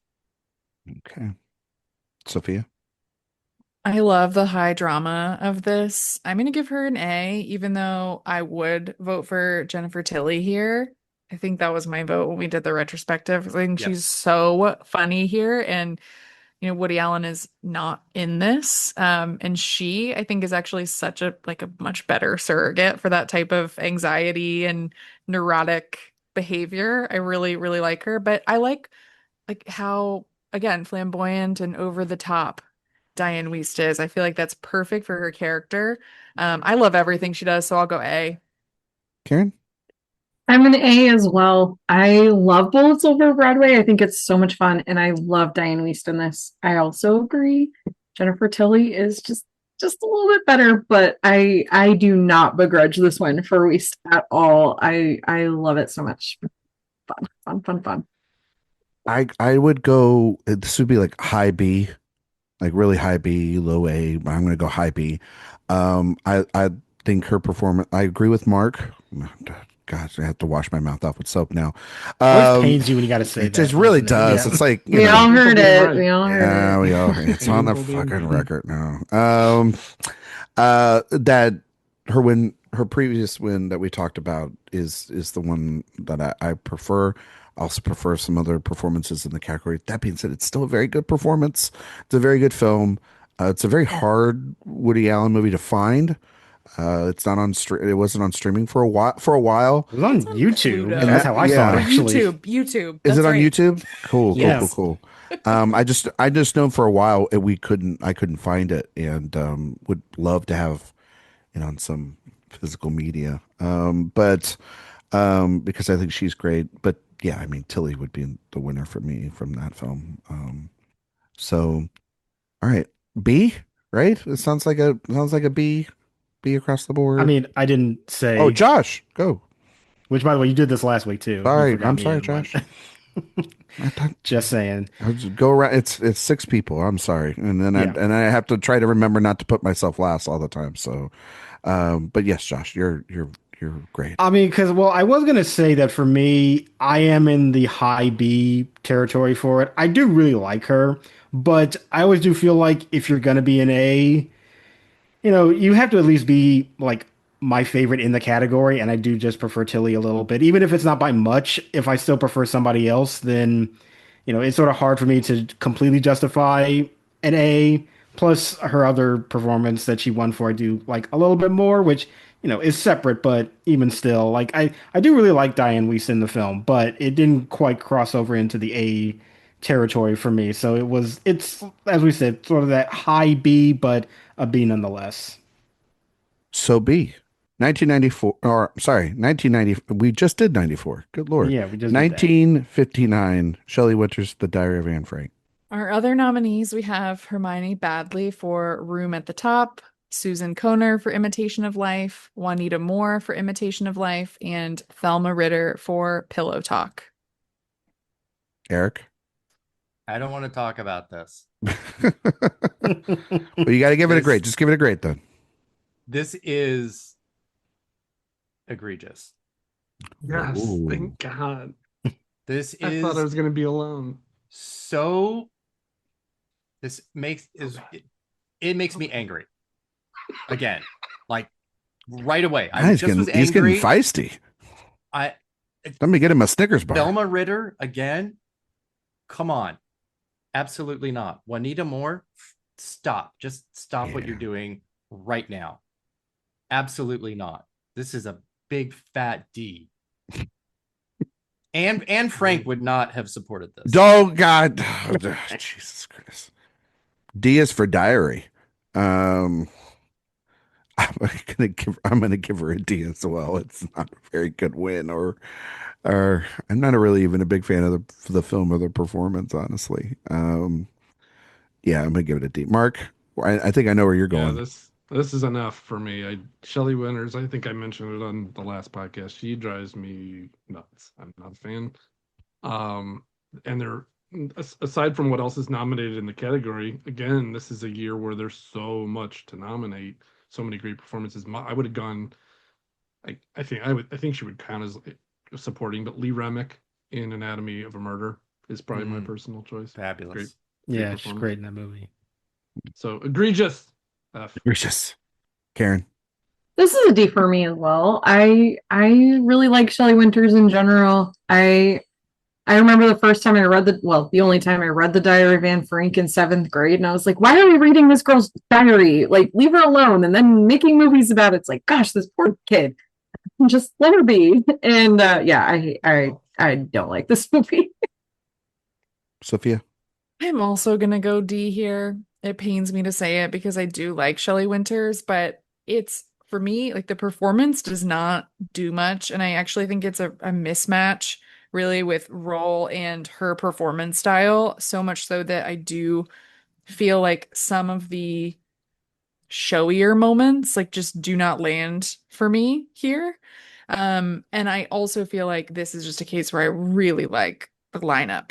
And I she already has another one that Yeah. I enjoy. And Thelma Ritter, this would have been a good opportunity. I would have gone with Juanita Moore though. Like she would have been Yep. my pick. Yep.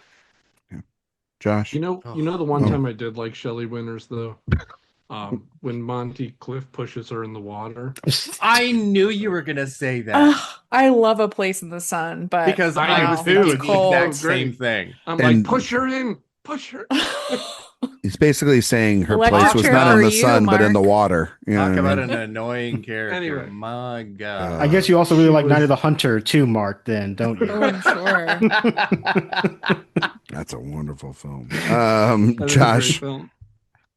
Yeah, this was actually a blind spot for me. One of those like kind of egregious movies I hadn't, seen, one of those classics, and I saw it for this exercise, and yeah, I didn't really care for it all that much, or at least her performance was like not great. I put it in C initially, but to be honest, like I have no issue with this also being in D because it did not really work for me all that much either. Yep. D is for diary, and that's where it goes. All right. 2015, Alicia Vikander, The Danish Girl. Our other nominees are Jennifer Jason Leigh for The Hateful Eight, Rooney Mara for Carol, Rachel McAdams for Spotlight, and Kate Winslet for Steve Jobs. Josh, want to start us off? Yes, I would love to start us off because I fucking hate The Danish Girl with every fiber of my being. Oh my God, I hate that movie so much. I really do. And Alicia Vikander is doing the best she can with that material, but I still hate the role. I hate the character. I hate everything that movie stands for, and basically reducing transness and gender identity to basically like, do you like pretty clothes and makeup? And the fucking ending. I have such vitriol against that movie, and I don't think her performance elevates it really at all. It's not atrocious, so that's why I'm giving her a D, but it's a not very good performance. And of course, it's also a performance that she's winning for the wrong movie. We all know that too. And the movie is also just an abomination. So it's a D, and that's me being generous. Eric.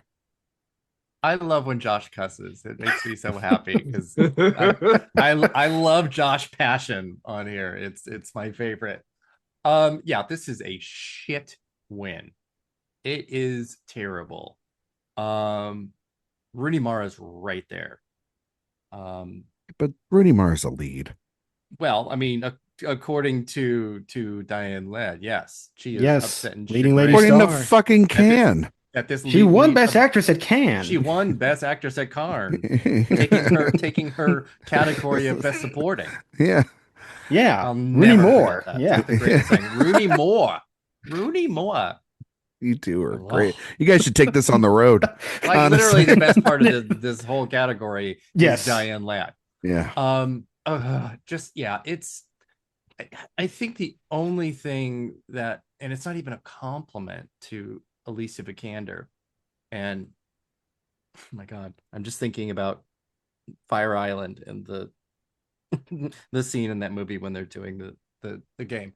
The thing about her is that she's just really a blank canvas, and the only reason that she's not abysmal is because she has to go up against like Eddie Redmayne is doing, which is abysmal. And that is this is really tough. I absolutely understand the hatred for this movie. And it might be made even worse by being a true story or a version of a real person in a real story. But yeah, it does really limit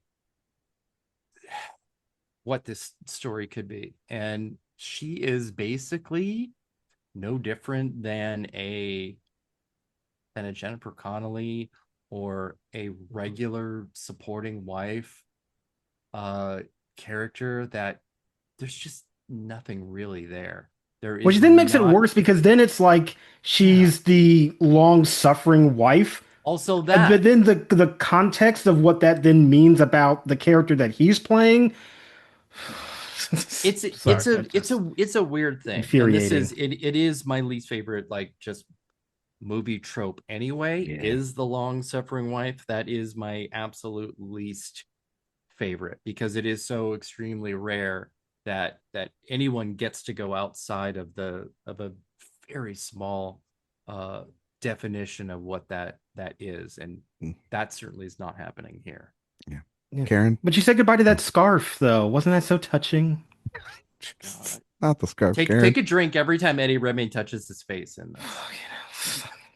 Yeah, she definitely won and was nominated for the wrong movie. There are much better nominees here. I don't like the performance. I don't like the movie. This is in the D range for me. Mark? I don't like anything about it. It's egregious. You guys already hit all the main points. It's an F. I think it's an F.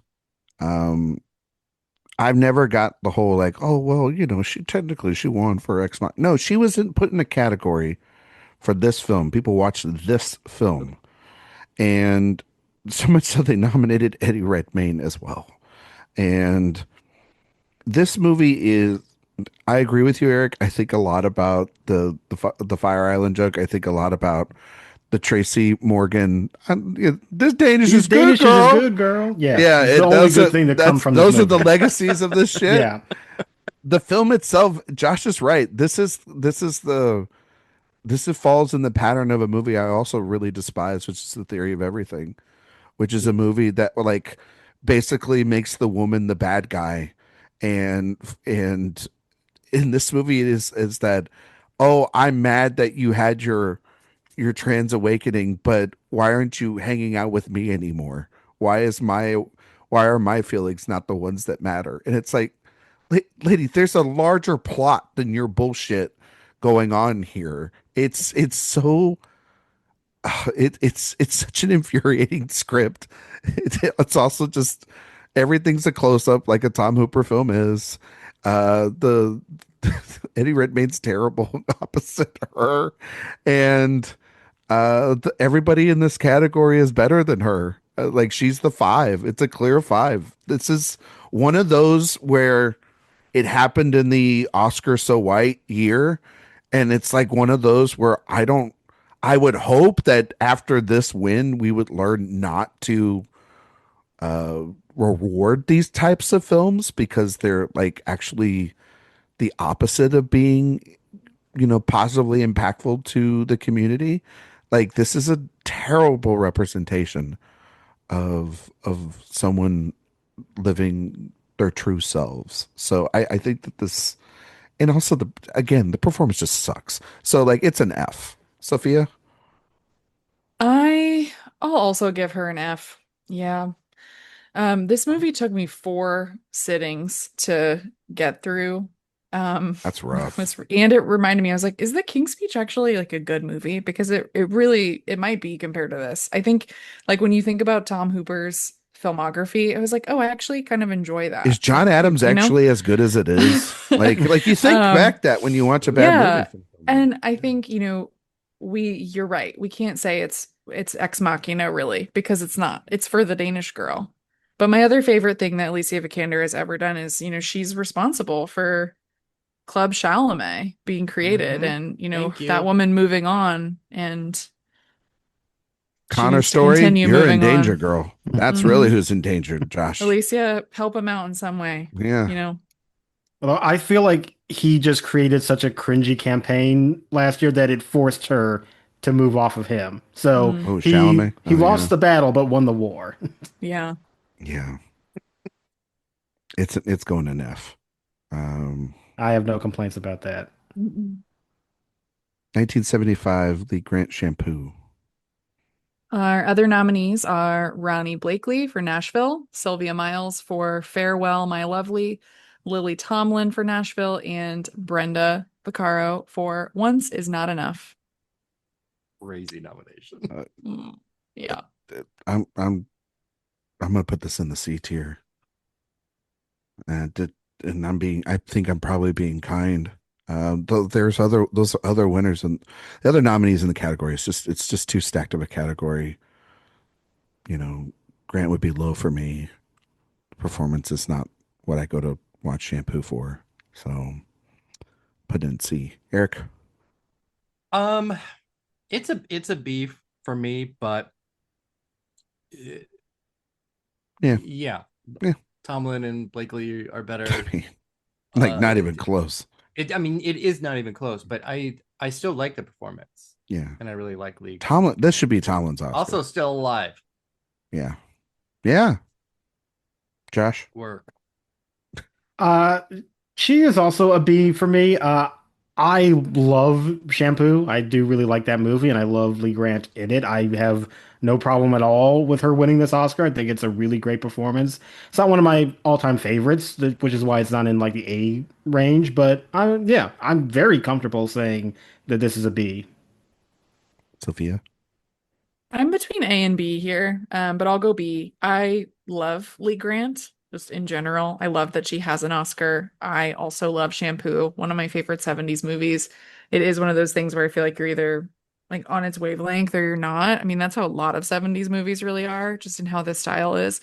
But I think that it's a great example of how Lee Grant can just really go after a part.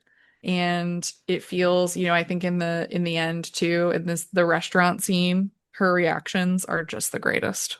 She's a great face. Yeah, great face. Great actress. Yeah. Karen?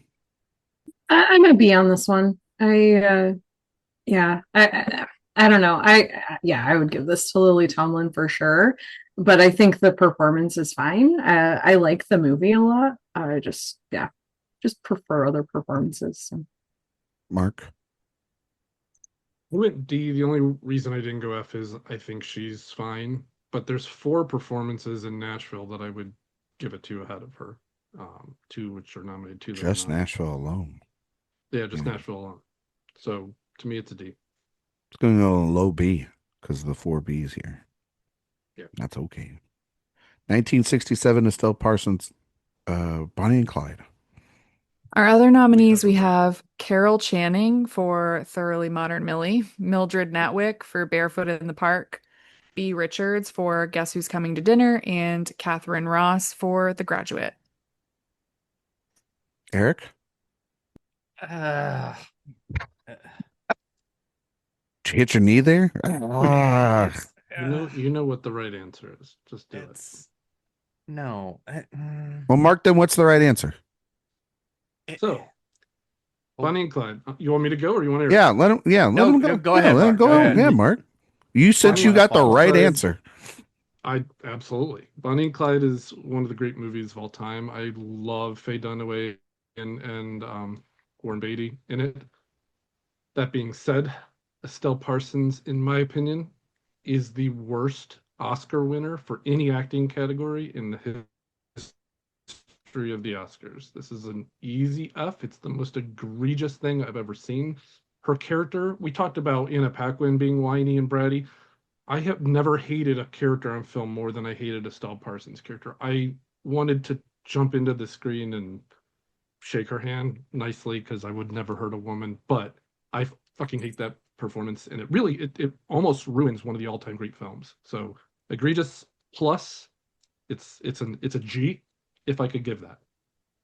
Okay, so I want everyone to go back in these 2 episodes and start a drinking game on any time Mark has said the word egregious. That word is getting such a workout. It's such a workout. Such a great word, though. It's like Marcia Gay Harden in last Oscar season. It's getting a workout. But I'm also, Mark, wow. Just a lot there for an F. Okay. Erik, a lot to chew on since Mark took the reins from you there. You want to counter with that? Sorry, I've been waiting on this one for 7 hours of podcasting. Erik, do you got anybody whose hand to shake? It certainly seems like no. It's great. Yeah. Again, like Josh cussing, I love when anyone has like a super passionate S or a super passionate F. Just like put it all out there on the dance floor. Just do it. I want to see it. I mean, I don't hate this. I like others more. I like Catherine Ross more. I like Carol Channing Joe more. Van Fleet and Cool Hand Luke. There's a lot of other possibilities, but it is also one of those where you're like, this is the performance from the movie that won, is just one of those kind of hand-wringing kind of things. But math isn't mathing. Again, yeah. I don't hate it. It's a low Bill C Stanford. for me, but it's a C. See. Yeah. Sophia. I'm very close to going F here. This is a D. Well, I thought Like you were the one I was going to have to battle with on that. God, bit. no. Oh my I think that this is, yes. I love That's Faye it. Dunaway and Warren Beatty. I love Right? Bonnie and Clyde. But this performance to me is, you remember it for the wrong reasons. Like, that is a problem, especially if you're in a groundbreaking film with these performances that I think are, and the style of filmmaking that's changing film going forward. And then you have this character, this performance, really, because I think actually like someone like Madeline Kahn could have done a good job in a role like this. Jesus, Because sure. what the thing about Parsons is, she's not funny, she's not sympathetic. I don't Right. I don't feel anything for her tragedy. And this is a really weird character, and I just feel nothing but just like, what's going on here? Like, how are you on the same screen as Faye Dunaway, Right. Gene Hackman, Warren Beatty? It's a D, close to F for me. Just do it. Come on, just say it. Come on. You know, I was a You D do as it. well. But, you know, Mark made such a compelling case. I'll keep it at a D. I don't want to give him vindication here. She should be in the F column. God damn it. But you're Come so on. angry. You know what? I'm actually gonna add her to F because I feel the same way talking about this that I did about Gail Sondergaard. Oh, man, Yeah. poor Gail. There is like a just this move. It makes me feel weird. I don't get it. It doesn't make any sense. It doesn't make any sense. I'm gonna put it in the D tier. Karen. I feel so happy right now because I thought I was going to be the one person who's like, oh my gosh, what are you guys all talking about? I hate this performance.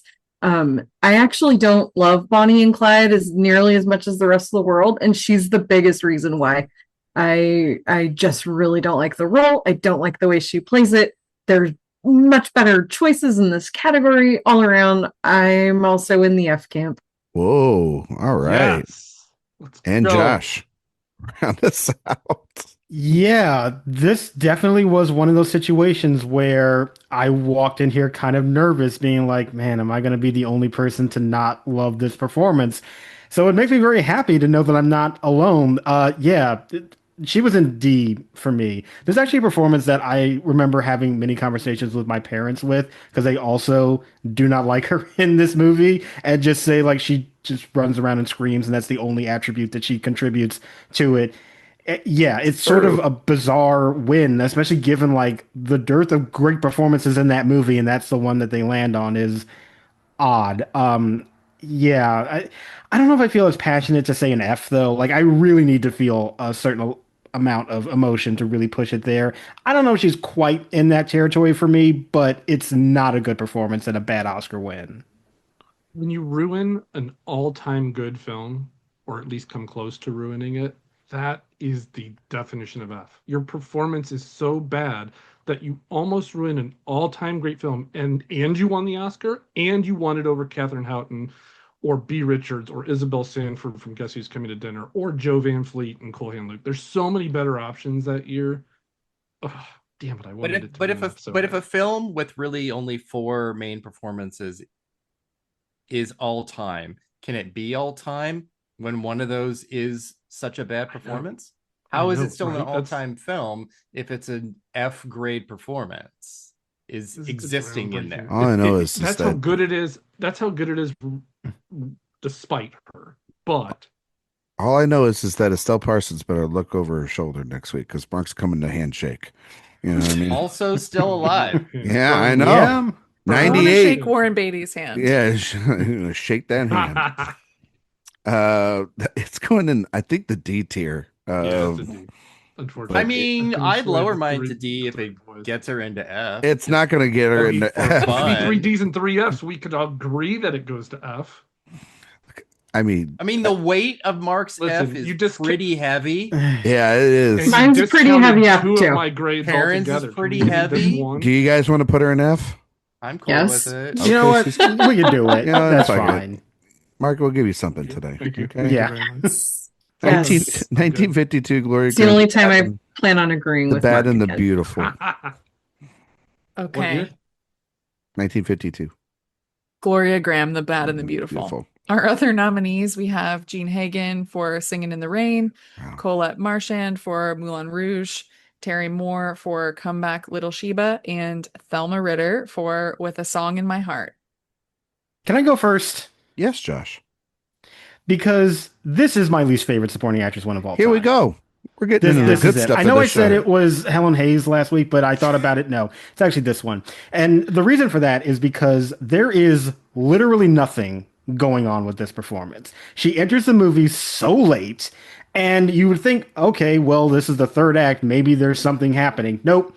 The most she does is like get a southern accent, and that's about it. There is no quirk, there is no eccentricity, there's no layering, there's no complexity, there is nothing, no evolution or interesting like development. It is milk toast. It is nothing. It is less than nothing. It is the most forgettable, bland, average performance that you could ever see in a movie. And the kicker here, the one that like really, really gets to me, is that you talk about a performance that like barely has any screen time.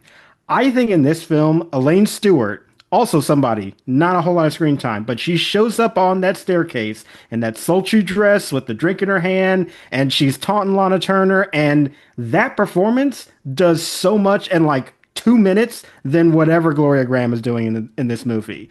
I'm glad that her legacy extended to the enough that she got to, screw Jamie Bell at a certain point in the dramatization. But outside of that, this is a horrible, horrible win. I hate it so much. It is the lowest of the low. It is the strongest F that I can give. No, that's the closest Jamie Bell's got to an award. That's for sure. Eric? First, how dare you? Jamie Bell won a BAFTA. Yes, he did. How do you do this How week at the dare Emmy you. nominations? How dare you? He was robbed. Rude. Yes, was very robbed. much so. Just He was saying. robbed. Was It he? is wild to me, but I guess it shouldn't really be that the Oscars would award a pedophile like Gloria Graham Jesus. because Woo. legit, like fucking the 13-year-old son of your husband, girl, what are What? you doing? My Lord, my goodness. But also, that aside, absolute. When you have what could be maybe the all-time great win in this whole category with Jean Hagen, Oh, man. and then you give it to Gloria Graham, Man. fuck you. Man, if Gene absolute Hagen would have F. won, we would have had. F. And again, here we are Great with Thelma one. Ritter. Again. Yeah. Yeah. F. Yep. F. Mark? F? Yeah, for the Gene Hagen factor, I was between D and F. I'm gonna move her to F for the Gene Hagen factor. Okay.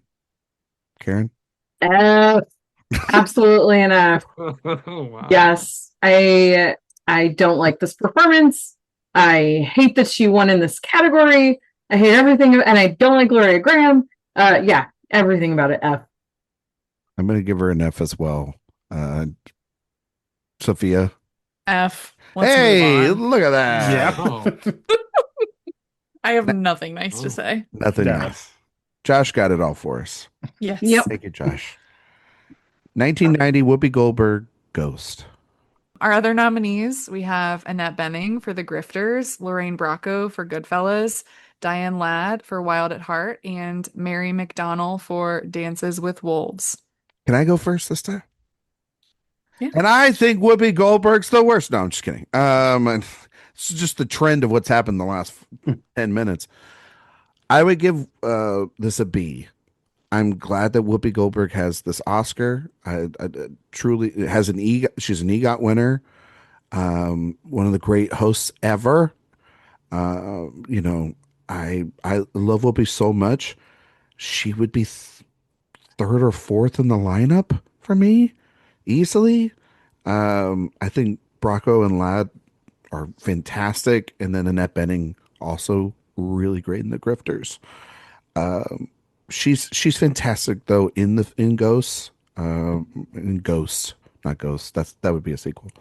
I'm glad that she has to win, but it's a B win for me. Karen, I'm just going to live my truth. This is one of my S's. okay, I love Whoopi Goldberg in this role so much because, and I understand the category she's in is stacked. It's a tough category, and that's part of why this is an S for me, because she managed to rise above Annette Bening in The Grifters and Lorraine Bracco in Goodfellas, like really great, also all-time performances. But I feel like what Whoopi does in the movie keeps it from becoming something that's really bleak and too earnest, and keeps it as a movie that's just it's sweet, and it's got this life to it that is because of her performance that I think wouldn't exist if she wasn't there. Even if someone else was playing her character, I think she's the one who really makes it what it is. And I love her, and I love this win. Eric. No. Here you go.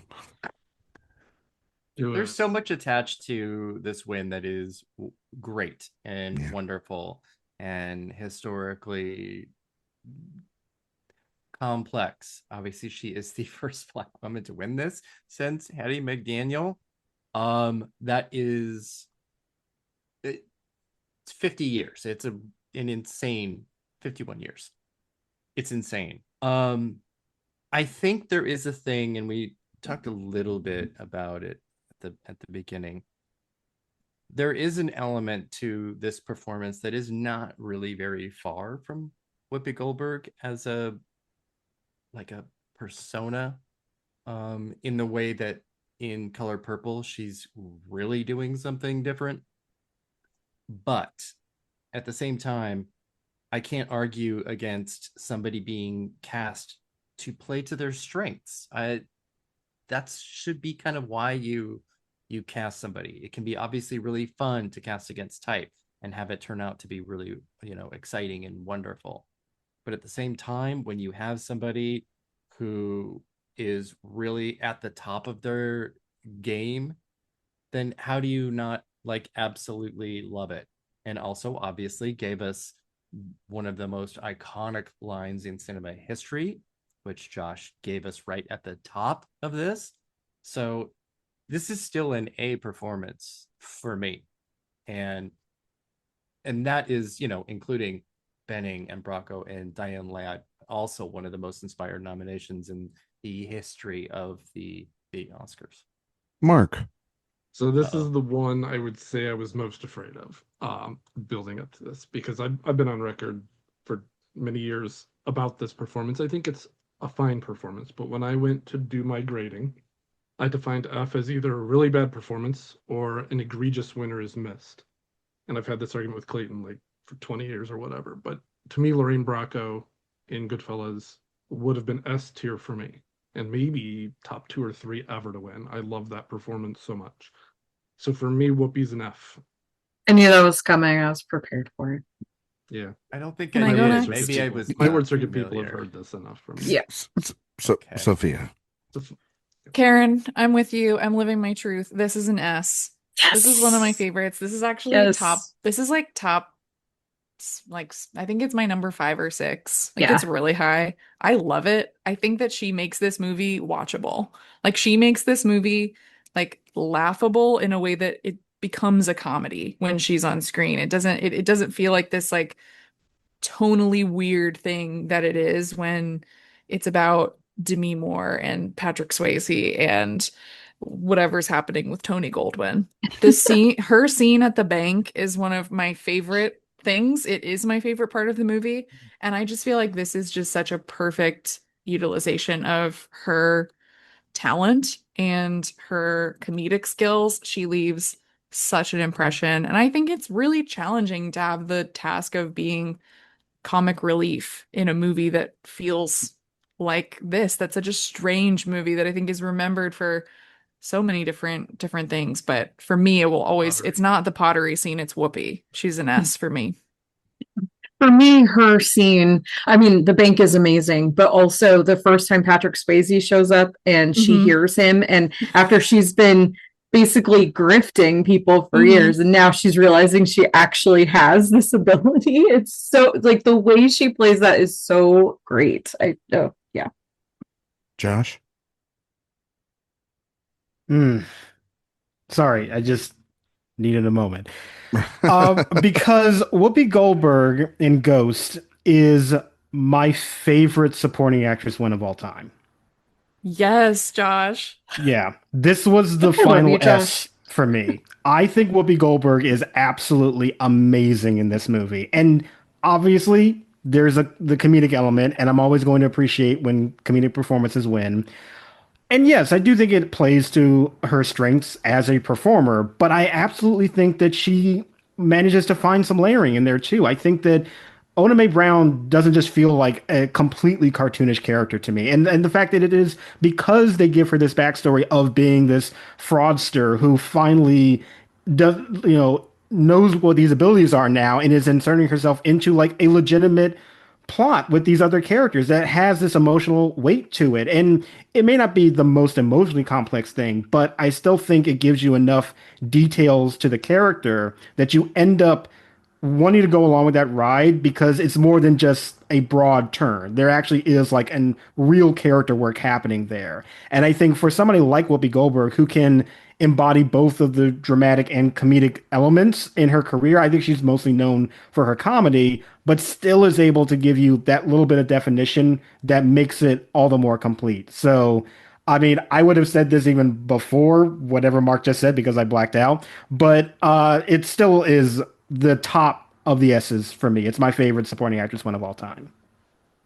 You know what's kind of crazy about that storyline and the backstory that she has is that kind of arc is usually reserved for a lead to kind of have an actual arc. And she has an arc that the leads don't have in this. They are really, really one note. They don't really have much more to go from the very beginning. They just don't. And she actually does. And that is such an unusual thing to do when you are the comic relief, for a lead or two other leads. She actually has the real arc in the film. Okay. Well, that's 3 S's, an A, a B, and the most baffling F maybe of the game so egregious? far. Yeah. Yeah, talk about an egregious F. My goodness. I own it. So it's just if like someone you really like loses, then someone gets an F. I don't like her performance that much. I think she's fine. I don't really like the movie very much either. I think it's like an A with an asterisk. I think I mean, it's an A. Yeah. Yeah. I'm gonna put a note here, Josh, and we can come back to it. We need something else, not an asterisk, but like a little M right next to it. And we'll know that it was Mark's fault. That Mark tanked it. Yeah. Let's be real. I knew that one Most was of gonna be these technical, asterisks but- have been because of Mark. Let's just be real about that. So we'll come back. Gotta be me. I gotta be We'll me. circle back. 1978, Maggie Smith, California Suite. Our other nominees, we have Diane Cannon for Heaven Can Wait, Penelope Milford for Coming Home, Maureen Stapleton for Interiors, and Meryl Streep for The Deer Hunter. Sophia, you want to kick this one off? Sure, I'm happy to. I would give this an A because I love Maggie Smith so much. And this movie, aside from her, is rough. The script is horrendous. The sorry to name him, Bill Cosby section of this movie is a fast forward. Like you gotta just move on. The Jane Fonda part too, like I love her, but it's just dull. But when you get to Maggie Smith, she manages to make this dialogue sound like it is the realest thing in the world for her character, I think. And she is, I think, totally giving the film something that otherwise is not there. Like she elevates it. I think that it's just fun and like kind of bitchy. I love performances like that in this category. She's playing an Oscar nominee. That's fun. Her whole bit So I'm gonna about go A. her whole bit about not knowing who won the best picture with Michael Caine is it's one of like what's so great is like it's the scene to take out of that like gets clipped online a bunch and I'll watch it every time. But if you made me be like, well, Ryan, do you want to watch the full movie? I'll be like, absolutely not. Mhm. I'm like, no, thank you. Her line about Glenda Jackson. She's nominated every goddamn year. Yeah. I think it's an it's an A performance in like a D film. Yes. Like, you know what I Oh, mean? yeah. Like that's and you're right, Sophia. This is like one of the examples I would say in the category of elevating your material and also doing something I don't necessarily expect that actress to do. And not that Maggie Smith can't elevate material. It's just it's unlike a lot of performances you're mostly know her for. So I put her at an A. Josh? I was a little harsher on this performance, honestly. I like Maggie Smith. The movie is just dog shit. It's just really is bad. I hate the movie so much. And It's I so bad. agree. I agree that she does a lot to try to elevate it, but I kind of feel like there's only so much that she can do. And ultimately, like I was a C. You know, I think especially considering you compare the other Oscar win that she has, which is like one of the best in the best actress category of all time. It's like, you know, the next one just does not live up at all, and I just not really one that I think kindly about, to be honest. Mark? Yeah, I split the difference there. I was a B. I think she's good, but I mentioned Meryl Streep's performance in The Deer Hunter is my favorite of hers, so I bumped it down a little for that. Of all Streep's performances? Yeah, it's top two or three. Yeah, So she peaked in the That's late wild. 70s for you? I'm not saying she peaked. Like obviously, That's what you're kind of saying. Sophie's Choice is what I would say is her best performance, but I also love Bridges of Madison Oh, County. so you're one of So those like just, my favorite is this, but her best is that kind of thing. yeah, I'm definitely one of those. But Yeah. but I love. I forget I about love this. her in Deer Hunter. Karen's had to put She's up with a lot of She shit with rips you. my over heart there. out in that movie. Yeah. Yeah, Karen knows. Yeah, Karen knows. Karen, you want to go ahead with this one? I'm the long-suffering wife here. Yeah, I really struggle with where to grade this, because it is such a terrible movie, but I think Maggie Smith is so good with what she's given. I think it's actually a really fun performance from her. So I'm like in between a B and an A. And I'm just thinking, am I downgrading it because of just how much I dislike the movie? And if I try to take my opinion of the movie out of it, then I think I'm in A territory for her. Okay. Erik? This is sort of like the counter to the Ingrid Bergman win for Mm. me, where it is also just a movie that is not good and also really shouldn't be as bad as it is. But she's so damn good and so funny. And I don't know. I really, really, really love her in this. This is also a very strange lineup where you've got the beginning of Streep's total domination. Diane Cannon, funky. You've got Joey Gentile's second best friend here. I don't know what to do with this lineup. It's just that. And you kind of give Maureen Stapleton the strange. Oscar, maybe. And I mean, I love her in great. interiors. Yeah. 100%. I would go between those two here for sure. But I landed on B because I think Maggie Smith is just so damn good. And just kind of shouldn't be. But she is. So we got a couple A's, couple of B's. And Mark, you Josh give her a was B? C. I was a C. Josh was a C. That's right. Sounds like Okay. a B. Sounds like a B. Okay. Yeah. We can do B. Sounds good to me. 1969 Goldie Hawn Cactus Flower.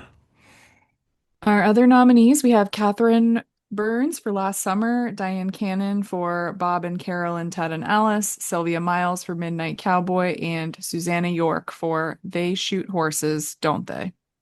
Mark, you want to go first? Why not?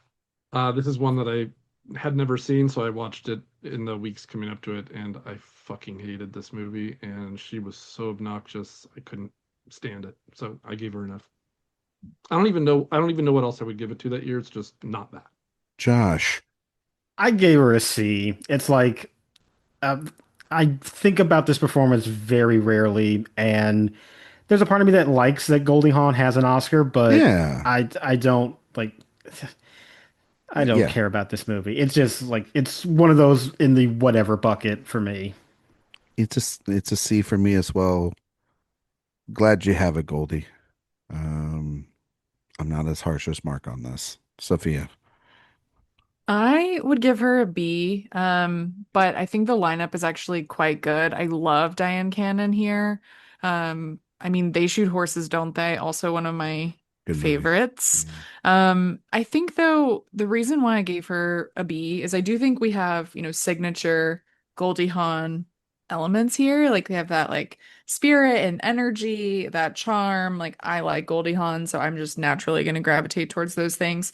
But the one reason I actually downgraded her is because Ingrid Bergman gives the best supporting performance in this movie, I think. She was my favorite part of it. Like I didn't love Cactus Flower, but I really liked her in it. So I'm gonna go B. Eric? Just to balance the F a little bit too. This was another very recent rewatch, like 2 days ago. Thank you, Tubi, by the way. Most of my Tubi's rewatches awesome. have been Tubi. Guys, Incredible. I said it last week. We can't give them too The much. of a commercials number. are insane though. It will Yeah, like they're smash cut annoying. to a lone ad in the middle of an emotional scene. Yeah, Yeah. there is no gosh. like logical cut, and then No. it's hilarious. It's Yeah, great. that's true. But absolutely, I never thought we'd be talking this much about Ingrid Bergman, but here we are once again. She is incredible here. Her comic timing is absolutely perfect. Amazing. This is, again, this is one of those things. This is basically an extended laugh-in performance for Goldie Right. Hawn. And there's something about her.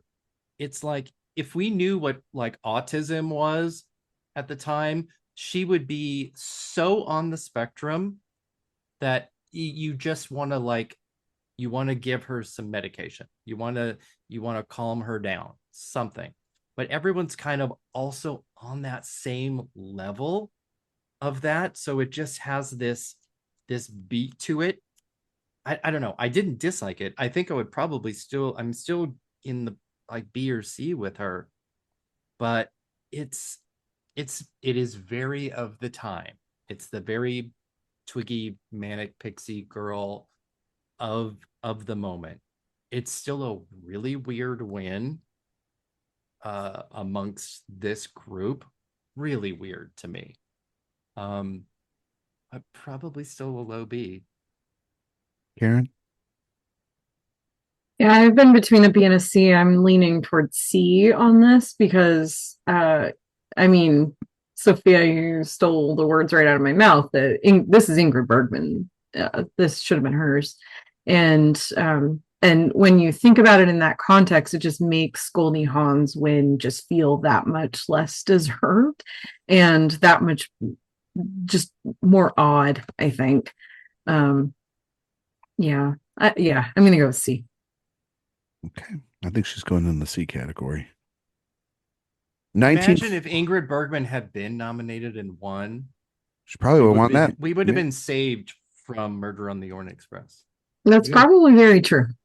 Probably. But Can't be too sure. But Never can be. That is true. that's true. You never know. my You God. never know. 1940, Jane Darwell, The Grapes of Wrath. Our other nominees, we have Judith Anderson for Rebecca, Ruth Hussey for The Philadelphia Story, Barbara O'Neill for All This and Heaven 2, and Marjorie Rambeau for Primrose Path. Eric, you want to start this one off? This is one of my highest S's ever. This win in this category. And it's crazy because Judith Anderson would also have been an S. I would have loved that, but I don't know. There's something about the ability to make a movie like this in the time that it was made that I don't know. I don't know. Jane Darwell is just otherworldly for me. Karen? I agree. This is one of my S's. I think it's such a good performance in just an incredibly difficult but beautiful movie. Like just watching the way that the characters work together, the way that they're, they have so much against them, and she is really at the heart of it. And oh man, I love her performance. Yeah, I it's tough because I agree. Judith Anderson also would be right up there. If either of them won, it would be an S level for me. Yeah, it's so great. Marcus? Yeah, this was also one of my S's. I think especially, and Eric kind of alluded to it, when you consider the performances of that time in that era, and I'm a big proponent of eras when it comes to ranking things. And if you look at some of those other ones, I mean, 3 of them I had to abstain from 36, 37, 38. But I've seen lots of other performances of that era, and it's just mind-blowing how good and how powerful that performance is. It's one of the best performances ever. I don't know where I'd rank it among my S, but it's 3 or 4 range. So solid S. Josh? She is an A for me. Judith Anderson is what is keeping her from S, but I do really love her in the film. I mean, I agree. It's a really devastating performance and it's still incredible, but it's like a very high A for me. Sophia? I think this is a masterclass.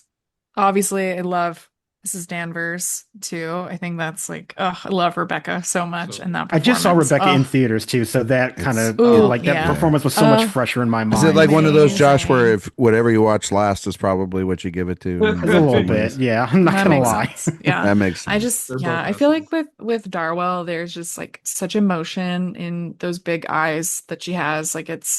I think it's really sad and heartbreaking in the way that The Grapes of Wrath obviously should be, but also like I feel her like comforting motherly presence in a way that I do not from so many of the early moms that win here or that are nominated. And I think about like how she's able to just communicate an entire life, sometimes in just a single look or scene. I think of her monologue in the car with Fonda when she's like, "How am I going to know about you, Tommy?" Oh, kills me. But the big moment for her really is like when she is, I don't want to start crying now. I'm not going to cry on a podcast. But when she is looking at her like trinkets from her life and she has those earrings, this makes me cry every single time.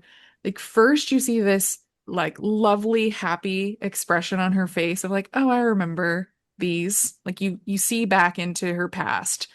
And then, like, the heartbreak of having to get rid of all of that because of where she is in her life now. That's really hard to do, and it's especially hard to do at this time. Like, cinema is such a new medium.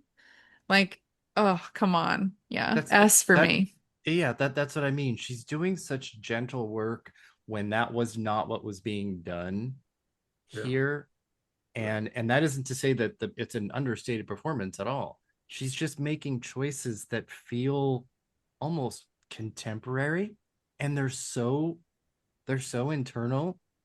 I feel like we are almost accidentally seeing something that we aren't supposed to see. I'm getting emotional. Think about it. She's just she's that good.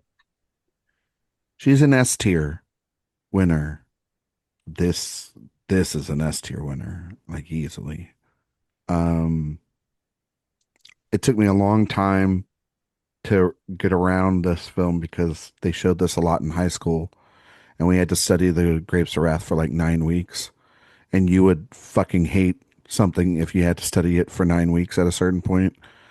And I think I said this on the Best Picture podcast, or maybe directors when we talked about John Ford, but Kevin Jacobson had me on for the runner-up is, and I rewatched this film, and it opened up all the doors. And then I went back and read the book, which is an all-timer. And Darwell's performance is the thing that unlocks the whole thing. It really is the thing that is, she's the glue that is keeping this whole family from falling apart. And I mean, the scene with her where she's just looking at Tom by the, at the end, and how emotional she is at seeing that she knows that her son has to go and do this. I think of the scene where they're making the food and she just sees those faces and she can't help it. The monologue at the end of the film as they're driving away and trying to find the next batch of hope. It is one of the most political films ever made. And she is the spokesman of it for a different type of hope that her son is also trying to provide on the other side of it. I think it's a phenomenal performance. It's one of the best performances to ever win an Oscar, like, period.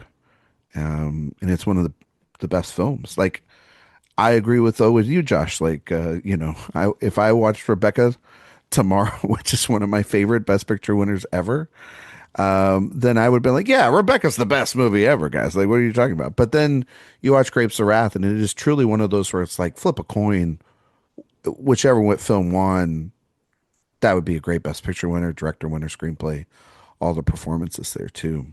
So, I mean, I'm a firm believer that you can have two S tiers in one category just as much as you could have two Fs. No, for sure. No, I'm not disagreeing with you. Many times over.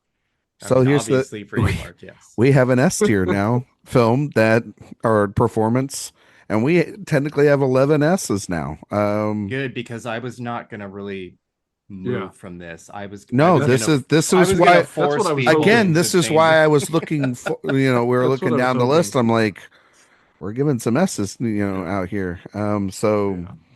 With some still on the table, so we will have to talk about that. Some are still on the table. We have 11 left, so we should probably get through these, so then we can get to that deliberation, because it's probably going to take a hot second. So let's get through this. So 1988, so be quick. Gina Davis, The Accidental Tourist. Our other nominees, we have Joan Cusack for Working Girl, Frances McDormand for Mississippi Burning, Michelle Pfeiffer for Dangerous Liaisons, and Sigourney Weaver for Working Girl. For me, this is like a D. It would normally be a C, but then the talent in the rest of the category, like, what are we doing here? That would be it for me. Sophia? I like this movie more than most people. I'm gonna just bravely say that. I think reading the book helps because it's a very specific tone. I mean, William Hurt's performance, never mind. We're running long. I don't need to talk about that. But I like Gina Davis a lot. I think it's like a weird and quirky performance that like does fit into this strange, bizarre world of the movie. However, we have Michelle Pfeiffer here for Dangerous Liaisons. We have Sigourney Weaver here for Working Girl. We have Joan Cusack here for Working Girl. And so that is why I do have to give Gina a D. Mm-hmm. Mark? This is an F. It's egregious that she beat out that talent. I want to get you a T-shirt. I know everybody wants with this with the word now. I know everybody wants Michelle Pfeiffer to have won this, but Sigourney Weaver to me is like one of my all-time, because of Alien and Aliens and many others. So I'm happy. It's weird. It's one of my weirder Fs, I'll say, because I'm happy Gina Davis has an Oscar. I love Gina Davis. Yeah, but I hate that she won. There's like no way she's. I mean, what her other noms? What Thelma and Louise? And it's like, probably. There's no way you're winning for that. Nope. Love her in A League of Their Own so much. Yes. Oh yeah, of course. Josh. Yeah. Sophia knows I have a lot of issues with this movie. Yes. Oh God, I hate this movie so much. That's And fair. I Yeah. yeah, I think Gina Davis is the best thing about it, but I don't love the character. I don't love the writing for her. And yeah, it sucks because I love Gina Davis in general. She's one of my favorites, but I don't like that this is an Oscar win for her. And yeah, especially that competition. I would say for me, it's Sigourney Weaver. Like, she is in possession of her Oscar here. And yeah, many other performances I would have preferred. It breaks my heart to put her in the D tier, but I feel like I have to just because I just am not a fan of the movie or the performance, and her competition's better and she's got better roles. And it's unfortunate, but because I normally huge fan of Gina Davis, but not here. Karen?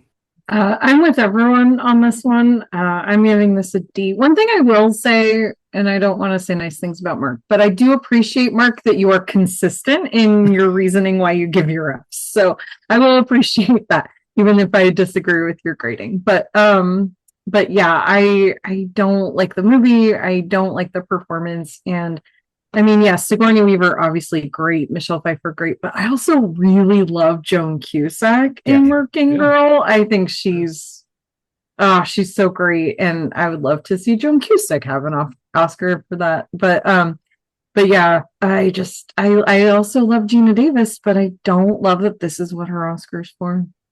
I remember because I saw this movie, like, I don't know, in high school or maybe early college. And I remember being all excited to watch the movie that she won her Oscar for. And I saw it and I was like, wait, what are we doing here? So, Eric? Okay. So Marcia Gay Harden is tasked Oh, here we with go. being the Marcia Gay Harden like blueprint for how to win an Oscar with nothing, when Gina Davis actually did it, and much, depending on how you want to word it, much worse or much more with a higher level of difficulty, because at least Marcia Gay Harden won New York, Spirit nominated. Gina Davis had absolutely nothing. Zero, nothing. This win came out of nowhere. She hadn't even been like established in a way that would be like post A League of Their Own or post Thelma and Louise. So it is a crazy win. This was also a recent rewatch. I watched it again 2 days ago. She isn't terrible exactly, but she is really not much more than macrame vests and kind of quirkiness. And again, also like, you're on the spectrum. You're like really on the spectrum. And you know, I'm not a dog person, but she's really mean to that dog. Her training is like not cool. I don't like it. I didn't like the movie either.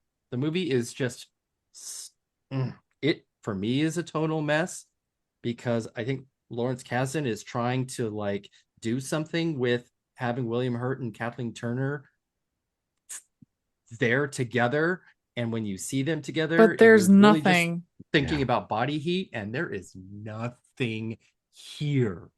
Yeah. It's not good. Yeah. So she is a D for me. All right. She's going in the D tier. Only good thing about that movie is we get 1980s Bill Pullman. I saw your letterbox. Yeah. Josh, I saw that. Trust and believe. Yeah. Oh, we saw. I was peeking at you guys before today.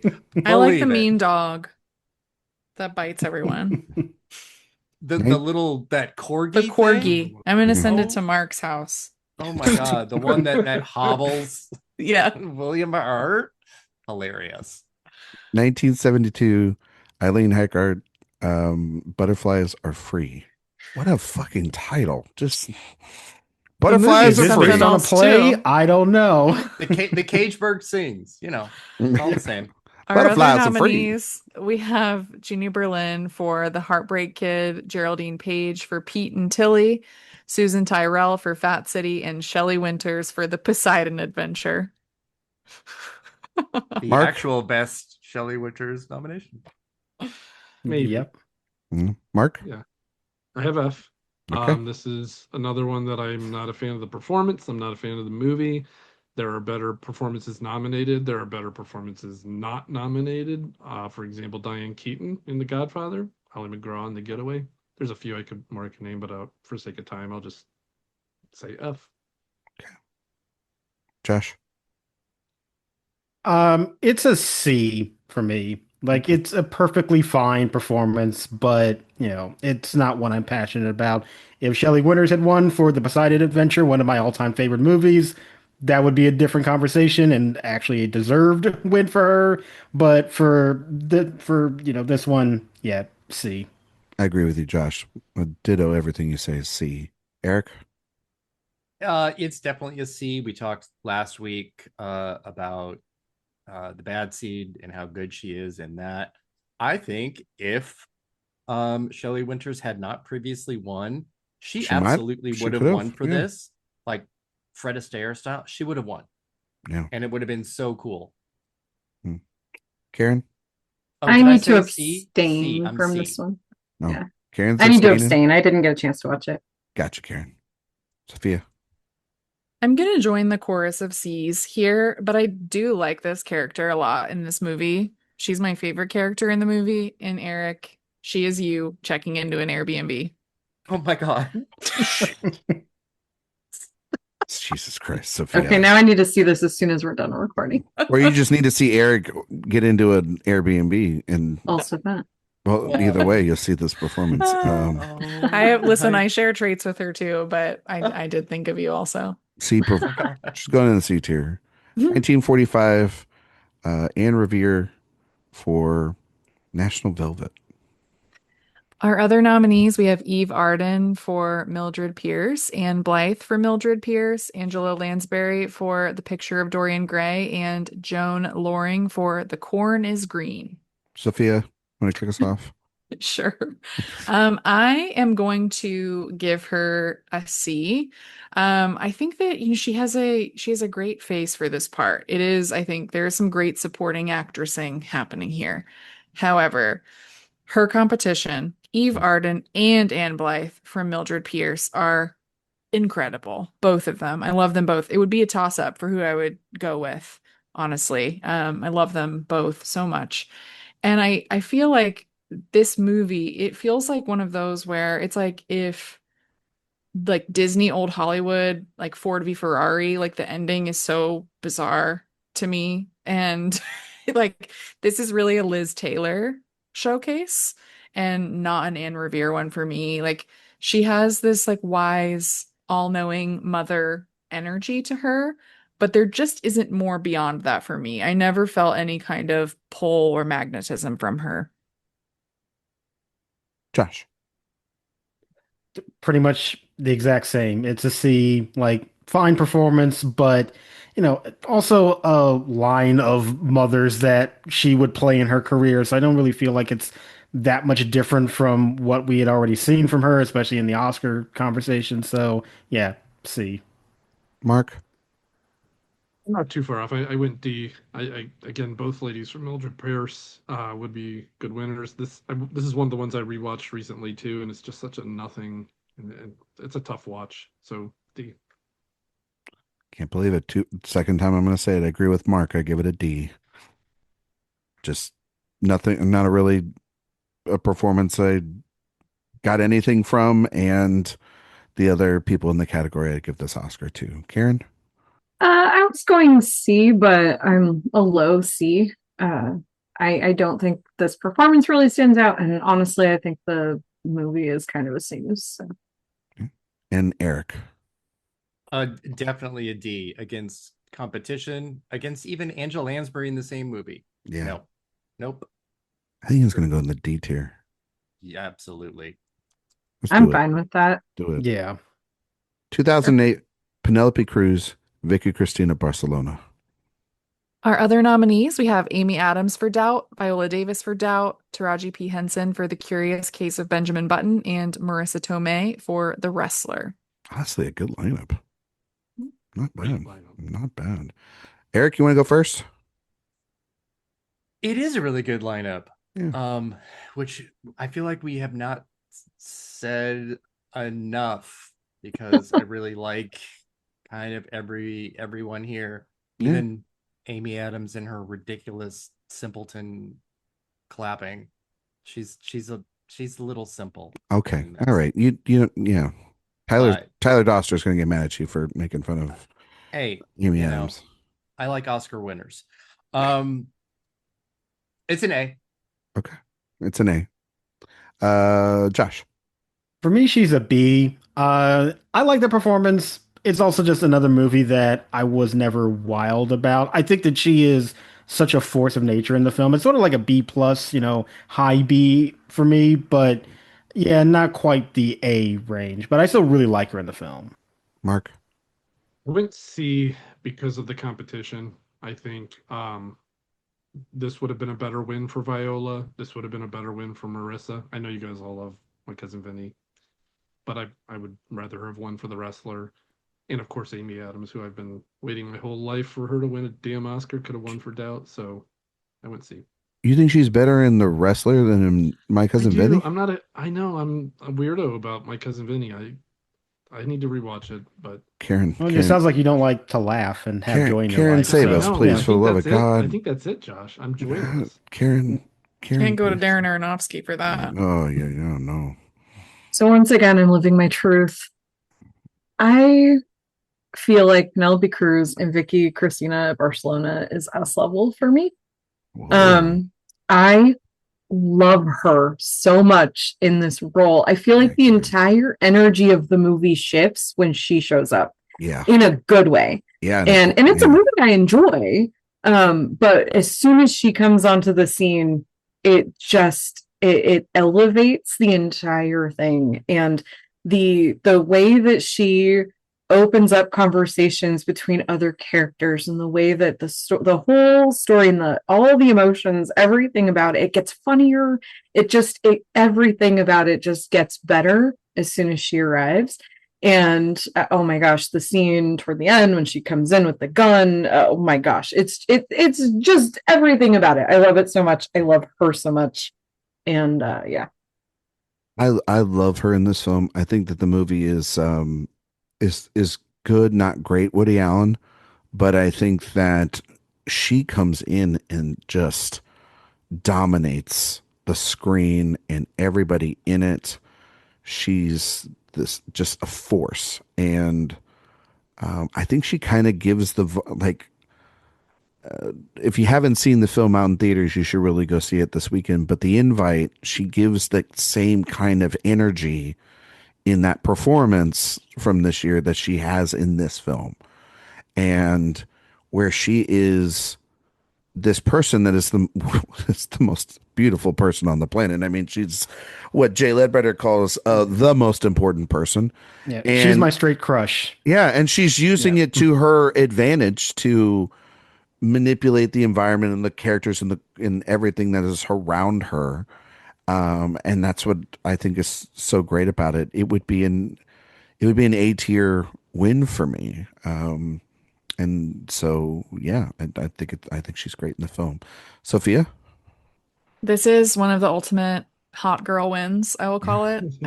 This is an A for me. I really like this performance. I like this movie because she is in it. Like, it is one of those where, like, my favorite parts of the movie, like, you can feel just like, I don't know, like there's a different kind of intensity and energy that, like you've all said, happens when she arrives. And it's crazy to think of how little screen time she actually has.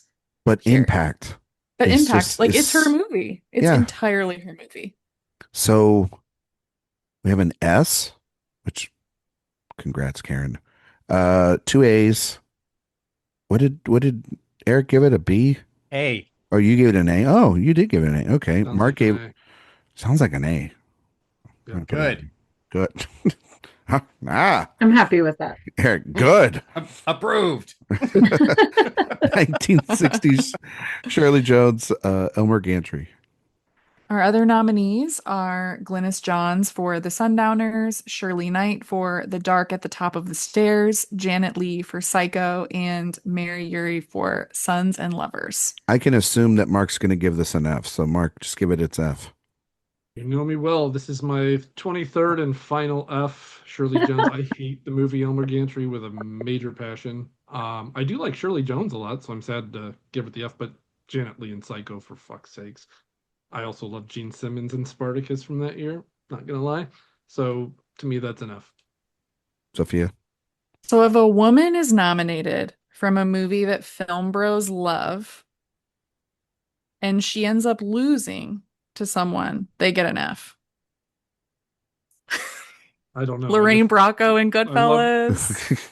I love what I love. Hey, I love lots of female films. My favorite film of all time is Casablanca. Oh, okay. Like that's not really a bro film. Okay.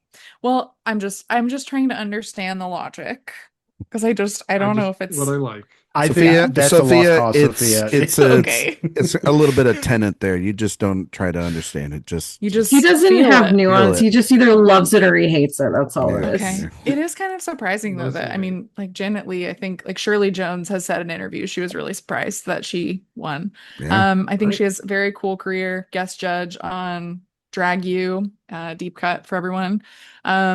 And the movie I think was a really different kind of role for her and really kicked off her career in a different way. So I really like that for her. As far as the movie goes, I actually like Elmer Gantry, but she isn't my favorite performance in it, which is why I would give her a B. Josh. Yeah, I agree that she's good in the film. And especially like her first big scene, I really do love that. He thrusts the fear of God into me is such a great line. I love it. But the problem is like I feel like her character loses potency as that movie goes along, and I don't really connect with her quite as strong as I did in the beginning. But I still really like the performance, so I gave her a B. Erik. I echo exactly what Sophia and Josh said. It's a B. Karen. Same B. And I also really like Elmer Gantry. Yeah, I like the movie too. Ish. Yeah, ish. I'll still give it a B though. I agree. So B's across the board. It's a B. Almost a clean sweep. Almost a clean sweep. Just one sneak in there, So close. 1971, Cloris Leachman, The Last Picture Show. We're getting so close. We're so Our close. other nominees, we have Anne Margaret for Carnal Knowledge, Ellen Burstyn for The Last Picture Show. I've been waiting to say this title. Barbara Harris for Who is Harry Kellerman and Why is he saying those terrible things about me? And Margaret Leighton for The Go-Between. I've been waiting for you to say it too. Wow. I peeked ahead this week. Karen, you want to start us off? Yeah, this is an A for me. Good performance in a good movie. I don't know what else to say about it. Karen's got good logic, Mark. See, if it's a good movie in a good performance, you give it high grades. What would you give this? I do too. I don't have. What would you give it? Same taste. What would you give The Last Picture Show? So this is another one I rewatched recently because it had been so long, and I forgot how kind of minimal Cloris Leachman was. I thought I remembered more from her performance. I think she's very good, and I do love the movie, but I went B. Okay. Sophia? This is my last and final S tier. I think this is such a beautiful, heartbreaking performance and very different from what she's done in the rest of her career. Like she will always be attached to TV for me, actually, like when I think of her career. So I think really, I mean, but this performance is one of the all-time greats for me. It's just so heartbreaking. Like her scene at the end of the movie just kills me. Oh my gosh. And I think in order to really understand what Bogdanovich is doing here, yes, the Sybil Shepherd storyline is a huge part of that and growing up in that small town. But I think to really hammer home the point, you have to really understand and appreciate what Cloris Leachman is doing with her character. So I would go S. I love this performance. I think it's a great win. Erik? 100% agree. Top tier, S tier, period. Josh? Just amazing. Perfect. Josh? What'd you give Cloris Leachman? I put her in A, very close to an S, because I do really love that performance and the film. It just didn't quite make that threshold. But I think that she is amazing and, tragic and emotional. And I mean, I love Cloris Leachman just in general. I like the film a lot. I give it an A. One of the few Peter Bogdanovich films that I like, you know. Um, and I think that the film's very good. I think she's phenomenal in it. I think Sophia said it, or maybe it was somebody else. I think it was Sophia. It's like completely different than what the rest of her career looks like, and that's kind of great too. It's like somebody going outside of their comfort zone, but not necessarily an S tier for me, but a solid A for me. So, and I think that that's where she's gonna land based off of Mark's low grade. It's a Um, B. yeah, It's a good- that's it's a still good- low. No, this is one I thought might be a clean sweep S, I have to say. I thought it was going to be Like I Dorothy thought Malone last Oh. week. This Yeah. when I was first putting these together, I thought this was a safe S in my list. Yeah, Yeah. well, And then I remember Mark is on the pod. 1983, Linda Hunt, The Year of Living Dangerously, we're down to the final five. Okay. Our other nominees, we have Cher for Silkwood, Glenn Close for The Big Chill, Amy Irving for Yentl, and Alfre Woodard for Cross Creek. Who wants to go for this one first? Eric, you want to go? I'd like to go first. Okay, Linda, go. Okay. So, I mean, Linda. as a woman born in New Jersey playing a Chinese man in Jakarta, I have rarely felt so seen in a film than I was this. going to say, So this movie, this performance means a great deal to me. No, this one's personal. it's no.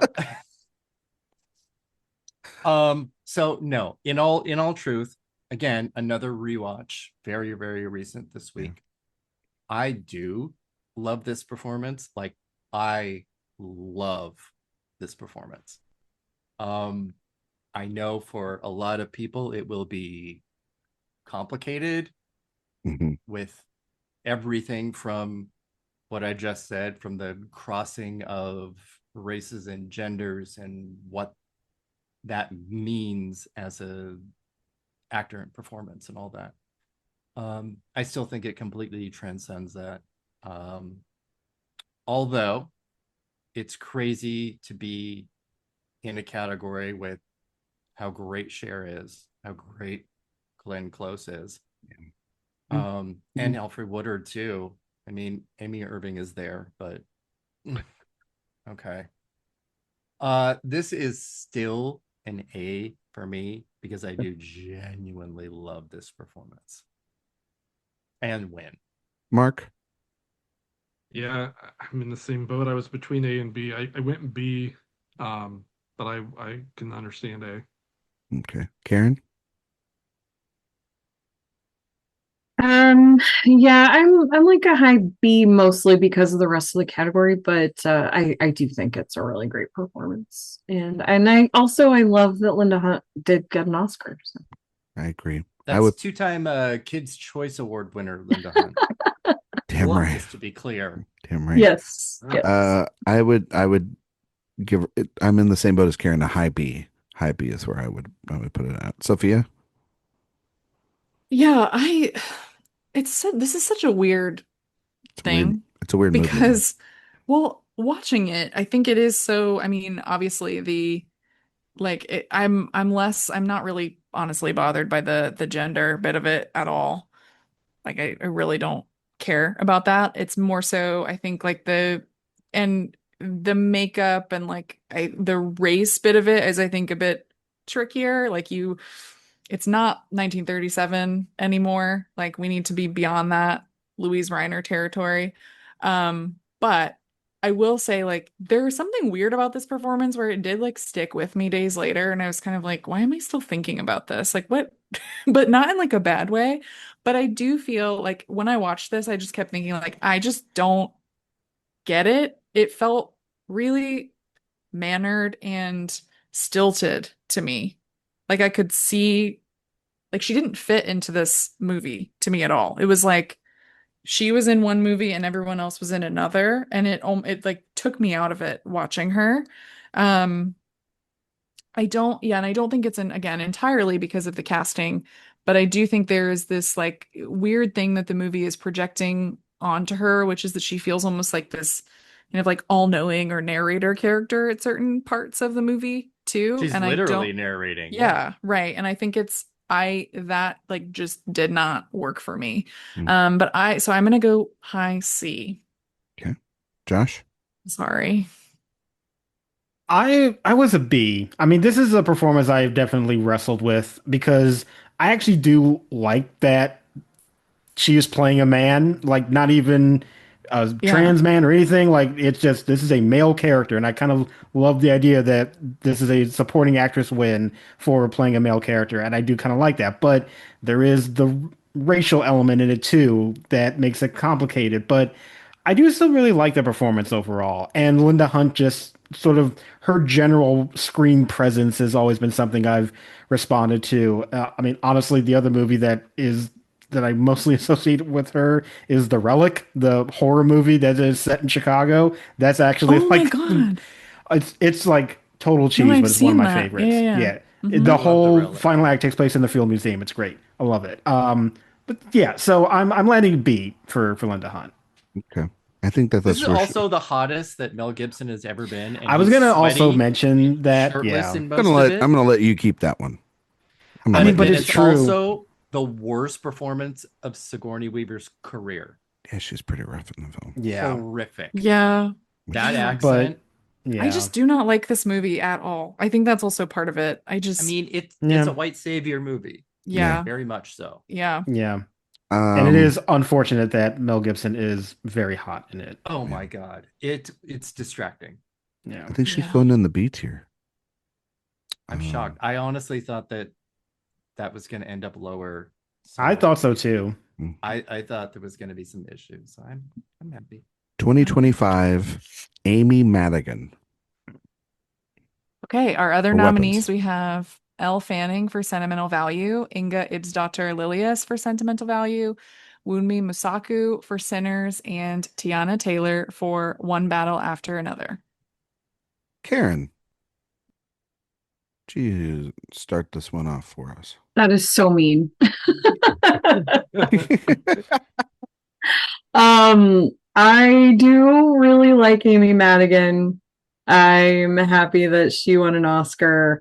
I love when later career women get recognized, especially in a category that loves to recognize the newcomers.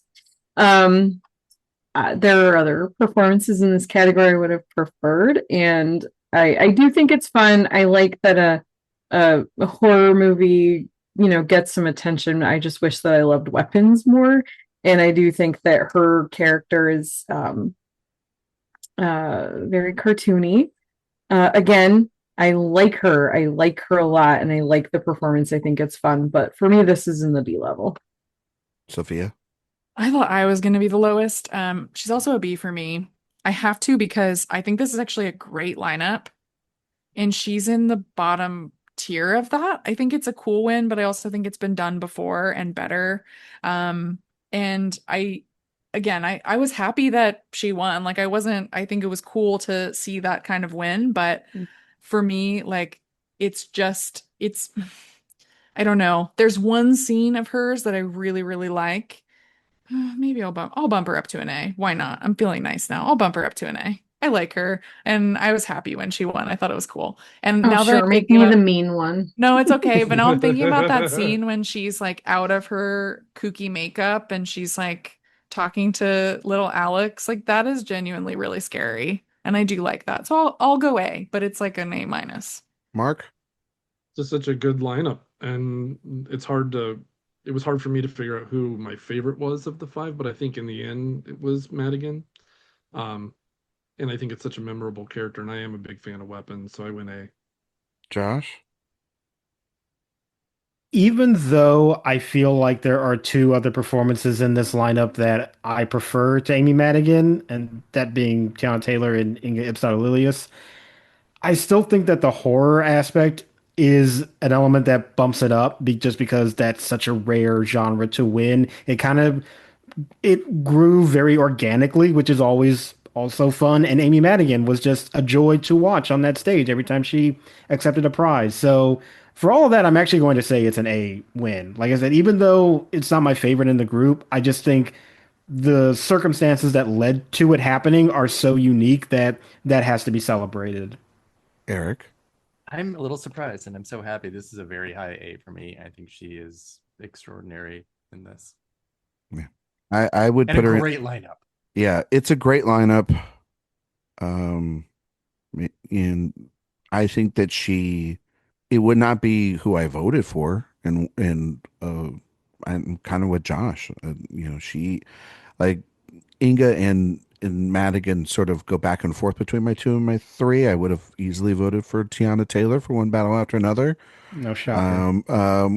I mean, come on. I mean, look, I would have voted for it I mean, too, come but, on. like, Don't try to throw what I'm saying under the bus. You just said you would do the same thing too, Josh. So don't be trying to do I know, that. but come on, it's just Come some on gentle now. ribbing, you know. But I will say that I was so happy that this win came to fruition, because I do think that in a time when genre is at its highest right now, it's particularly horror, and this performance was like the performance of the year. Like people were dressing up as this character. This was the one. Like if you go out of 2025, this will probably, if you look back, this is like the character you take out of the year. Maybe not the film, but definitely the character. And her having the long stretch between her first nom to this, her speeches were hysterical and all over the place. It kind of gave us like that Olivia Colman vibe. And I don't know, it's just something about like her there with Ed Harris, and Ed Harris just like smiling as she's up on that stage. Like it's such a great moment. Like you can't get mad at it. Like even if it's like not your favorite, you can't get mad at that. And yeah, and I loved Weapons, and I loved her in it, and yeah, it's A, like it's good. Okay, down to the final three. 1950, Josephine Hall, Harvey. Our other nominees, we have Hope Emerson for Caged, Celeste Holm for All About Eve, Nancy Olson for Sunset Boulevard, and Thelma Ritter for All About Eve. Josh. I gave her a B. I do really like the performance. She's very fun in it. Although it was because this was another blind spot that I needed to catch up with. And I do admit that there was a little bit of me thinking like there's like a couple scenes short of it like really being one of my absolute favorites. But, as is, she's good. I also think competition in the category is a little bit stronger than her. But I enjoyed her still, so I'm going to give her a B. Same way. I'm all the way. Everything Josh said is why she landed a B for me. Eric? Yeah, it's a B, but relatively uninspired. Okay. Don't sound too sad about it. It's okay. Again, we've had to talk about Thelma Ritter 6 times as a loser. Yeah. It doesn't make me happy. Maybe sometimes if she lost 6 times, a little bit of reflection inward, right? Like, do you want me to punch you in the face? Mark? Harvey's a sentimental favorite of mine, but the competition here is severe, so I went D. Jesus Christ, Mark. Sophia.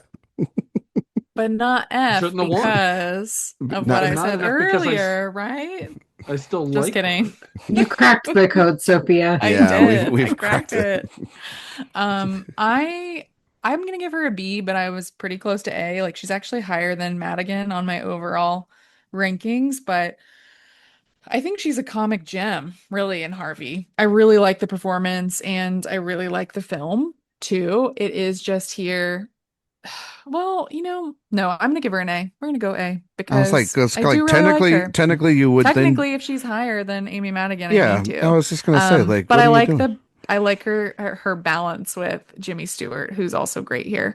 But I again love my All About Eve ladies, especially Thelma Ritter, who saw through her the entire time. Kind of like me and a certain pop star, Yeah, exactly. Karen.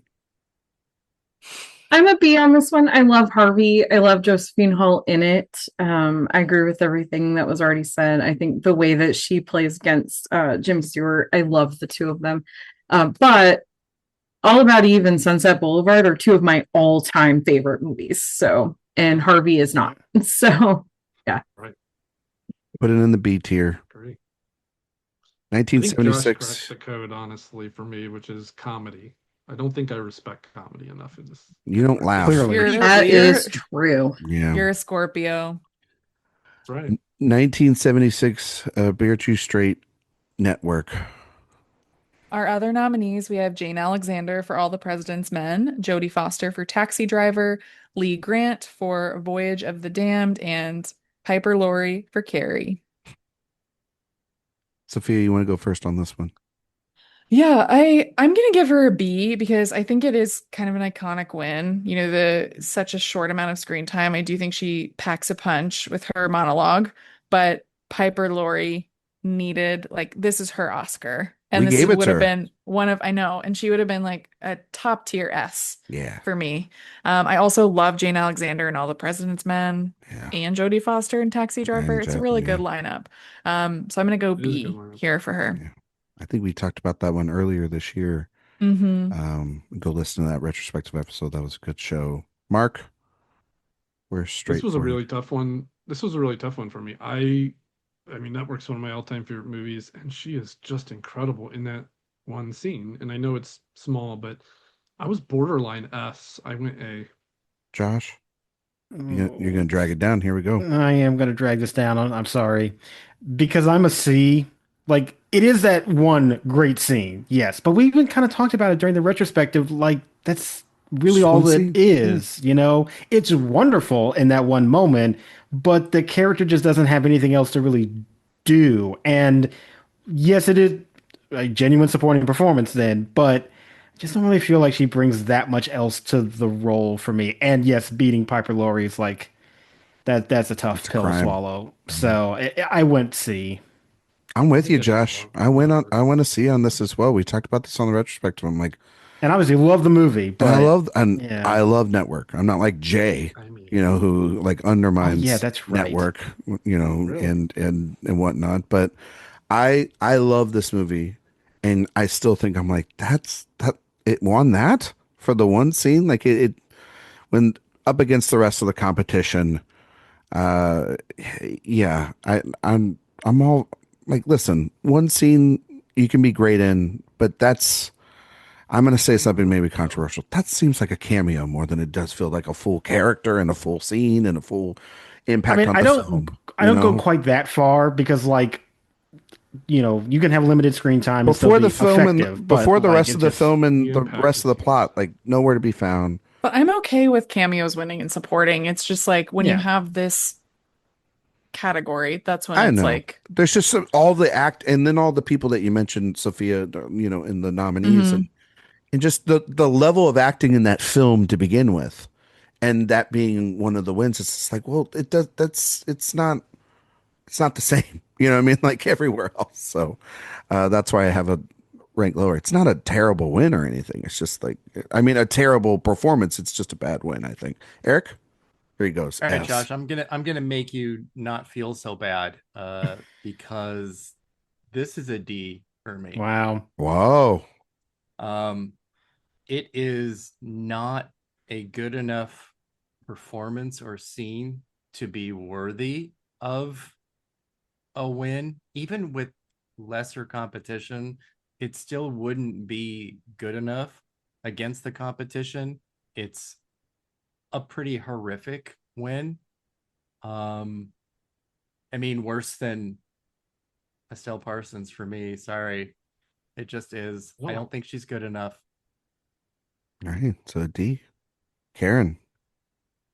I was a B on this because I do like her and I think that her scene is great, but also just the competition that she's up against and also the fact that it is one scene out of a really, really fantastic movie. But she stands out enough for me to put her in B level.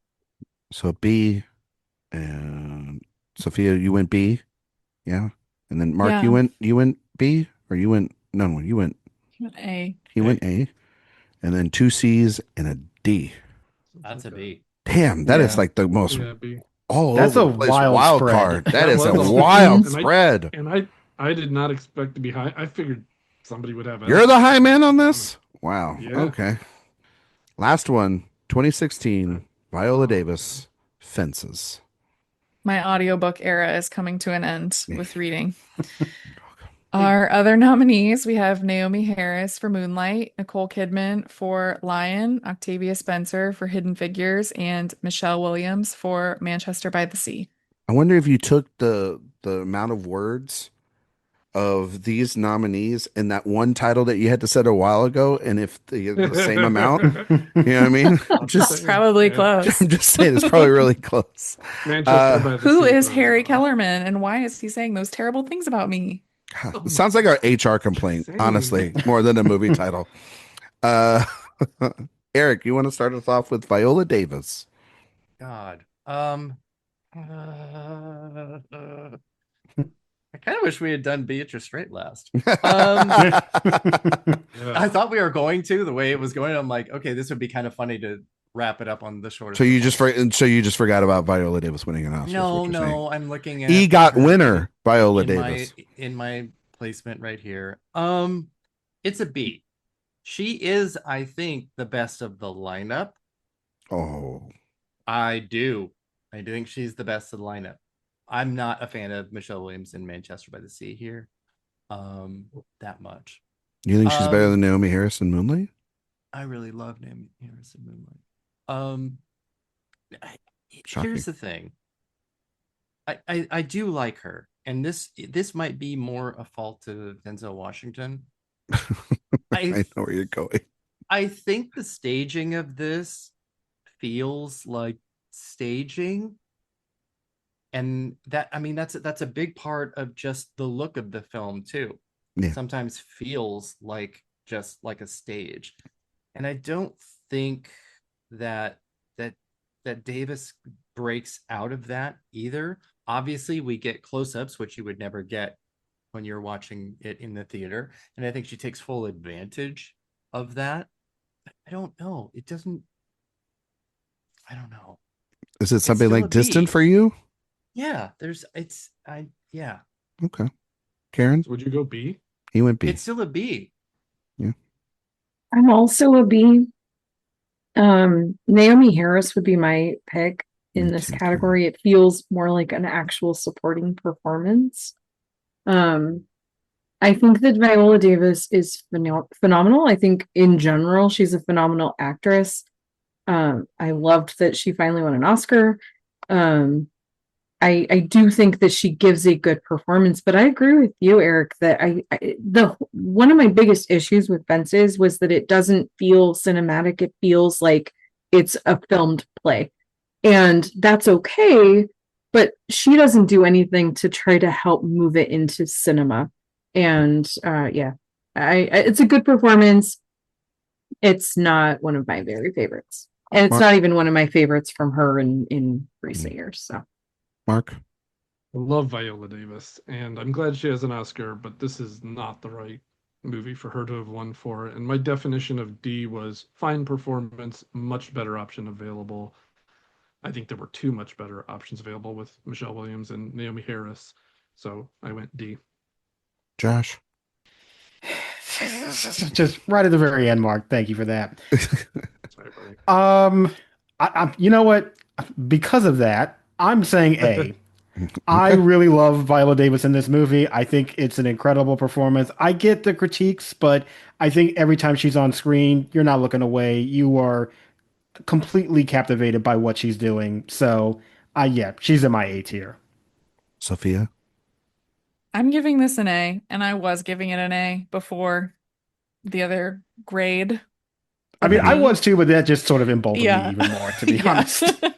I think that, Viola Davis, she is a Juilliard grad. She is a theater actress, I think, too. And I think, yes, the movie does sometimes feel like a filmed play, but I also think that Denzel does understand actors really well, and he understands like her power in close up. And I think she actually makes this role feel really expansive and emotional. And I think that what she does with the ending too, I think we think about Viola as a very emotional actress and she can reach for those places, but I think she has great subtlety to her too, and that's here as well. So I'd go A.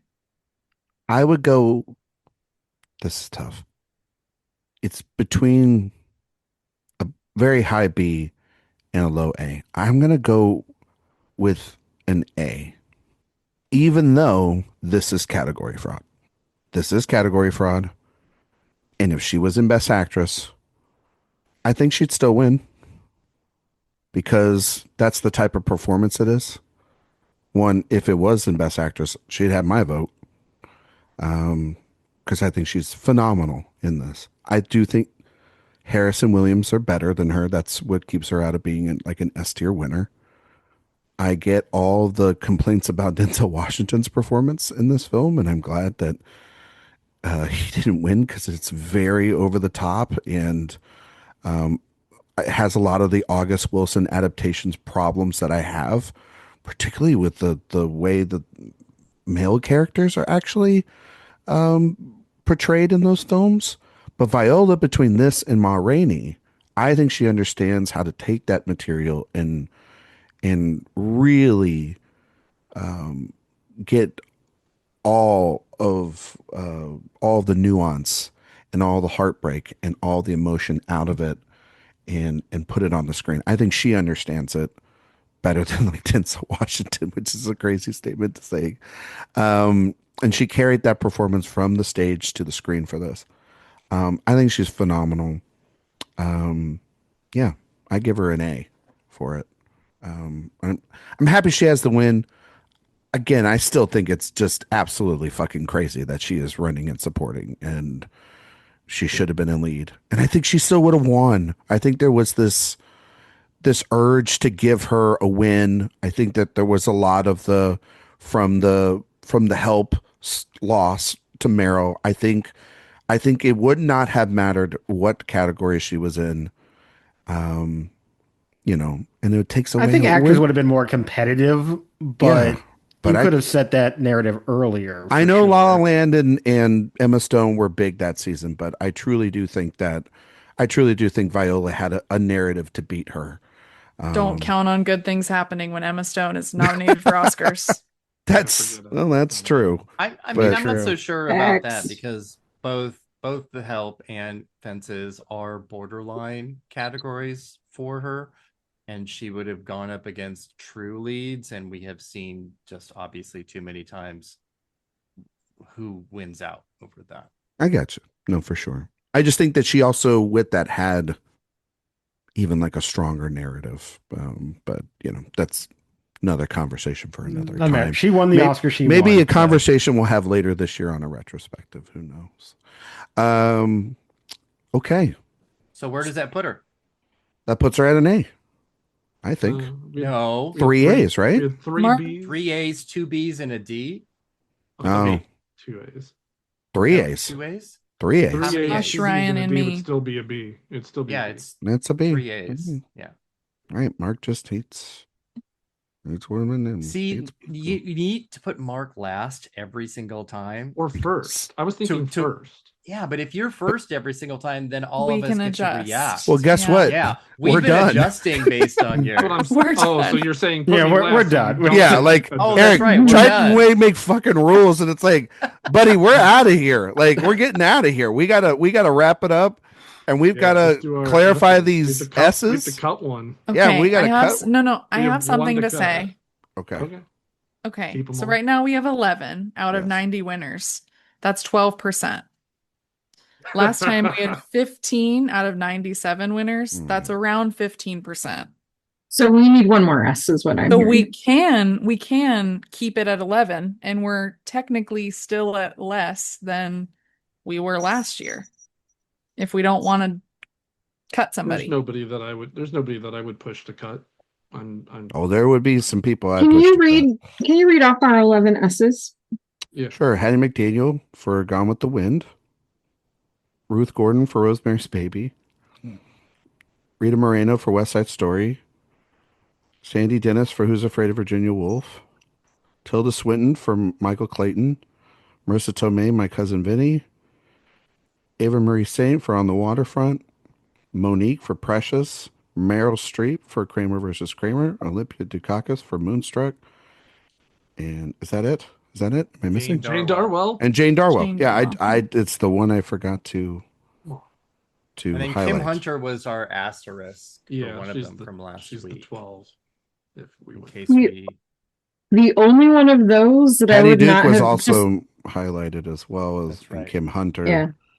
And Just going back to, because the fact that I didn't get to vote last week, the only one that I would not have voted to give an S to, I already talked about today, and that was Monique. So I think we have 11 S's.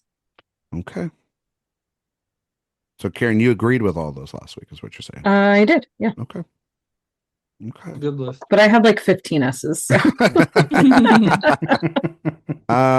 Okay, well, I don't want to keep it at 11 because that's a crazy number. And so but the either math 12 is mathing. 12 or 10.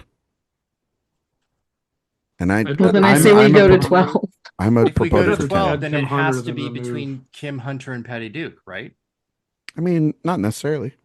But that's I mean, who that- we starred last week. Sure. Yeah. So Kim Yeah. Hunter We was started- And we Somebody didn't star anybody this week. We so- did. Mm-mm. I starred Whoopi Goldberg this week. Oh, It's not Whoopi Goldberg. but it wasn't a clean She- sweep. she Dianne got Wiest enough. and Vanessa Redgrave were the clean sweep, so they should only be considered. What are you How can we talking? consider a non-clean sweep in A? Oh, in A. the is only what you're the saying. only two that were We true haven't done cusp were Kim Hunter and Was Lupita a sweep in A? No. So this is what I'll say. I will say like I would be on the side of, now that we're almost at 5 hours, of saying like passion. Like if someone has like a few S's, I would be more inclined to bump them to S than someone with a lot of A's. Yeah. Yes. So like Whoopi had a bunch of S's. I know I also held back on Lupita giving her an S, but I would have. But you didn't. Well, I was trying to be. I wouldn't retrofit anybody into it unless they were I say on the cusp. let's do Kim Hunter because I feel like she was the one where a lot of us were like, oh, if we, she would be an S, but we had to cut back. I feel like she was basically an honorary S to begin with. You know so what? let's- Jamie Lee let's throw her Curtis. in it. Let's just bump her all the way up. Would fit the series. It would fit the season for that year. I'm gonna throw out Kim Hunter. Move and her into Ryan S. was never heard from again. Thank you. I would throw out Dorothy Malone.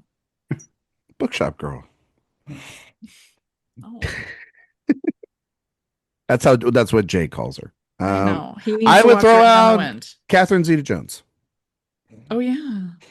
Oh, for God's sakes. Yeah.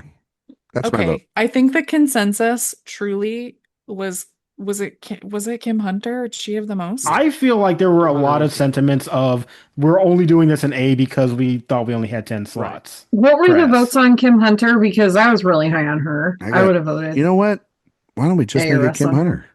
Yeah. Let's just do Fine with that. me. Make it Kim Seems Hunter. like that's the right. consensus. My vote right is now. S for Kim Hunter. There you go. That's Karen's Tiebreaker- vote. The tiebreaker we needed. There you go. And so we moved from That's a 10 good 12. to now changing 12. it to 12. That's Yeah. the top 12. The Okay. math is mathing. The maths. Thank you, Sophia. All right. Yes, you're welcome. Well, okay. Well, no, because I didn't want to think about cutting Yeah. somebody because I like Yeah. that. Well, like all of I mean, them. I like 10, but it would've is been what hard it to is. figure Mark, out who to cut. The percentages are fair. I like it. tell everybody, Mark, where they can find, Mark, if they like want me, to, find you on the want internet. to give and me follow you. hate mail. At least I'm consistent with it. You And, can give your I was address watching too for pretending. people that Gold derby. really want to like connect with you on these choices. And if you want to give them your Anybody social, wants to shake my you know, hand. shake exactly. your hand, Mark. Shake your hand. Right. Jesus Shake Christ. my hand really hard. Josh, You can find me on Twitter, Blue Sky, and Letterboxd at JR Parham, and you can also find my work at Next Best Picture and AwardsWatch. Karen Peterson. You can find my written work at AwardsWatch.com, and you can find me on social media on mostly Instagram and Letterboxd, occasionally Blue Sky, at Karen M. Peterson. Sophia Ciminello. You can find me on Twitter at Sophia_Sim, Blue Sky and Letterboxd at Sophia Sim, and you can find writing, reviews, interviews, and more at AwardsWatch. Erik Anderson. You can definitely find me at awardswatch.com. On Twitter and Instagram, I am now at AwardsWatch Erik, and I think I'm gonna end up all of those being that at some point. So yeah, either that or AwardsWatch for socials. You can find me on Twitter, Instagram, Letterboxd, Blue Sky at Ryan McQuade 77. You can find on my work here at awardswatch.com. If you like podcasts, we're coming towards the end of our Christopher Nolan movie series over at Director Watch. This week's episode is over a Best Picture winner. It is over Oppenheimer. And our great friend here, Sophia Ciminello, is the guest on that episode. Totally normal episode. No shenanigans. Actually, really no shenanigans. We really talked about that movie the entire time. It was actually shocking. It was shocking how little tangents we went on and just talked about the film. And I'm not exaggerating. Nobody believes us, but then go ahead and listen to it and find out just how right we are right now. iTunes, Spotify, 5 stars. We greatly appreciate it. While you're over on the website, sign up for the newsletter that Erik puts together. It's the best place to get all of our news, reviews, interviews, and podcasts sent out to you all in one place. Next week is a very special episode of Director Watch here on the main show, where Jay and I, along with some special guests, will be reviewing Christopher Nolan's latest film, The Odyssey. So we went from this Odyssey of the tier ranking episodes to talking about the literal Odyssey next week. Small film. No one's really heard about it. Can't wait to talk about it. Thank you all so much for listening, and we'll see you all next time.